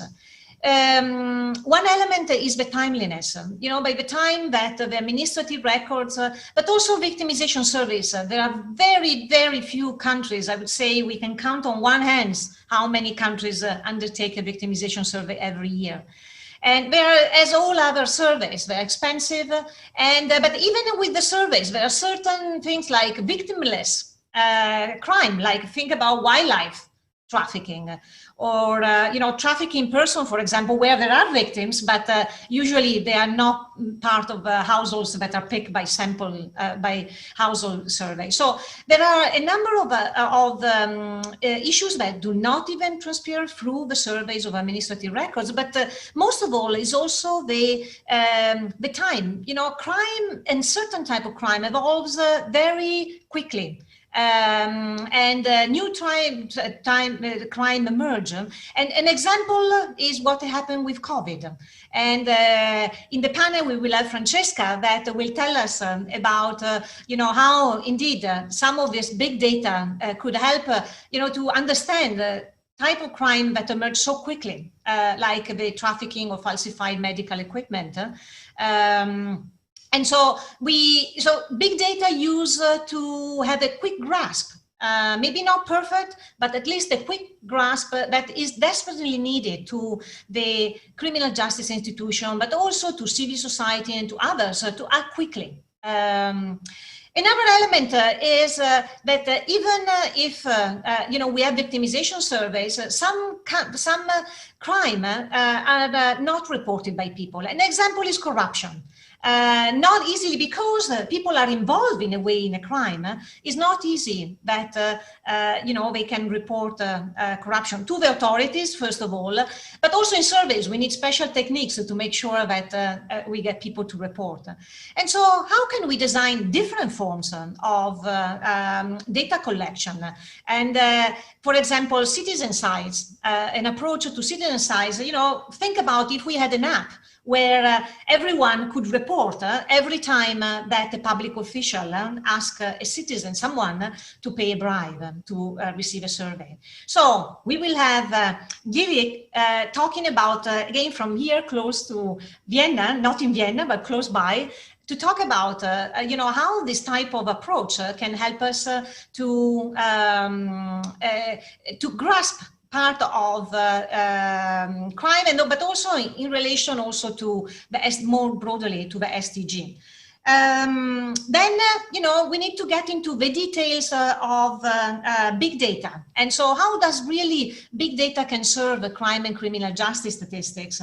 And then, so we have Yu Hong from originally from Korea, but now in the US, who will tell us about all the good work that she has done to merge these two sciences, big data and crime and criminal justice. But then we have the advantage of seeing, as I said, many of the events that happen, and particularly the most extreme violent events that happen, like, for example, for terrorism, are very hard, and they are also recorded in the authorities in a very different ways also across countries. And so we will hear the experience of the terrorism database to see how, using big data techniques, the database has become the global reference point for terrorism acts, to understand how many acts are around the world, who is involved, how many victims. And so I hope that you will stay for a rich discussion on so how to merge and how to use big data in all of these areas that are maybe less developed than the traditional economic and social statistics area. So I will start by having Francesca De Rosa. Francesca is actually next door here in Vienna because she works here in the research branch in the data development and dissemination sections, where she's really working precisely on the revision of our overall data system. And she's really focusing on innovative techniques. And so she will tell us about the experience of how to apply these innovative techniques. Before coming to UNODC, she worked in FIO, where she was also involved in looking at innovative statistical methodology to improve the quality and coverage of data. So, Francesca, the floor is yours. And we have a recorded presentation. Good morning or good afternoon, depending on your duty station. My name is Francesca Rosa. I'm part of the Data Development and Dissemination section of the United Nations Office on Drugs and Crime.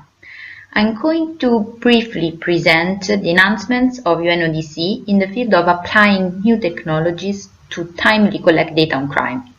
I will also present a case study on monitoring the COVID-19 related trafficking of medical products.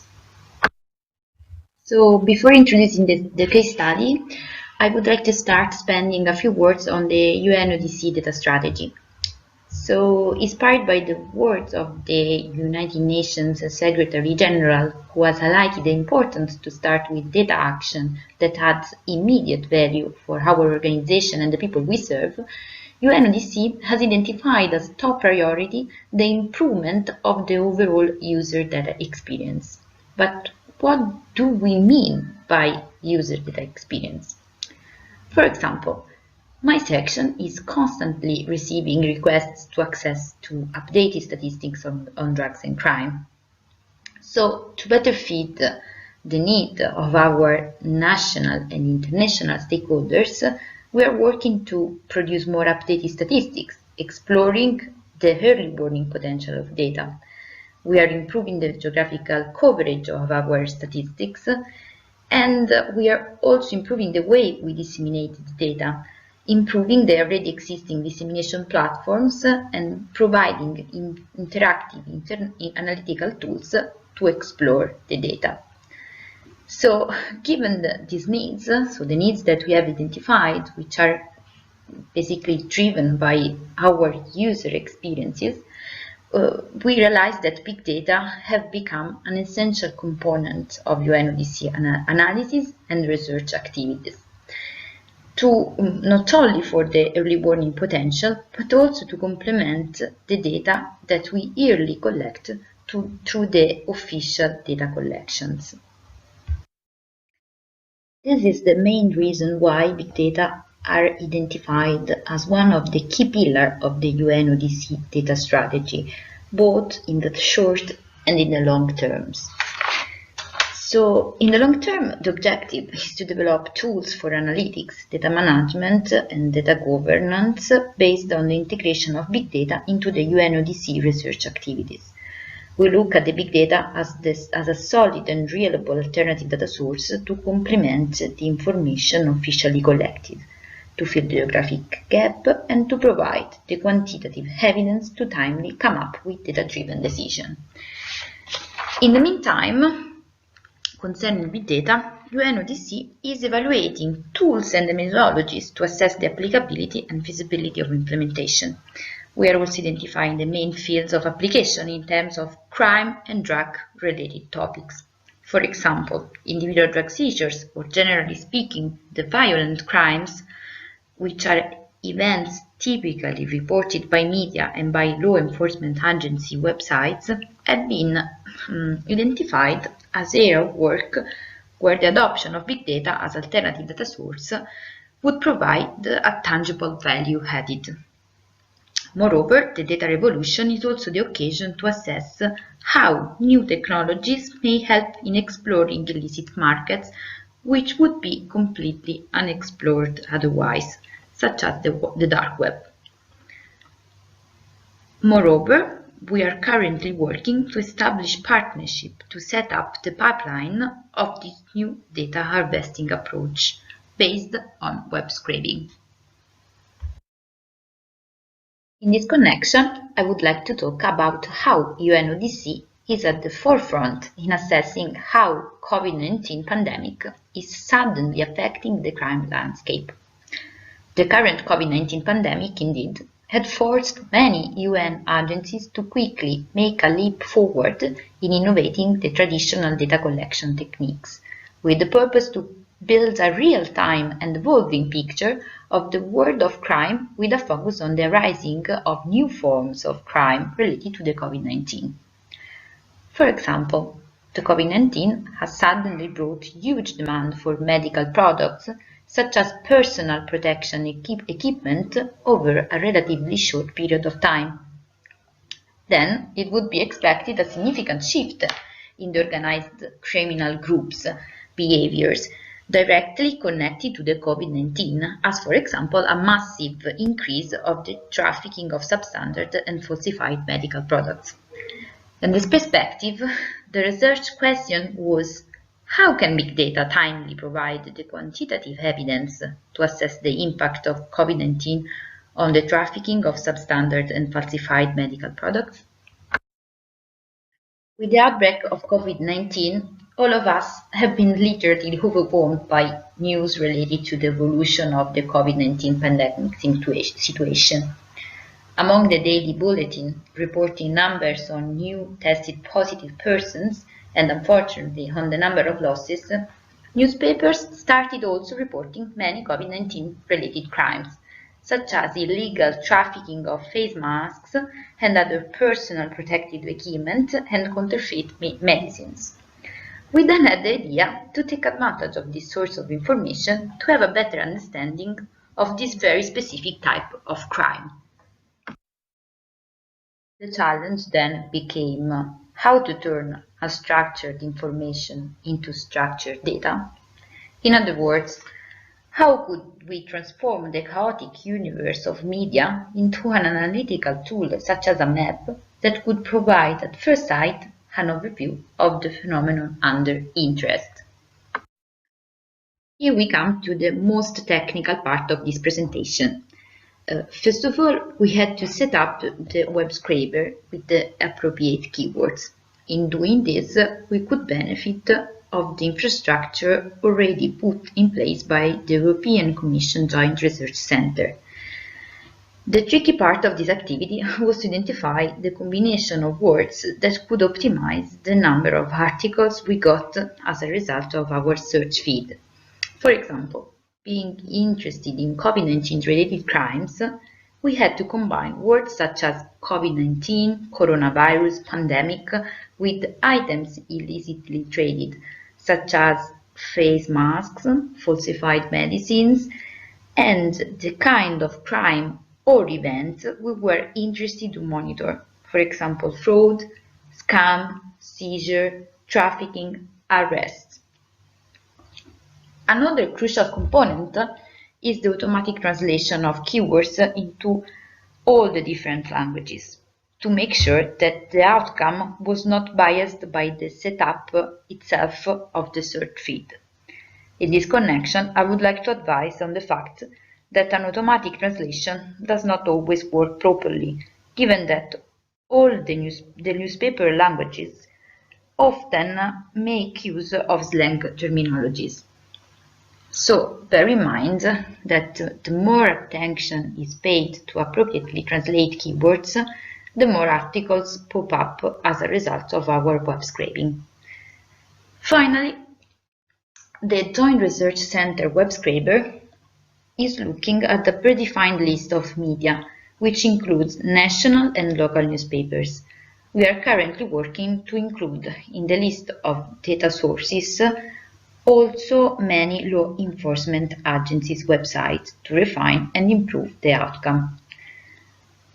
So the final output of this exercise is a list of URLs organized in a consolidated table, also containing a minimum set of metadata, such as the date and the location of publication of the news, the language, and the short abstract of the overall body of the article. The most challenging but also the most fascinating component of this job has been parsing the relevant information from the body of the article. For example, classifying the type of crime reported in the article, identifying the item or the items involved, and extract the location where the event took place in order to associate the geographic coordinates to all the individual events. For doing this, we have created a software routine developed in the R software language. Finally, we have also created a data validation routine to make sure that basically the articles, the events were taken into account just once. Many articles were talking about the same events, and we pay particular attention to eliminate the duplicates from the final data set. So the overall outcome was a list of georeferenced data points representing single events, classified by type of crime, so illicit trafficking, scam, fraud, thief, and the type of item illicitly trafficked, like face mask, ventilators, or falsified medicines, and so on and so forth. So we finally have represented and summarized these data sets on a map. You can see the map in the slide. It's very small. And the main findings of these works have been published in the UNODC research brief on COVID-19 related trafficking of medical products as a threat to public health. I would like to conclude reporting what's next. So at the moment, we are massively working on individual drug seizures. We are applying a similar approach, still in collaboration with the Joint Research Centre, to process data on individual drug seizures through the media monitoring. The outcome of this work will be shortly publicly available on the drug monitoring platform. Anyway, our purposes for the future are to extend the web scraping activities to other crime-related topics. Our focus will be on violent crime to directly monitor all the SDG indicators linked to the Goal 16. So mainly homicide and physical and sexual assault taking place both in public space and domestic sphere. These kind of events are generally reported in newspaper, so we see the value added to apply the web scraping as new data source. We are also working to enhance capacity to collect real-time information through targeted available output.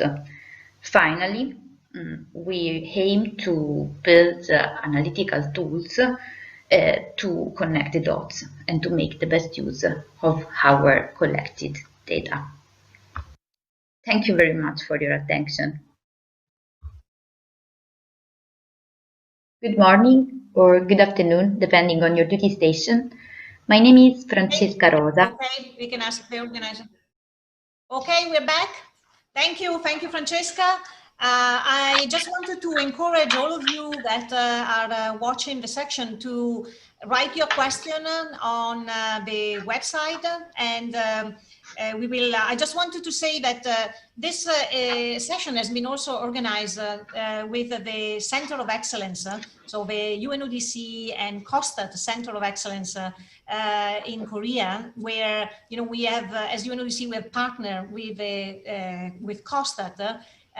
To work, and then we have established a specific center to support countries in the Asian region to improve their crime and criminal justice statistics. So this is a great partnership now with COSTAT that is organizing the Conference on Big Data. And so I wanted to recognize Kes Choi and Matt that they are on background, helping us with questions and following, and they have done a lot of great work in organizing this section. So now we give a little bit of just question to Francesca, and we have a question, Francesca, is on what library package are you using for geolocation?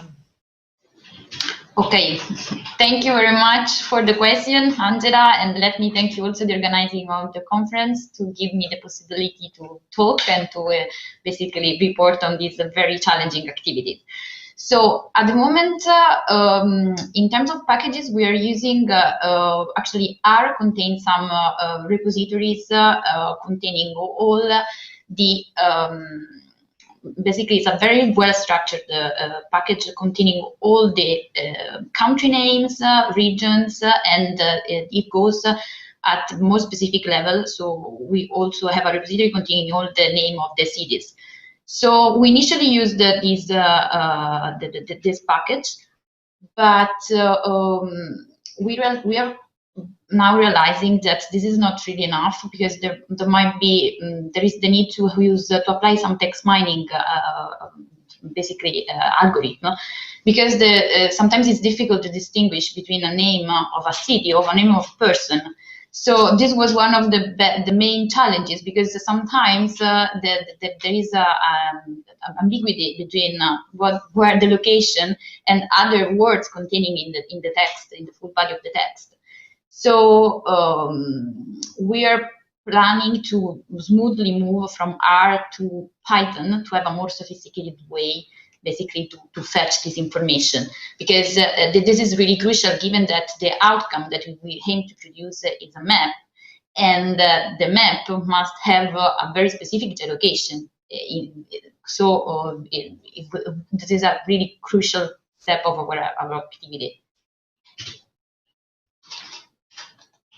Another question, maybe briefly, because then we have already like a few minutes late.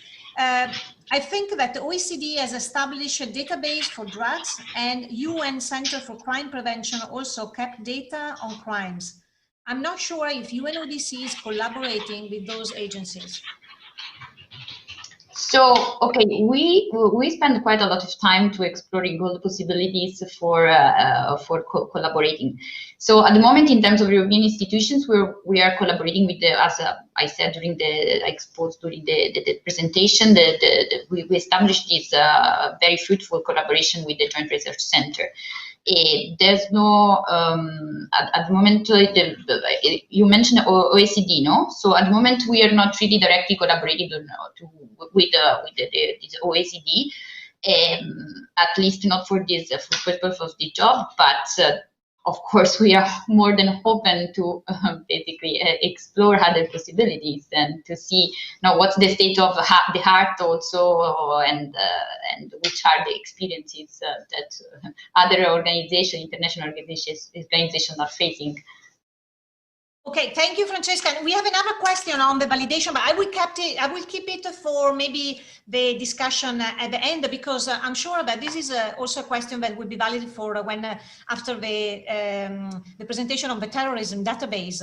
And so basically it's on the how to validate the data from the web scraping. So we keep it for the end, whoever, and thank you for those who posed this question.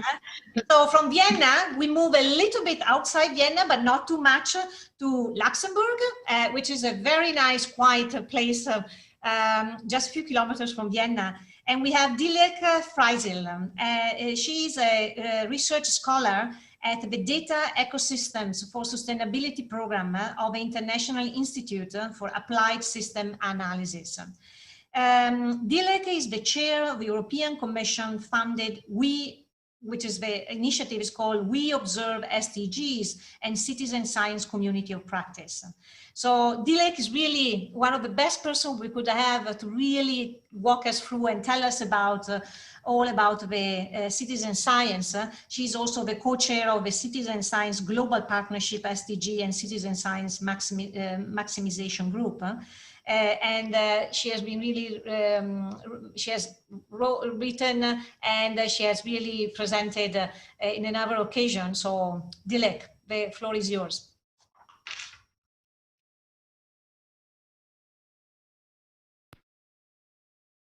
Hello, my name is Dilek Freisel. I work for the Center for Earth Observation and Citizen Science at the International Institute for Applied Systems Analysis that is based in Austria. Before I start my presentation, I would like to thank the organizers of the 6th International Conference on Big Data for Official Statistics and the organizers and the moderator of this session for inviting me as a speaker to this very important conference. Today, I will talk about the systematic review that we undertook on the contribution of citizen science to SDG monitoring. The results of this research study are published in journal Sustainability Science, and you can see the link to this paper on this slide. The aim of our study was to present where exactly citizen science data are already contributing and could contribute to the global SDG indicator framework. This paper provides the first and only comprehensive overview that shows which SDG indicators could be supported by which citizen science initiatives. As part of this research, we looked at the whole of the SDG indicator framework that included all 244 SDG indicators. This was the number of the indicators when we undertook this study. We also looked at citizen science initiatives at any scale, global to local, to understand the current landscape and how all these initiatives could contribute to SDG monitoring. I would like to mention that this work was undertaken by the European Commission funded We Observe SDGs and Citizen Science Community of Practice that I'm chairing. This community of practice brings together the citizen science practitioners and researchers, UN agencies, national statistical offices, and global data community to demonstrate the value of citizen science for SDG monitoring and implementation. It's open to anyone who would like to join, and you can register for this community of practice on our website as shown on the slide. First of all, I would like to explain briefly what citizen science is. Very broadly defined, citizen science is the public participation in scientific research. There is no agreed definition or term to describe citizen science, but as part of our research, we took an all-encompassing approach and defined it through its three main characteristics that are public participation, voluntary contribution, and knowledge production. That includes also monitoring and observation. The terms such as citizen-generated data, community-based monitoring, volunteer geographic information, participatory research, and others go under our definition of citizen science. Now, this slide shows the methodology we used for this research. We studied the metadata and work plans of all the SDG indicators in detail. and then looked for citizen science initiatives at any scale that could support the monitoring of these indicators. Then we went through peer review processes where the authors of the paper reviewed each other's results. This figure shows the results of our analysis. Yellow boxes here show the indicators that could benefit from citizen science data. Green boxes show the indicators that citizen science data are already contributing to, and gray means we couldn't identify any alignment with any past or ongoing citizen science initiative. Our results show that citizen science is already contributing to the monitoring of 5 SDG indicators and could contribute to 76, which together equates to around 33% of the whole SDG indicators. Our assessment highlights that the greatest contribution of citizen science to the SDG framework would be in SDG 15, Life on Land, SDG 11, Sustainable Cities and Communities, SDG 3, Good Health and Well-being, and SDG 6, Clean Water and Sanitation. This also demonstrates that citizen science data have the greatest potential for input to the environmental SDG indicators. Of the 93 environmental SDG indicators in the SDG framework, citizen science could provide input to 37 of them, or around 40%. However, the contributions are not limited to those only. If you look at the SDG 16, as you could see on this slide, citizen science has the potential to inform 9 indicators. Just an example from the paper. Litter intelligence by sustainable coastlines, based in New Zealand, is one of the projects that already contributes to the monitoring of an indicator, which is 1411B on marine litter. UN Environment, the custodian agency for this indicator, has developed a methodology last year that suggests citizen science approaches for collecting data on marine litter and included citizen science as a primary source of data for measuring litter on beaches and shorelines. Additionally, at the national level, the datasets produced by Litter Intelligence are informing the national SDG reports of New Zealand, including the SDGs for the marine litter indicator. Litter Intelligence is a large-scale citizen science program led by Sustainable Coastlines. The initiative has been collaborating with the Ministry for the Environment, Stats New Zealand, and the Department of Conservation since the design phase of the program in 2016. The results are included in the official environmental report, Marine 2019, produced by the Ministry for the Environment and Stats New Zealand. We don't have so much time here to go through more examples, but I would like to mention that we compiled all our results and all other projects and examples in the paper. You can download it as a supplementary material. It looks like what you see on the screen. We basically took the SDG indicator framework, added columns as citizen science data are already used, could contribute, and no alignment at present for each and every indicator, and then added another column that explains our rationale on why a particular citizen science project could contribute to the monitoring of a specific indicator. We also provided evidence for our findings. I would like to give now 2 more examples focusing on SDG 16. Indicator 1613 is the proportion of population subjected to physical violence, physiological violence, and sexual violence in the previous 12 months. Safe City is a platform that crowdsources personal stories of sexual harassment and abuse in public spaces. These data, which may be anonymous, gets aggregated as hotspots on a map indicating trends at a local level. The idea is to make these data useful for individuals, local communities, and local administration to identify factors that causes behavior that leads to violence and work on strategies for solutions. Since their launch in 2012, Safe City has collected over 13,000 reports in India, Kenya, Nepal, and some other countries. HarassMap is another project from Egypt that could contribute to the monitoring of this indicator. They have a reporting and mapping system to anonymously share stories about experiencing, witnessing, or intervening against sexual harassment. People can report an incident of sexual harassment or an intervention. This is when someone intervened to stop a sexual harassment incident or supported the harassed person. They map these reports online, and each report appears on the map as a dot. When clicked on the dot, the full information of the report is displayed. This shows an overview of where the reports of sexual harassment have been from, and the individual reports show the reality and scope of sexual harassment and assault. HarassMap and similar initiatives around the world are not for reporting and data collection only, but also about action. They aim to engage the society to create an environment that doesn't tolerate sexual harassment. It is important to mention that these initiatives, like for any other indicator, are not there to replace the traditional sources of data, but to complement them, of course, especially in societies where people who face harassment are blamed in some way, which make them reluctant to report through official channels on the violence they face. Additionally, these initiatives probably need some modification and improvement in their methodologies for their results to be used for SDG monitoring. This could be addressed through working with national statistical offices and other key stakeholders. Finally, no data source is perfect. They all have limitations and advantages. The idea should be, if we want to monitor our progress towards the SDGs more efficiently, with the aim to achieve them by 2030, we need to harness the potential of new data sources, such as citizen science. These are some recommendations from our paper. I can't go into detail here, unfortunately, but I would like to highlight that within the citizen science community, we're working towards building awareness and capacities on the use of citizen science data for SDG monitoring and creating key partnerships. This is also what we do with the data and statistics communities in general, with the UN agencies, national statistical offices, and more.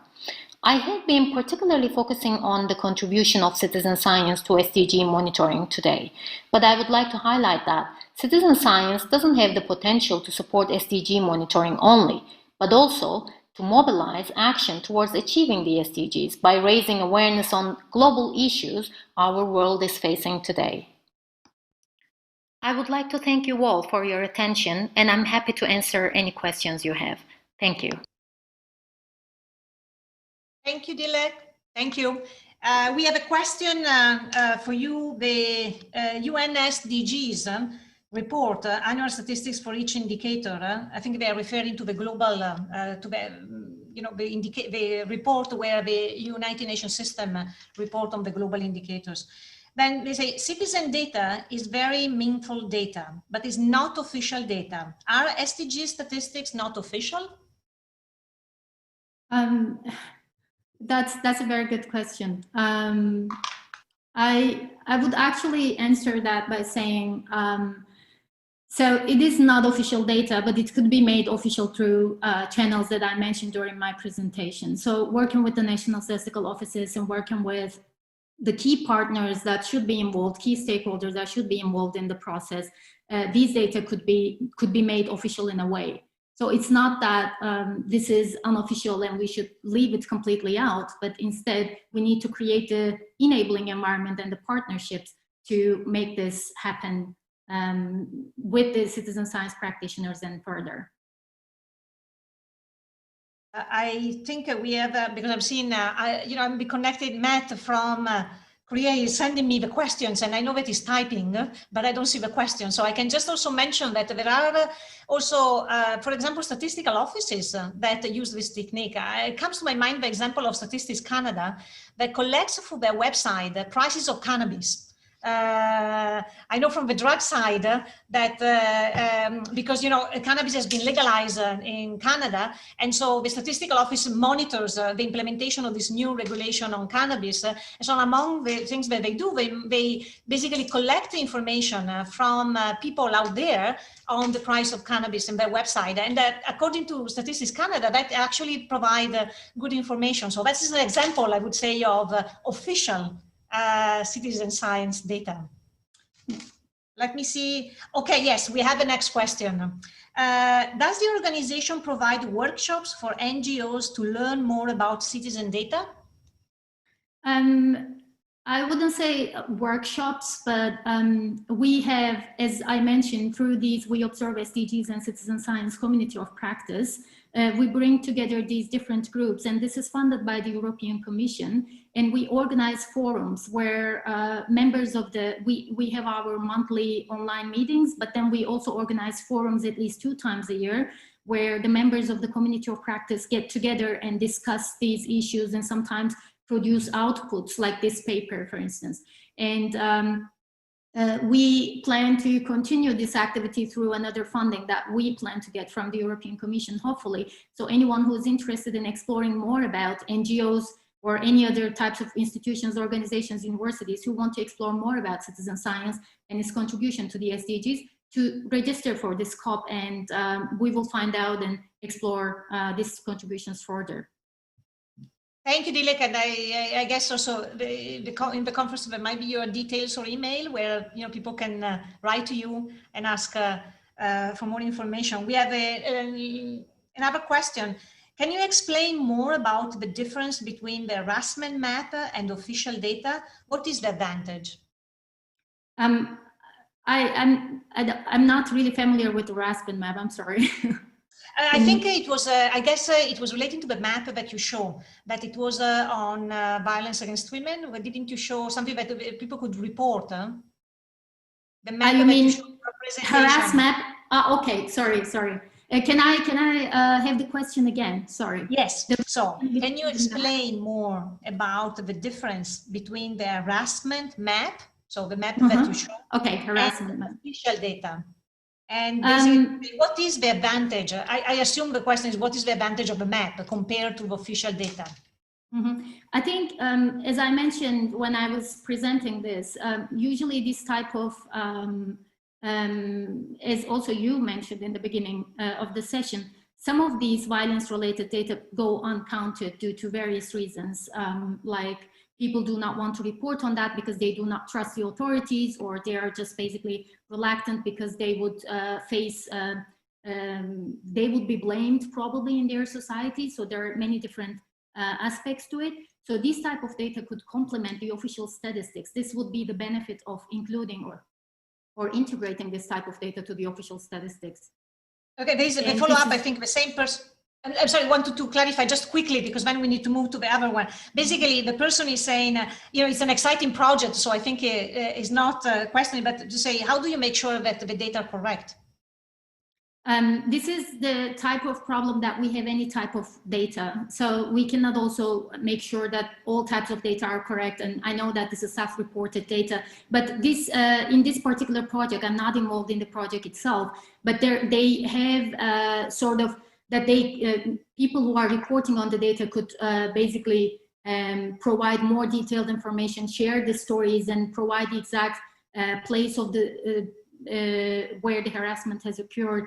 So these are the things that could basically help understand whether these reports are trustworthy, but also, I mean, this could be the problem of any type of data that is out there, basically. So we need to work on the advantages and disadvantages of different types of data and work on how to harness these different data sources for better monitoring of the SDGs. I think that was the point. Yes. Okay. Thank you, Dilek. We have a follow-up on, how this kind of citizen data feed into official channel, but maybe we'll take it during the broad discussion. Sure. And I know there was also the other question on the OECD and on the International Center for the Prevention of Crime and why UNODC is not collaborating with the center. We will get back to you, okay, after we have all the presentations or during the final overall discussion. So just to make sure that we try to address all the questions. So we move from Vienna, Luxembourg, we go to the United States, Pennsylvania, to Dr. Yuan Song. So she's originally from Korea. So in a way, we have also Asia in our panel, and she studied the bachelor and master degrees in Korea at the College of Law at Yanhang University in Seoul. But she's currently assistant professor of criminal justice at Penn State Schuylkill in Pennsylvania. And she had a doctorate degree in criminal justice from Michigan State University. And she has published a big data analysis using machine learning for social scientists and criminologists. So this is really the mix of the core of our discussion. And she has also written other books, over 5 books on big data in Korean. So this is the book that she has in English. So Young, we look forward to hear from you.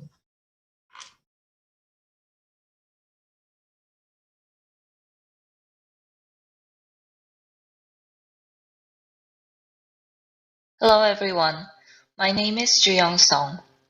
Thank you very much for giving me this great opportunity to participate at 6th International Conference on Big Data for Official Statistics. I would like to introduce myself first. I graduated College of Law at Hanyang University and got my master's degree at the same university, and then I've got my PhD in criminal justice at Michigan State University and work at University of West Georgia in Korean Institute of Criminology as an associate researcher. And now I'm in Penn State University Skogo as an assistant professor of criminal justice. This is my recent published book. The title is Big Data Analysis Using Machine Learning for Social Scientists and Criminologists with Dr. Tae-Min Sung by Cambridge Scholars Publishing.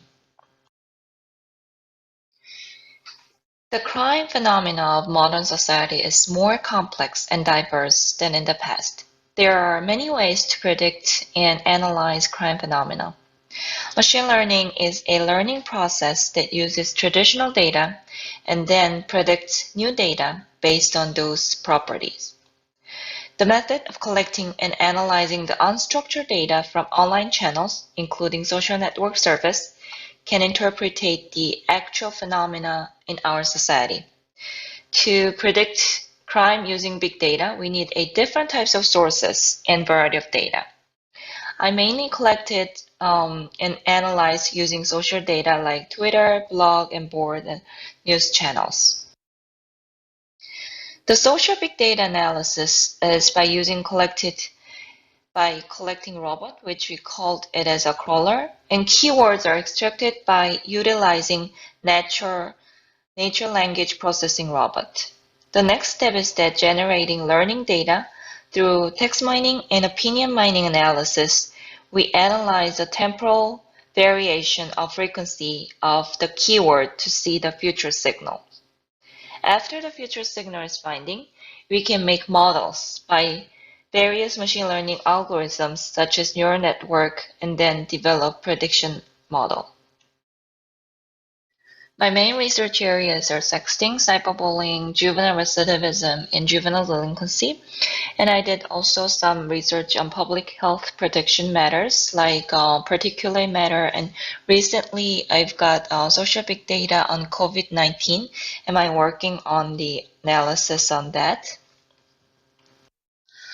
This is my recent publication on telematics and informatics. This research is examine the social big data analysis of future signals for bullying in South Korea. We collected online documents from 2013 through 2017 and 1.2 million words, and we used 350,000 cases here. So the prediction of the future signal is weak signals are signs of potential change in the future. And weak signals can evolve into strong signals, then strong signals can grow into the trends or mega trends over time. This graph is explained the weak signals using a three-dimensional spatial concept, including signals, issues, and interpretation by using concept of future sign. The future signal is TF is a term frequency can be extracted by the calculating of the frequency of emergence of each term in each document and then combining of the frequency of emergence in each document.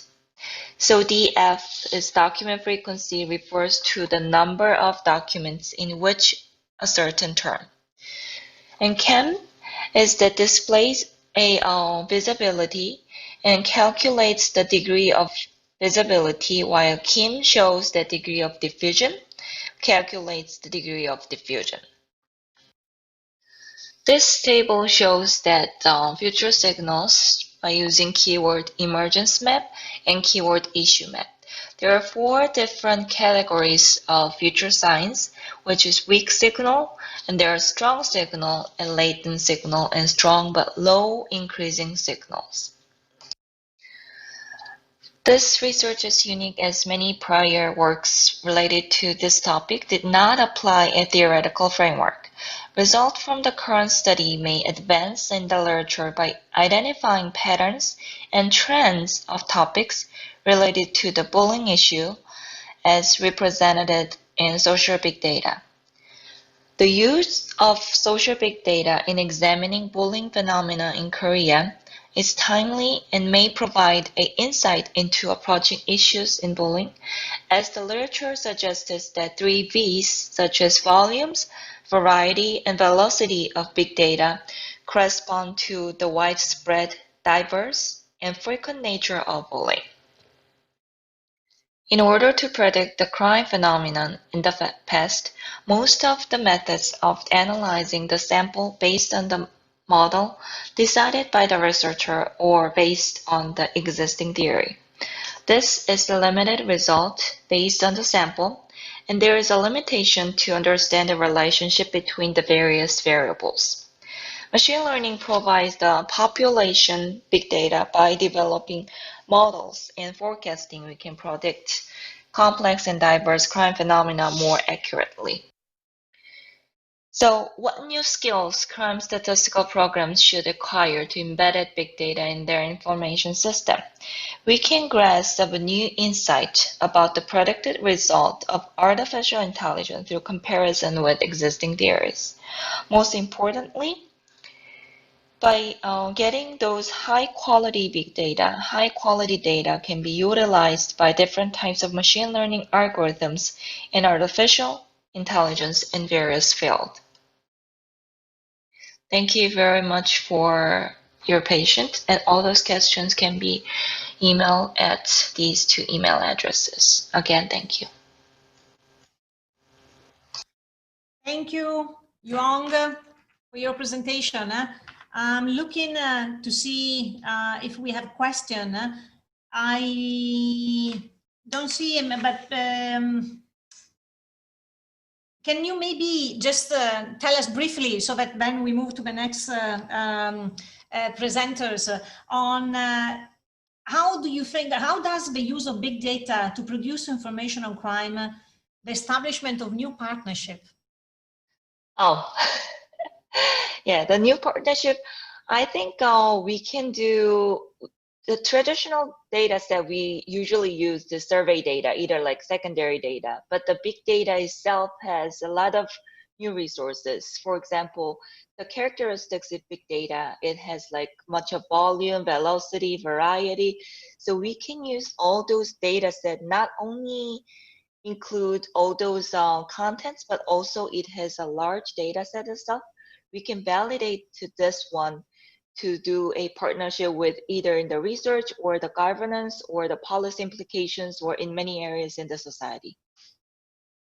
Thank you. Thank you, Young. Maybe we go back, more into these issues when we have the discussion at the end. So we now move to our last presenter. So we stay in the United States, in Maryland. And so we have Dr. Erin Miller, who is the program manager for the Global Terrorism Database at the University of Maryland, where she earned a PhD in criminology and criminal justice. Erin has been really working on using innovative statistical analysis of data from the terrorism database, and she has more than 15 years experience in looking at this data from the production to the analysis, and she frequently consults with users of the database, including researchers, policymakers, analysts, journalists, and students. And she has delivered many lectures. So we are delighted to have your presentation, Erin.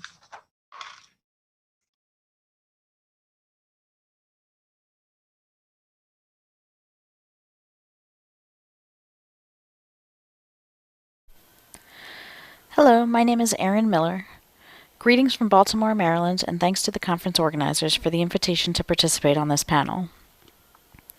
I manage a project called the Global Terrorism Database at the University of Maryland. My background is in criminology and criminal justice, and I've worked on the GTD for more than 15 years.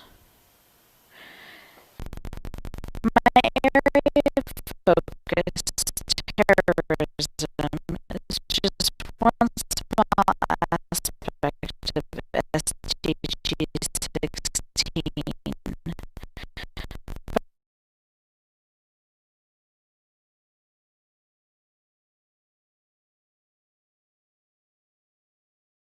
We're having a technical problem.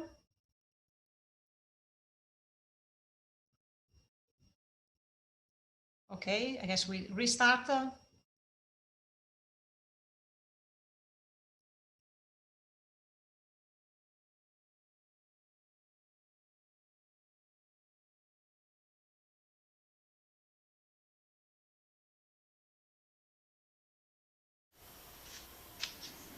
Yeah. Okay, they will try once more with the recorded presentation.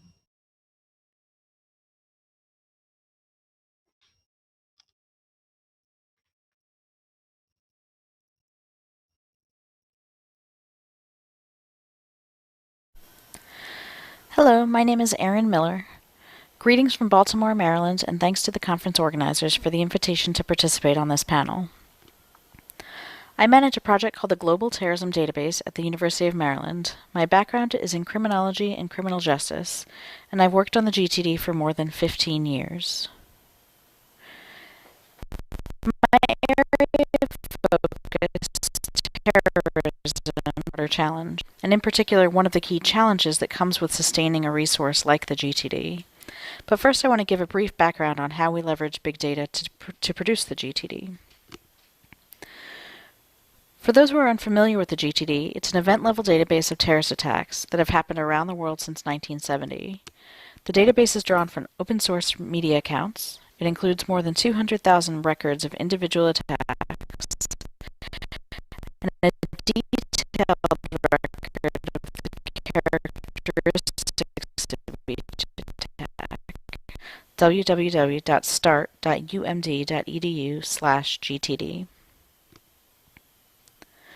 In order to collect the information in the GTD from the media sources, we use what we call a hybrid strategy that balances artificial intelligence to do the things that artificial intelligence is good at, specifically processing large volumes of information very quickly, and human researchers to do what they're good at, synthesizing complex and sometimes conflicting reporting to understand and record what actually happened.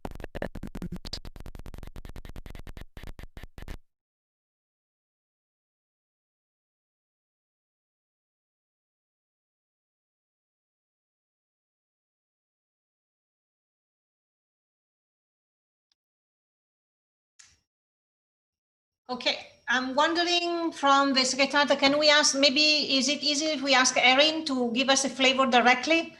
And maybe, I don't know if she can share the screen and so make the presentation directly from her desk, starting from where we left it.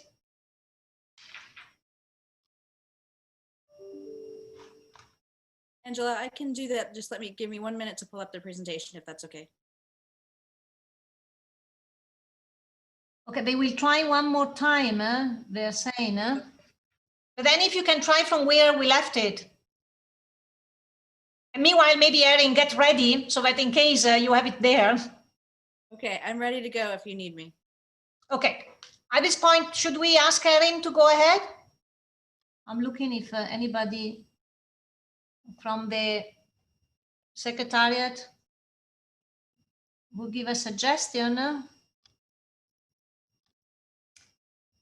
I don't see anything, so I would say, Erin, go ahead. I don't know if you can share your. Can you see my screen? Yes. Okay, go ahead. Okay, so I'll just do this live instead of from the recording.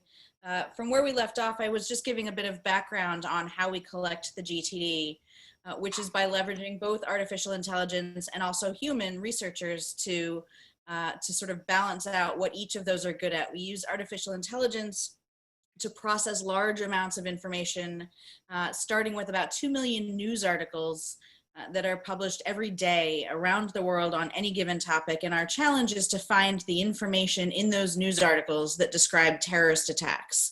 And so we use a number of artificial intelligence processes. We use natural language processing and named entity recognition, and we use machine learning models. And the goal of this assortment of tools, of artificial intelligence tools, is to weed down that massive amount of news articles to identify the articles that are most likely to include information about terrorist attacks, and also to organize the source articles in a way that's useful for our researchers. Once that's done, there's a somewhat more manageable pool of news articles. The process of identifying the attacks and extracting the information about each attack is actually done by our research team. So that's not something that we have, that we've automated. The event extraction is not something that we've automated, and I'll talk in a minute about why that is.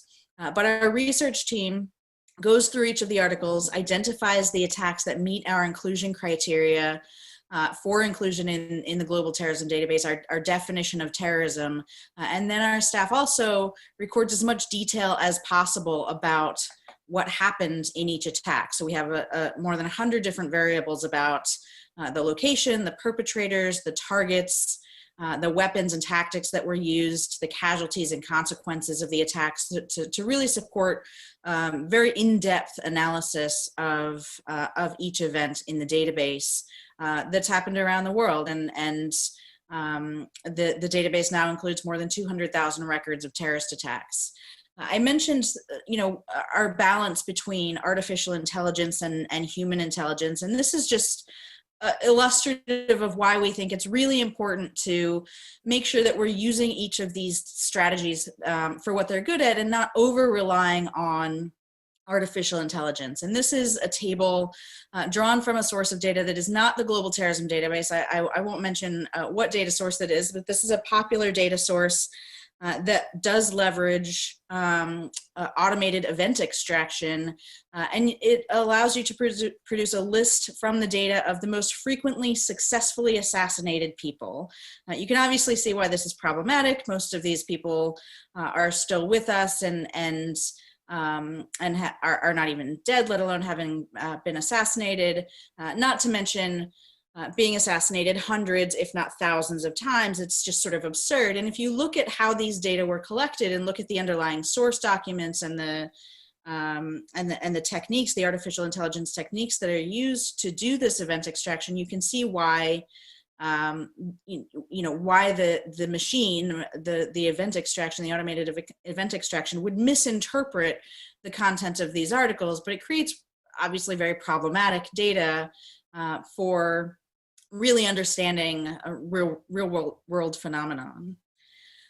So what does this have to do with SDGs? So we've recently started working in the past few years with a consortium that is headed up by the Brookings Institution and SIPRI, Stockholm Institute for Peace Research Institute, and the organization is a consortium called GRIEVed, and it stands for a Global Registry of Violent Deaths. And our challenge here, our goal is to really pool our experience from these various organizations that are partnering with GRIEVed to create lessons learned about collecting data on violent deaths, and particularly conflict deaths, to understand what the different types of conflict deaths are, what the different types of violent deaths are, and how we can take our experience having collected data like the Global Terrorism Database and like some of the other data sets that our colleagues have worked on to understand what the strengths and limitations are of various strategies for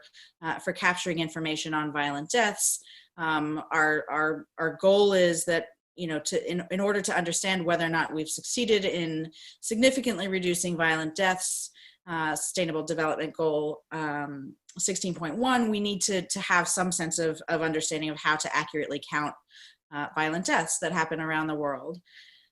This is just a sort of representation of the different types of violent deaths, specifically with respect to an exercise in thinking about how these overlap and align with data sources, with the various sources of data. I won't go into too much detail here in the interest of time, but you can see this representation at the GRIEVed website. and it sort of helps us think about what the existing sources of data are on all of these types of violent deaths, and how those overlapping sources of data can be sort of leveraged to better understand the broader pattern. Another thing that our colleagues and we at Grieved have been working on is laying out all of the different types of reporting for violent deaths, channels of reporting, and all of the different stages of data collection for violent deaths. And I'll go into that in a moment, but in particularly to identify what the challenges are, the political challenges, the technical challenges, the biases that are inherent in each of these different types of reporting methods at each stage of the data collection process. And so this is what we call the 5x9 framework. It is also available at the Grieved website. And I think it's a really interesting way to lay out the process between something happening in the world somewhere and being observed and being reported and being captured by a data collection program or project, and documented by that data collection program or project, whatever it may be, and then navigating the relationship between different sources and how there's overlap between those sources on the different types of events that they include, and integrating data across these channels, and then breaking that down based on the different types of data sources. So official administrative data, media reporting, subject matter expertise, direct reporting or crowdsourcing and surveying. And each of these has sort of different implications for the potential errors, the potential biases, and other challenges that would be faced. So I think this is sort of an interesting approach to how to consider the strengths and limitations of all of these various sources of data that could be used to better understand violent deaths. One of the challenges that I wanted to talk about is sustaining these data sets. And so we, for our project, we have what we consider sort of a collective action problem among our users. And that is that for a very long time, we've made the GTD publicly available at no cost, and we've actually struggled considerably with funding, ongoing funding for maintaining the data collection project. In fact, right now, the GTD project has been unfunded for several months, and we're planning to suspend data collection starting really this month until we're able to secure ongoing funding. And the collective action problem that I'm talking about is that there are a number of different users. There are hundreds of different agencies and institutions that use the GTD. For example, these are just a selection of our government users, a very small sample of government users that use the GTD in the United States and around the world. Our NGO, IGO, and think tank users are noted here. A number of media outlets use the GTD to communicate about terrorism to the public, and the private sector leverages the GTD quite a bit as well. Various companies who have interest in security issues and so on and so forth. But the ones that are highlighted here in red are the ones that have provided funding throughout the history of the Global Terrorism Database Project, and we're struggling to sort of solve this collective action problem. And so we're not alone in this problem. I know some of our colleagues who also work on data collection projects have similar problems and similar challenges.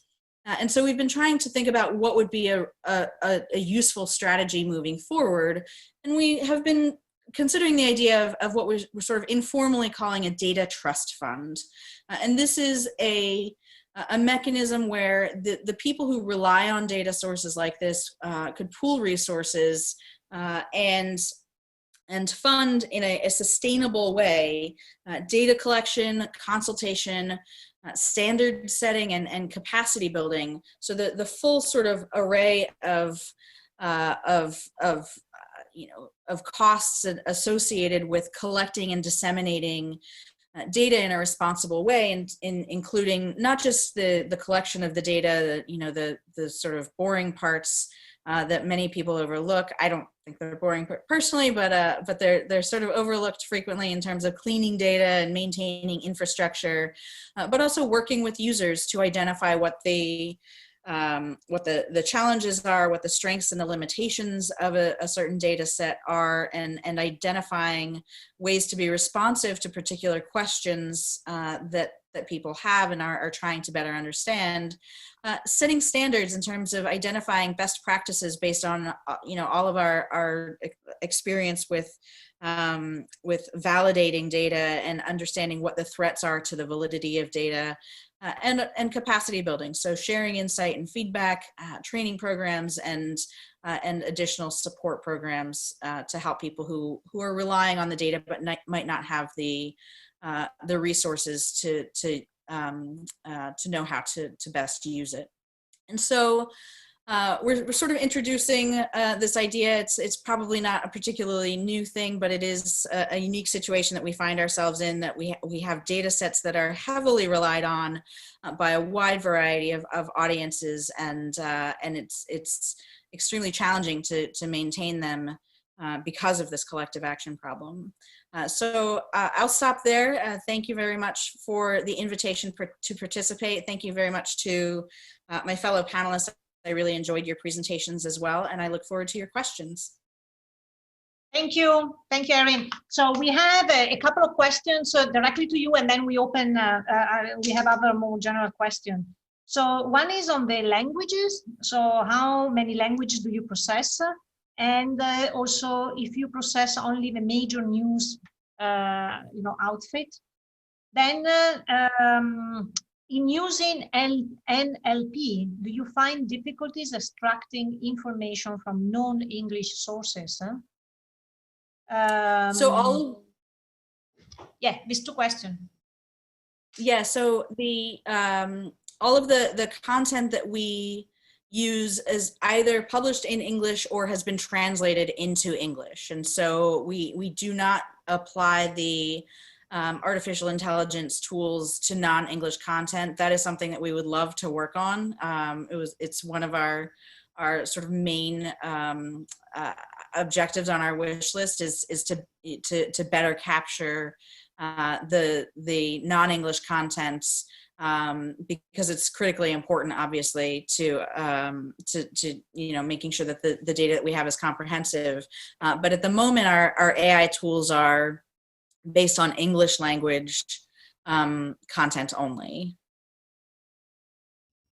Thank you. There is a comment. I'm just reading the comment that it is interesting that the indicator of violent death included police killing. And yes, indeed. I mean, according to also our data, the International Classification of Crime for statistical purposes, police killing can be an homicide if there has been an excessive use of force. So usually, in our classification, some indeed are when there is this, in a way, purposeful killing on the use. But I guess in your definition is much broader. It's not only excessive use of force. It's police killing in general, I would assume. Sure. So the global terrorism database is only restricted to terrorism. The broader Grieved project does include sort of a very, I think broad consideration of the types of violent death, and the reason for that, the rationale for that, is because whether or not those are ultimately those types of deaths are ultimately included in statistics on violent deaths, it's really useful to consider the implications of different types of data sources for different types of violent deaths. Okay, thank you, Erin. So now I think I would open to the four panelists. There are a few maybe generic questions that each of you maybe can tackle from different angles. One probably is more for Francesca, and is what processes are suggested to follow money to analyze the financing of terrorist networks, such as illicit drug trafficking. Then I think there is a general, I think there are a couple of questions that I think relate mostly to this issue that came out also when the citizen science was discussed. And basically, how to remove the bias when you collect information from citizens, or when you look at open sources like media, like others, how do you make sure that the data that you produce is actually, free from bias, that you're not, and it's interesting, Erin, what you presented, for example, on the killings, to me reminded the famous book, The Weapon of Mass Destruction, that when you get into a loop, and then if you start with the bias, then, it gets into the loop that becomes indeed a weapon. In the case of the killing, is really a weapon of mass destruction. But that's overall, I think, to all of you, to address how, and linked to this, there was also a question initially on how to validate the data from web scraping. And I think particularly from Francesca and Erin that you mentioned the web scraping techniques that you have been using. Just I will answer to the OECD and the comment. I think, first of all, I thank you, whoever made that comment when we said, well, basically, maybe we say why UNODC does not collaborate with somebody that is dealing with crime. I just wanted to make qualifiers on then I think you are referring to the International Center for the Prevention of Crime in Montreal in Canada, and actually we collaborate a lot, and this is a center that is in the network what we call of PNI institutions. So we have a set of criminal justice institutions that are, if you want, the satellite. They work in different forms with UNODC. And the International Center for the Prevention of Crime is such a center. And so we have actually recently written together a paper that we will present at the Crime Congress. So in March now in Japan, we will be even postponed. It was supposed to be happening this year, but then it will be postponed in March next year, where it's the biggest UN gathering on discussing crime. So we wrote together a paper, and the same for OECD. We do a lot of work with them in relation, for example, to measuring access to criminal justice. So I think what we are referring specific on data collection, I think in terms of global data collection, definitely they have something to suggest that they don't have the same scope of the global data collection where we have, but that does not mean that we collaborate. So over to you again. We start with Francesca, and I would say maybe 2 minutes each if you can address these issues. Okay, thank you very much for the very interesting questions. They really opened the door to a very challenging conversation. So let's start for the bias. So I was really impressed also to see from Erin's presentation that we really need to take advantage of the mixture of the artificial and the human intelligence. So according to our experience, of course, the effort and the direction was to automate as much as we could the extrapolation of the relevant information from the body of the article through the text mining algorithm that I have mentioned so far. And but of course, at least to train the algorithm and also to build an awareness, because it was an explorative exercise also for us, we also make use of some manual checks. So the bias, of course, you realize that there is a bias when you also empower people to look at these articles, to look at the media, and you start extracting manually some information, and you use this as a benchmark to basically build an algorithm that could eventually reproduce the way a human being would think and would extract the relevant information. So this topic is really related to the validation. So of course we already mentioned the language. Of course whoever has basically some experience in this kind of web scraping activities knows very well that this is a real challenge, because also the algorithms to automatically translate from English into all the other languages. Of course, the quality changes a lot according to the language, and this creates a bias in terms of country coverage. And so as a UN, of course, we have an advantage that there are a lot of regional offices that can support us. So I also mentioned during my presentation that we would prefer to do some manual translations rather than apply an automatic translation that doesn't capture the language that is actually used in the newspapers. The data validation for us, being interested in quantitative variables. So, for example, the huge work we are doing on individual drug seizures, the idea is to finalize is to come up with some estimates at global level of the amount of drugs that are basically illicitly traded all over the world. So of course the duplicates the duplicates cleaning is a crucial step of our validation. Again, for example, I take the case of COVID was a very peculiar one because it was really a new territory also for us, and driven by the exigency, the need to quickly collect this data. We didn't have, a benchmark because this was a new crime arising in response of the COVID outbreak. But we are validating our data on individual drug seizures based also on the official data that we have collected so far. So we have, many years of experience in collecting individual data on individual drug seizures. So of course, again, this is a benchmark, and we can compare the data that we collect through the media monitoring also to make a cross-check and to see how much of the data officially, or how much of the drug that is officially reported is captured by the media monitoring. This could give us the grip on the data.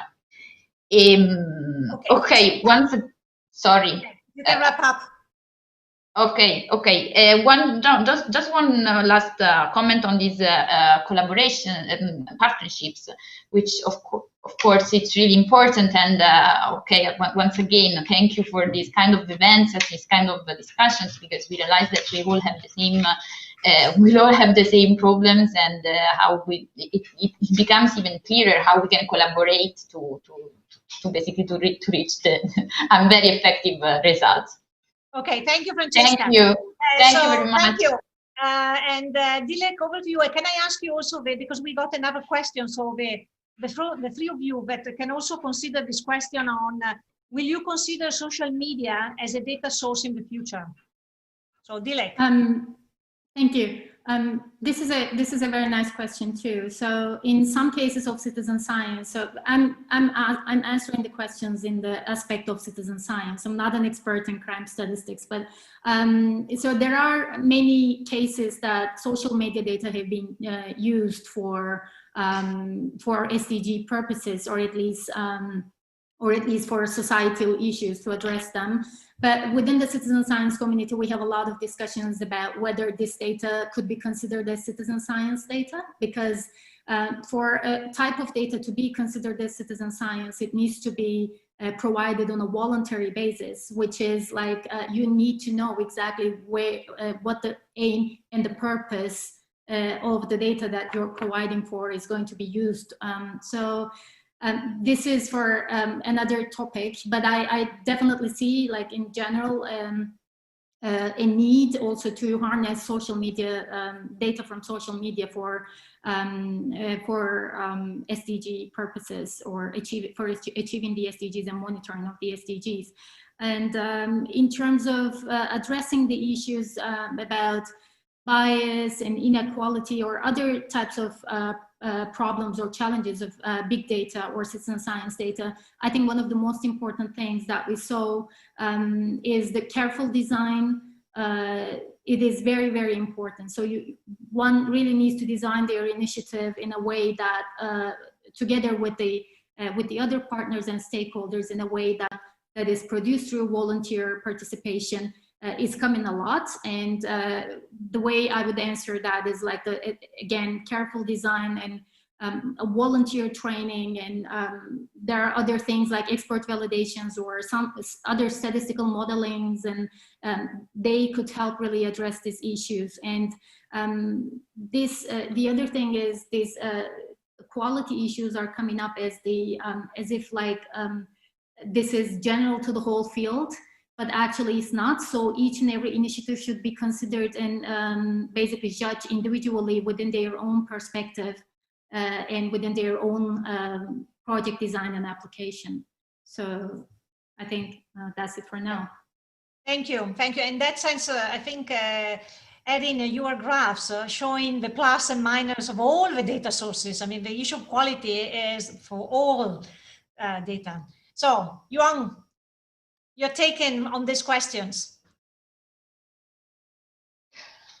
For the, I think the validity, and then as Dilek mentioned about the careful design of the big data resources as well, I traditionally used all those social media data so far.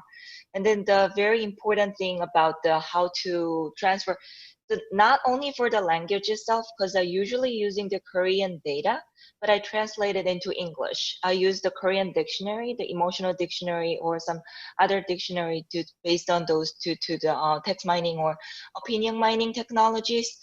But the very important part is like design itself. We need to validate those social big data with other secondary data or some survey data, official data. We need to compare all those resources together based on our study design. I think that's another important part. Oh, okay. Thank you. And thank you for, to be brief. Yes, Erin. I agree with the points that you made earlier about the all sources of data have some type of errors or bias, and this is something that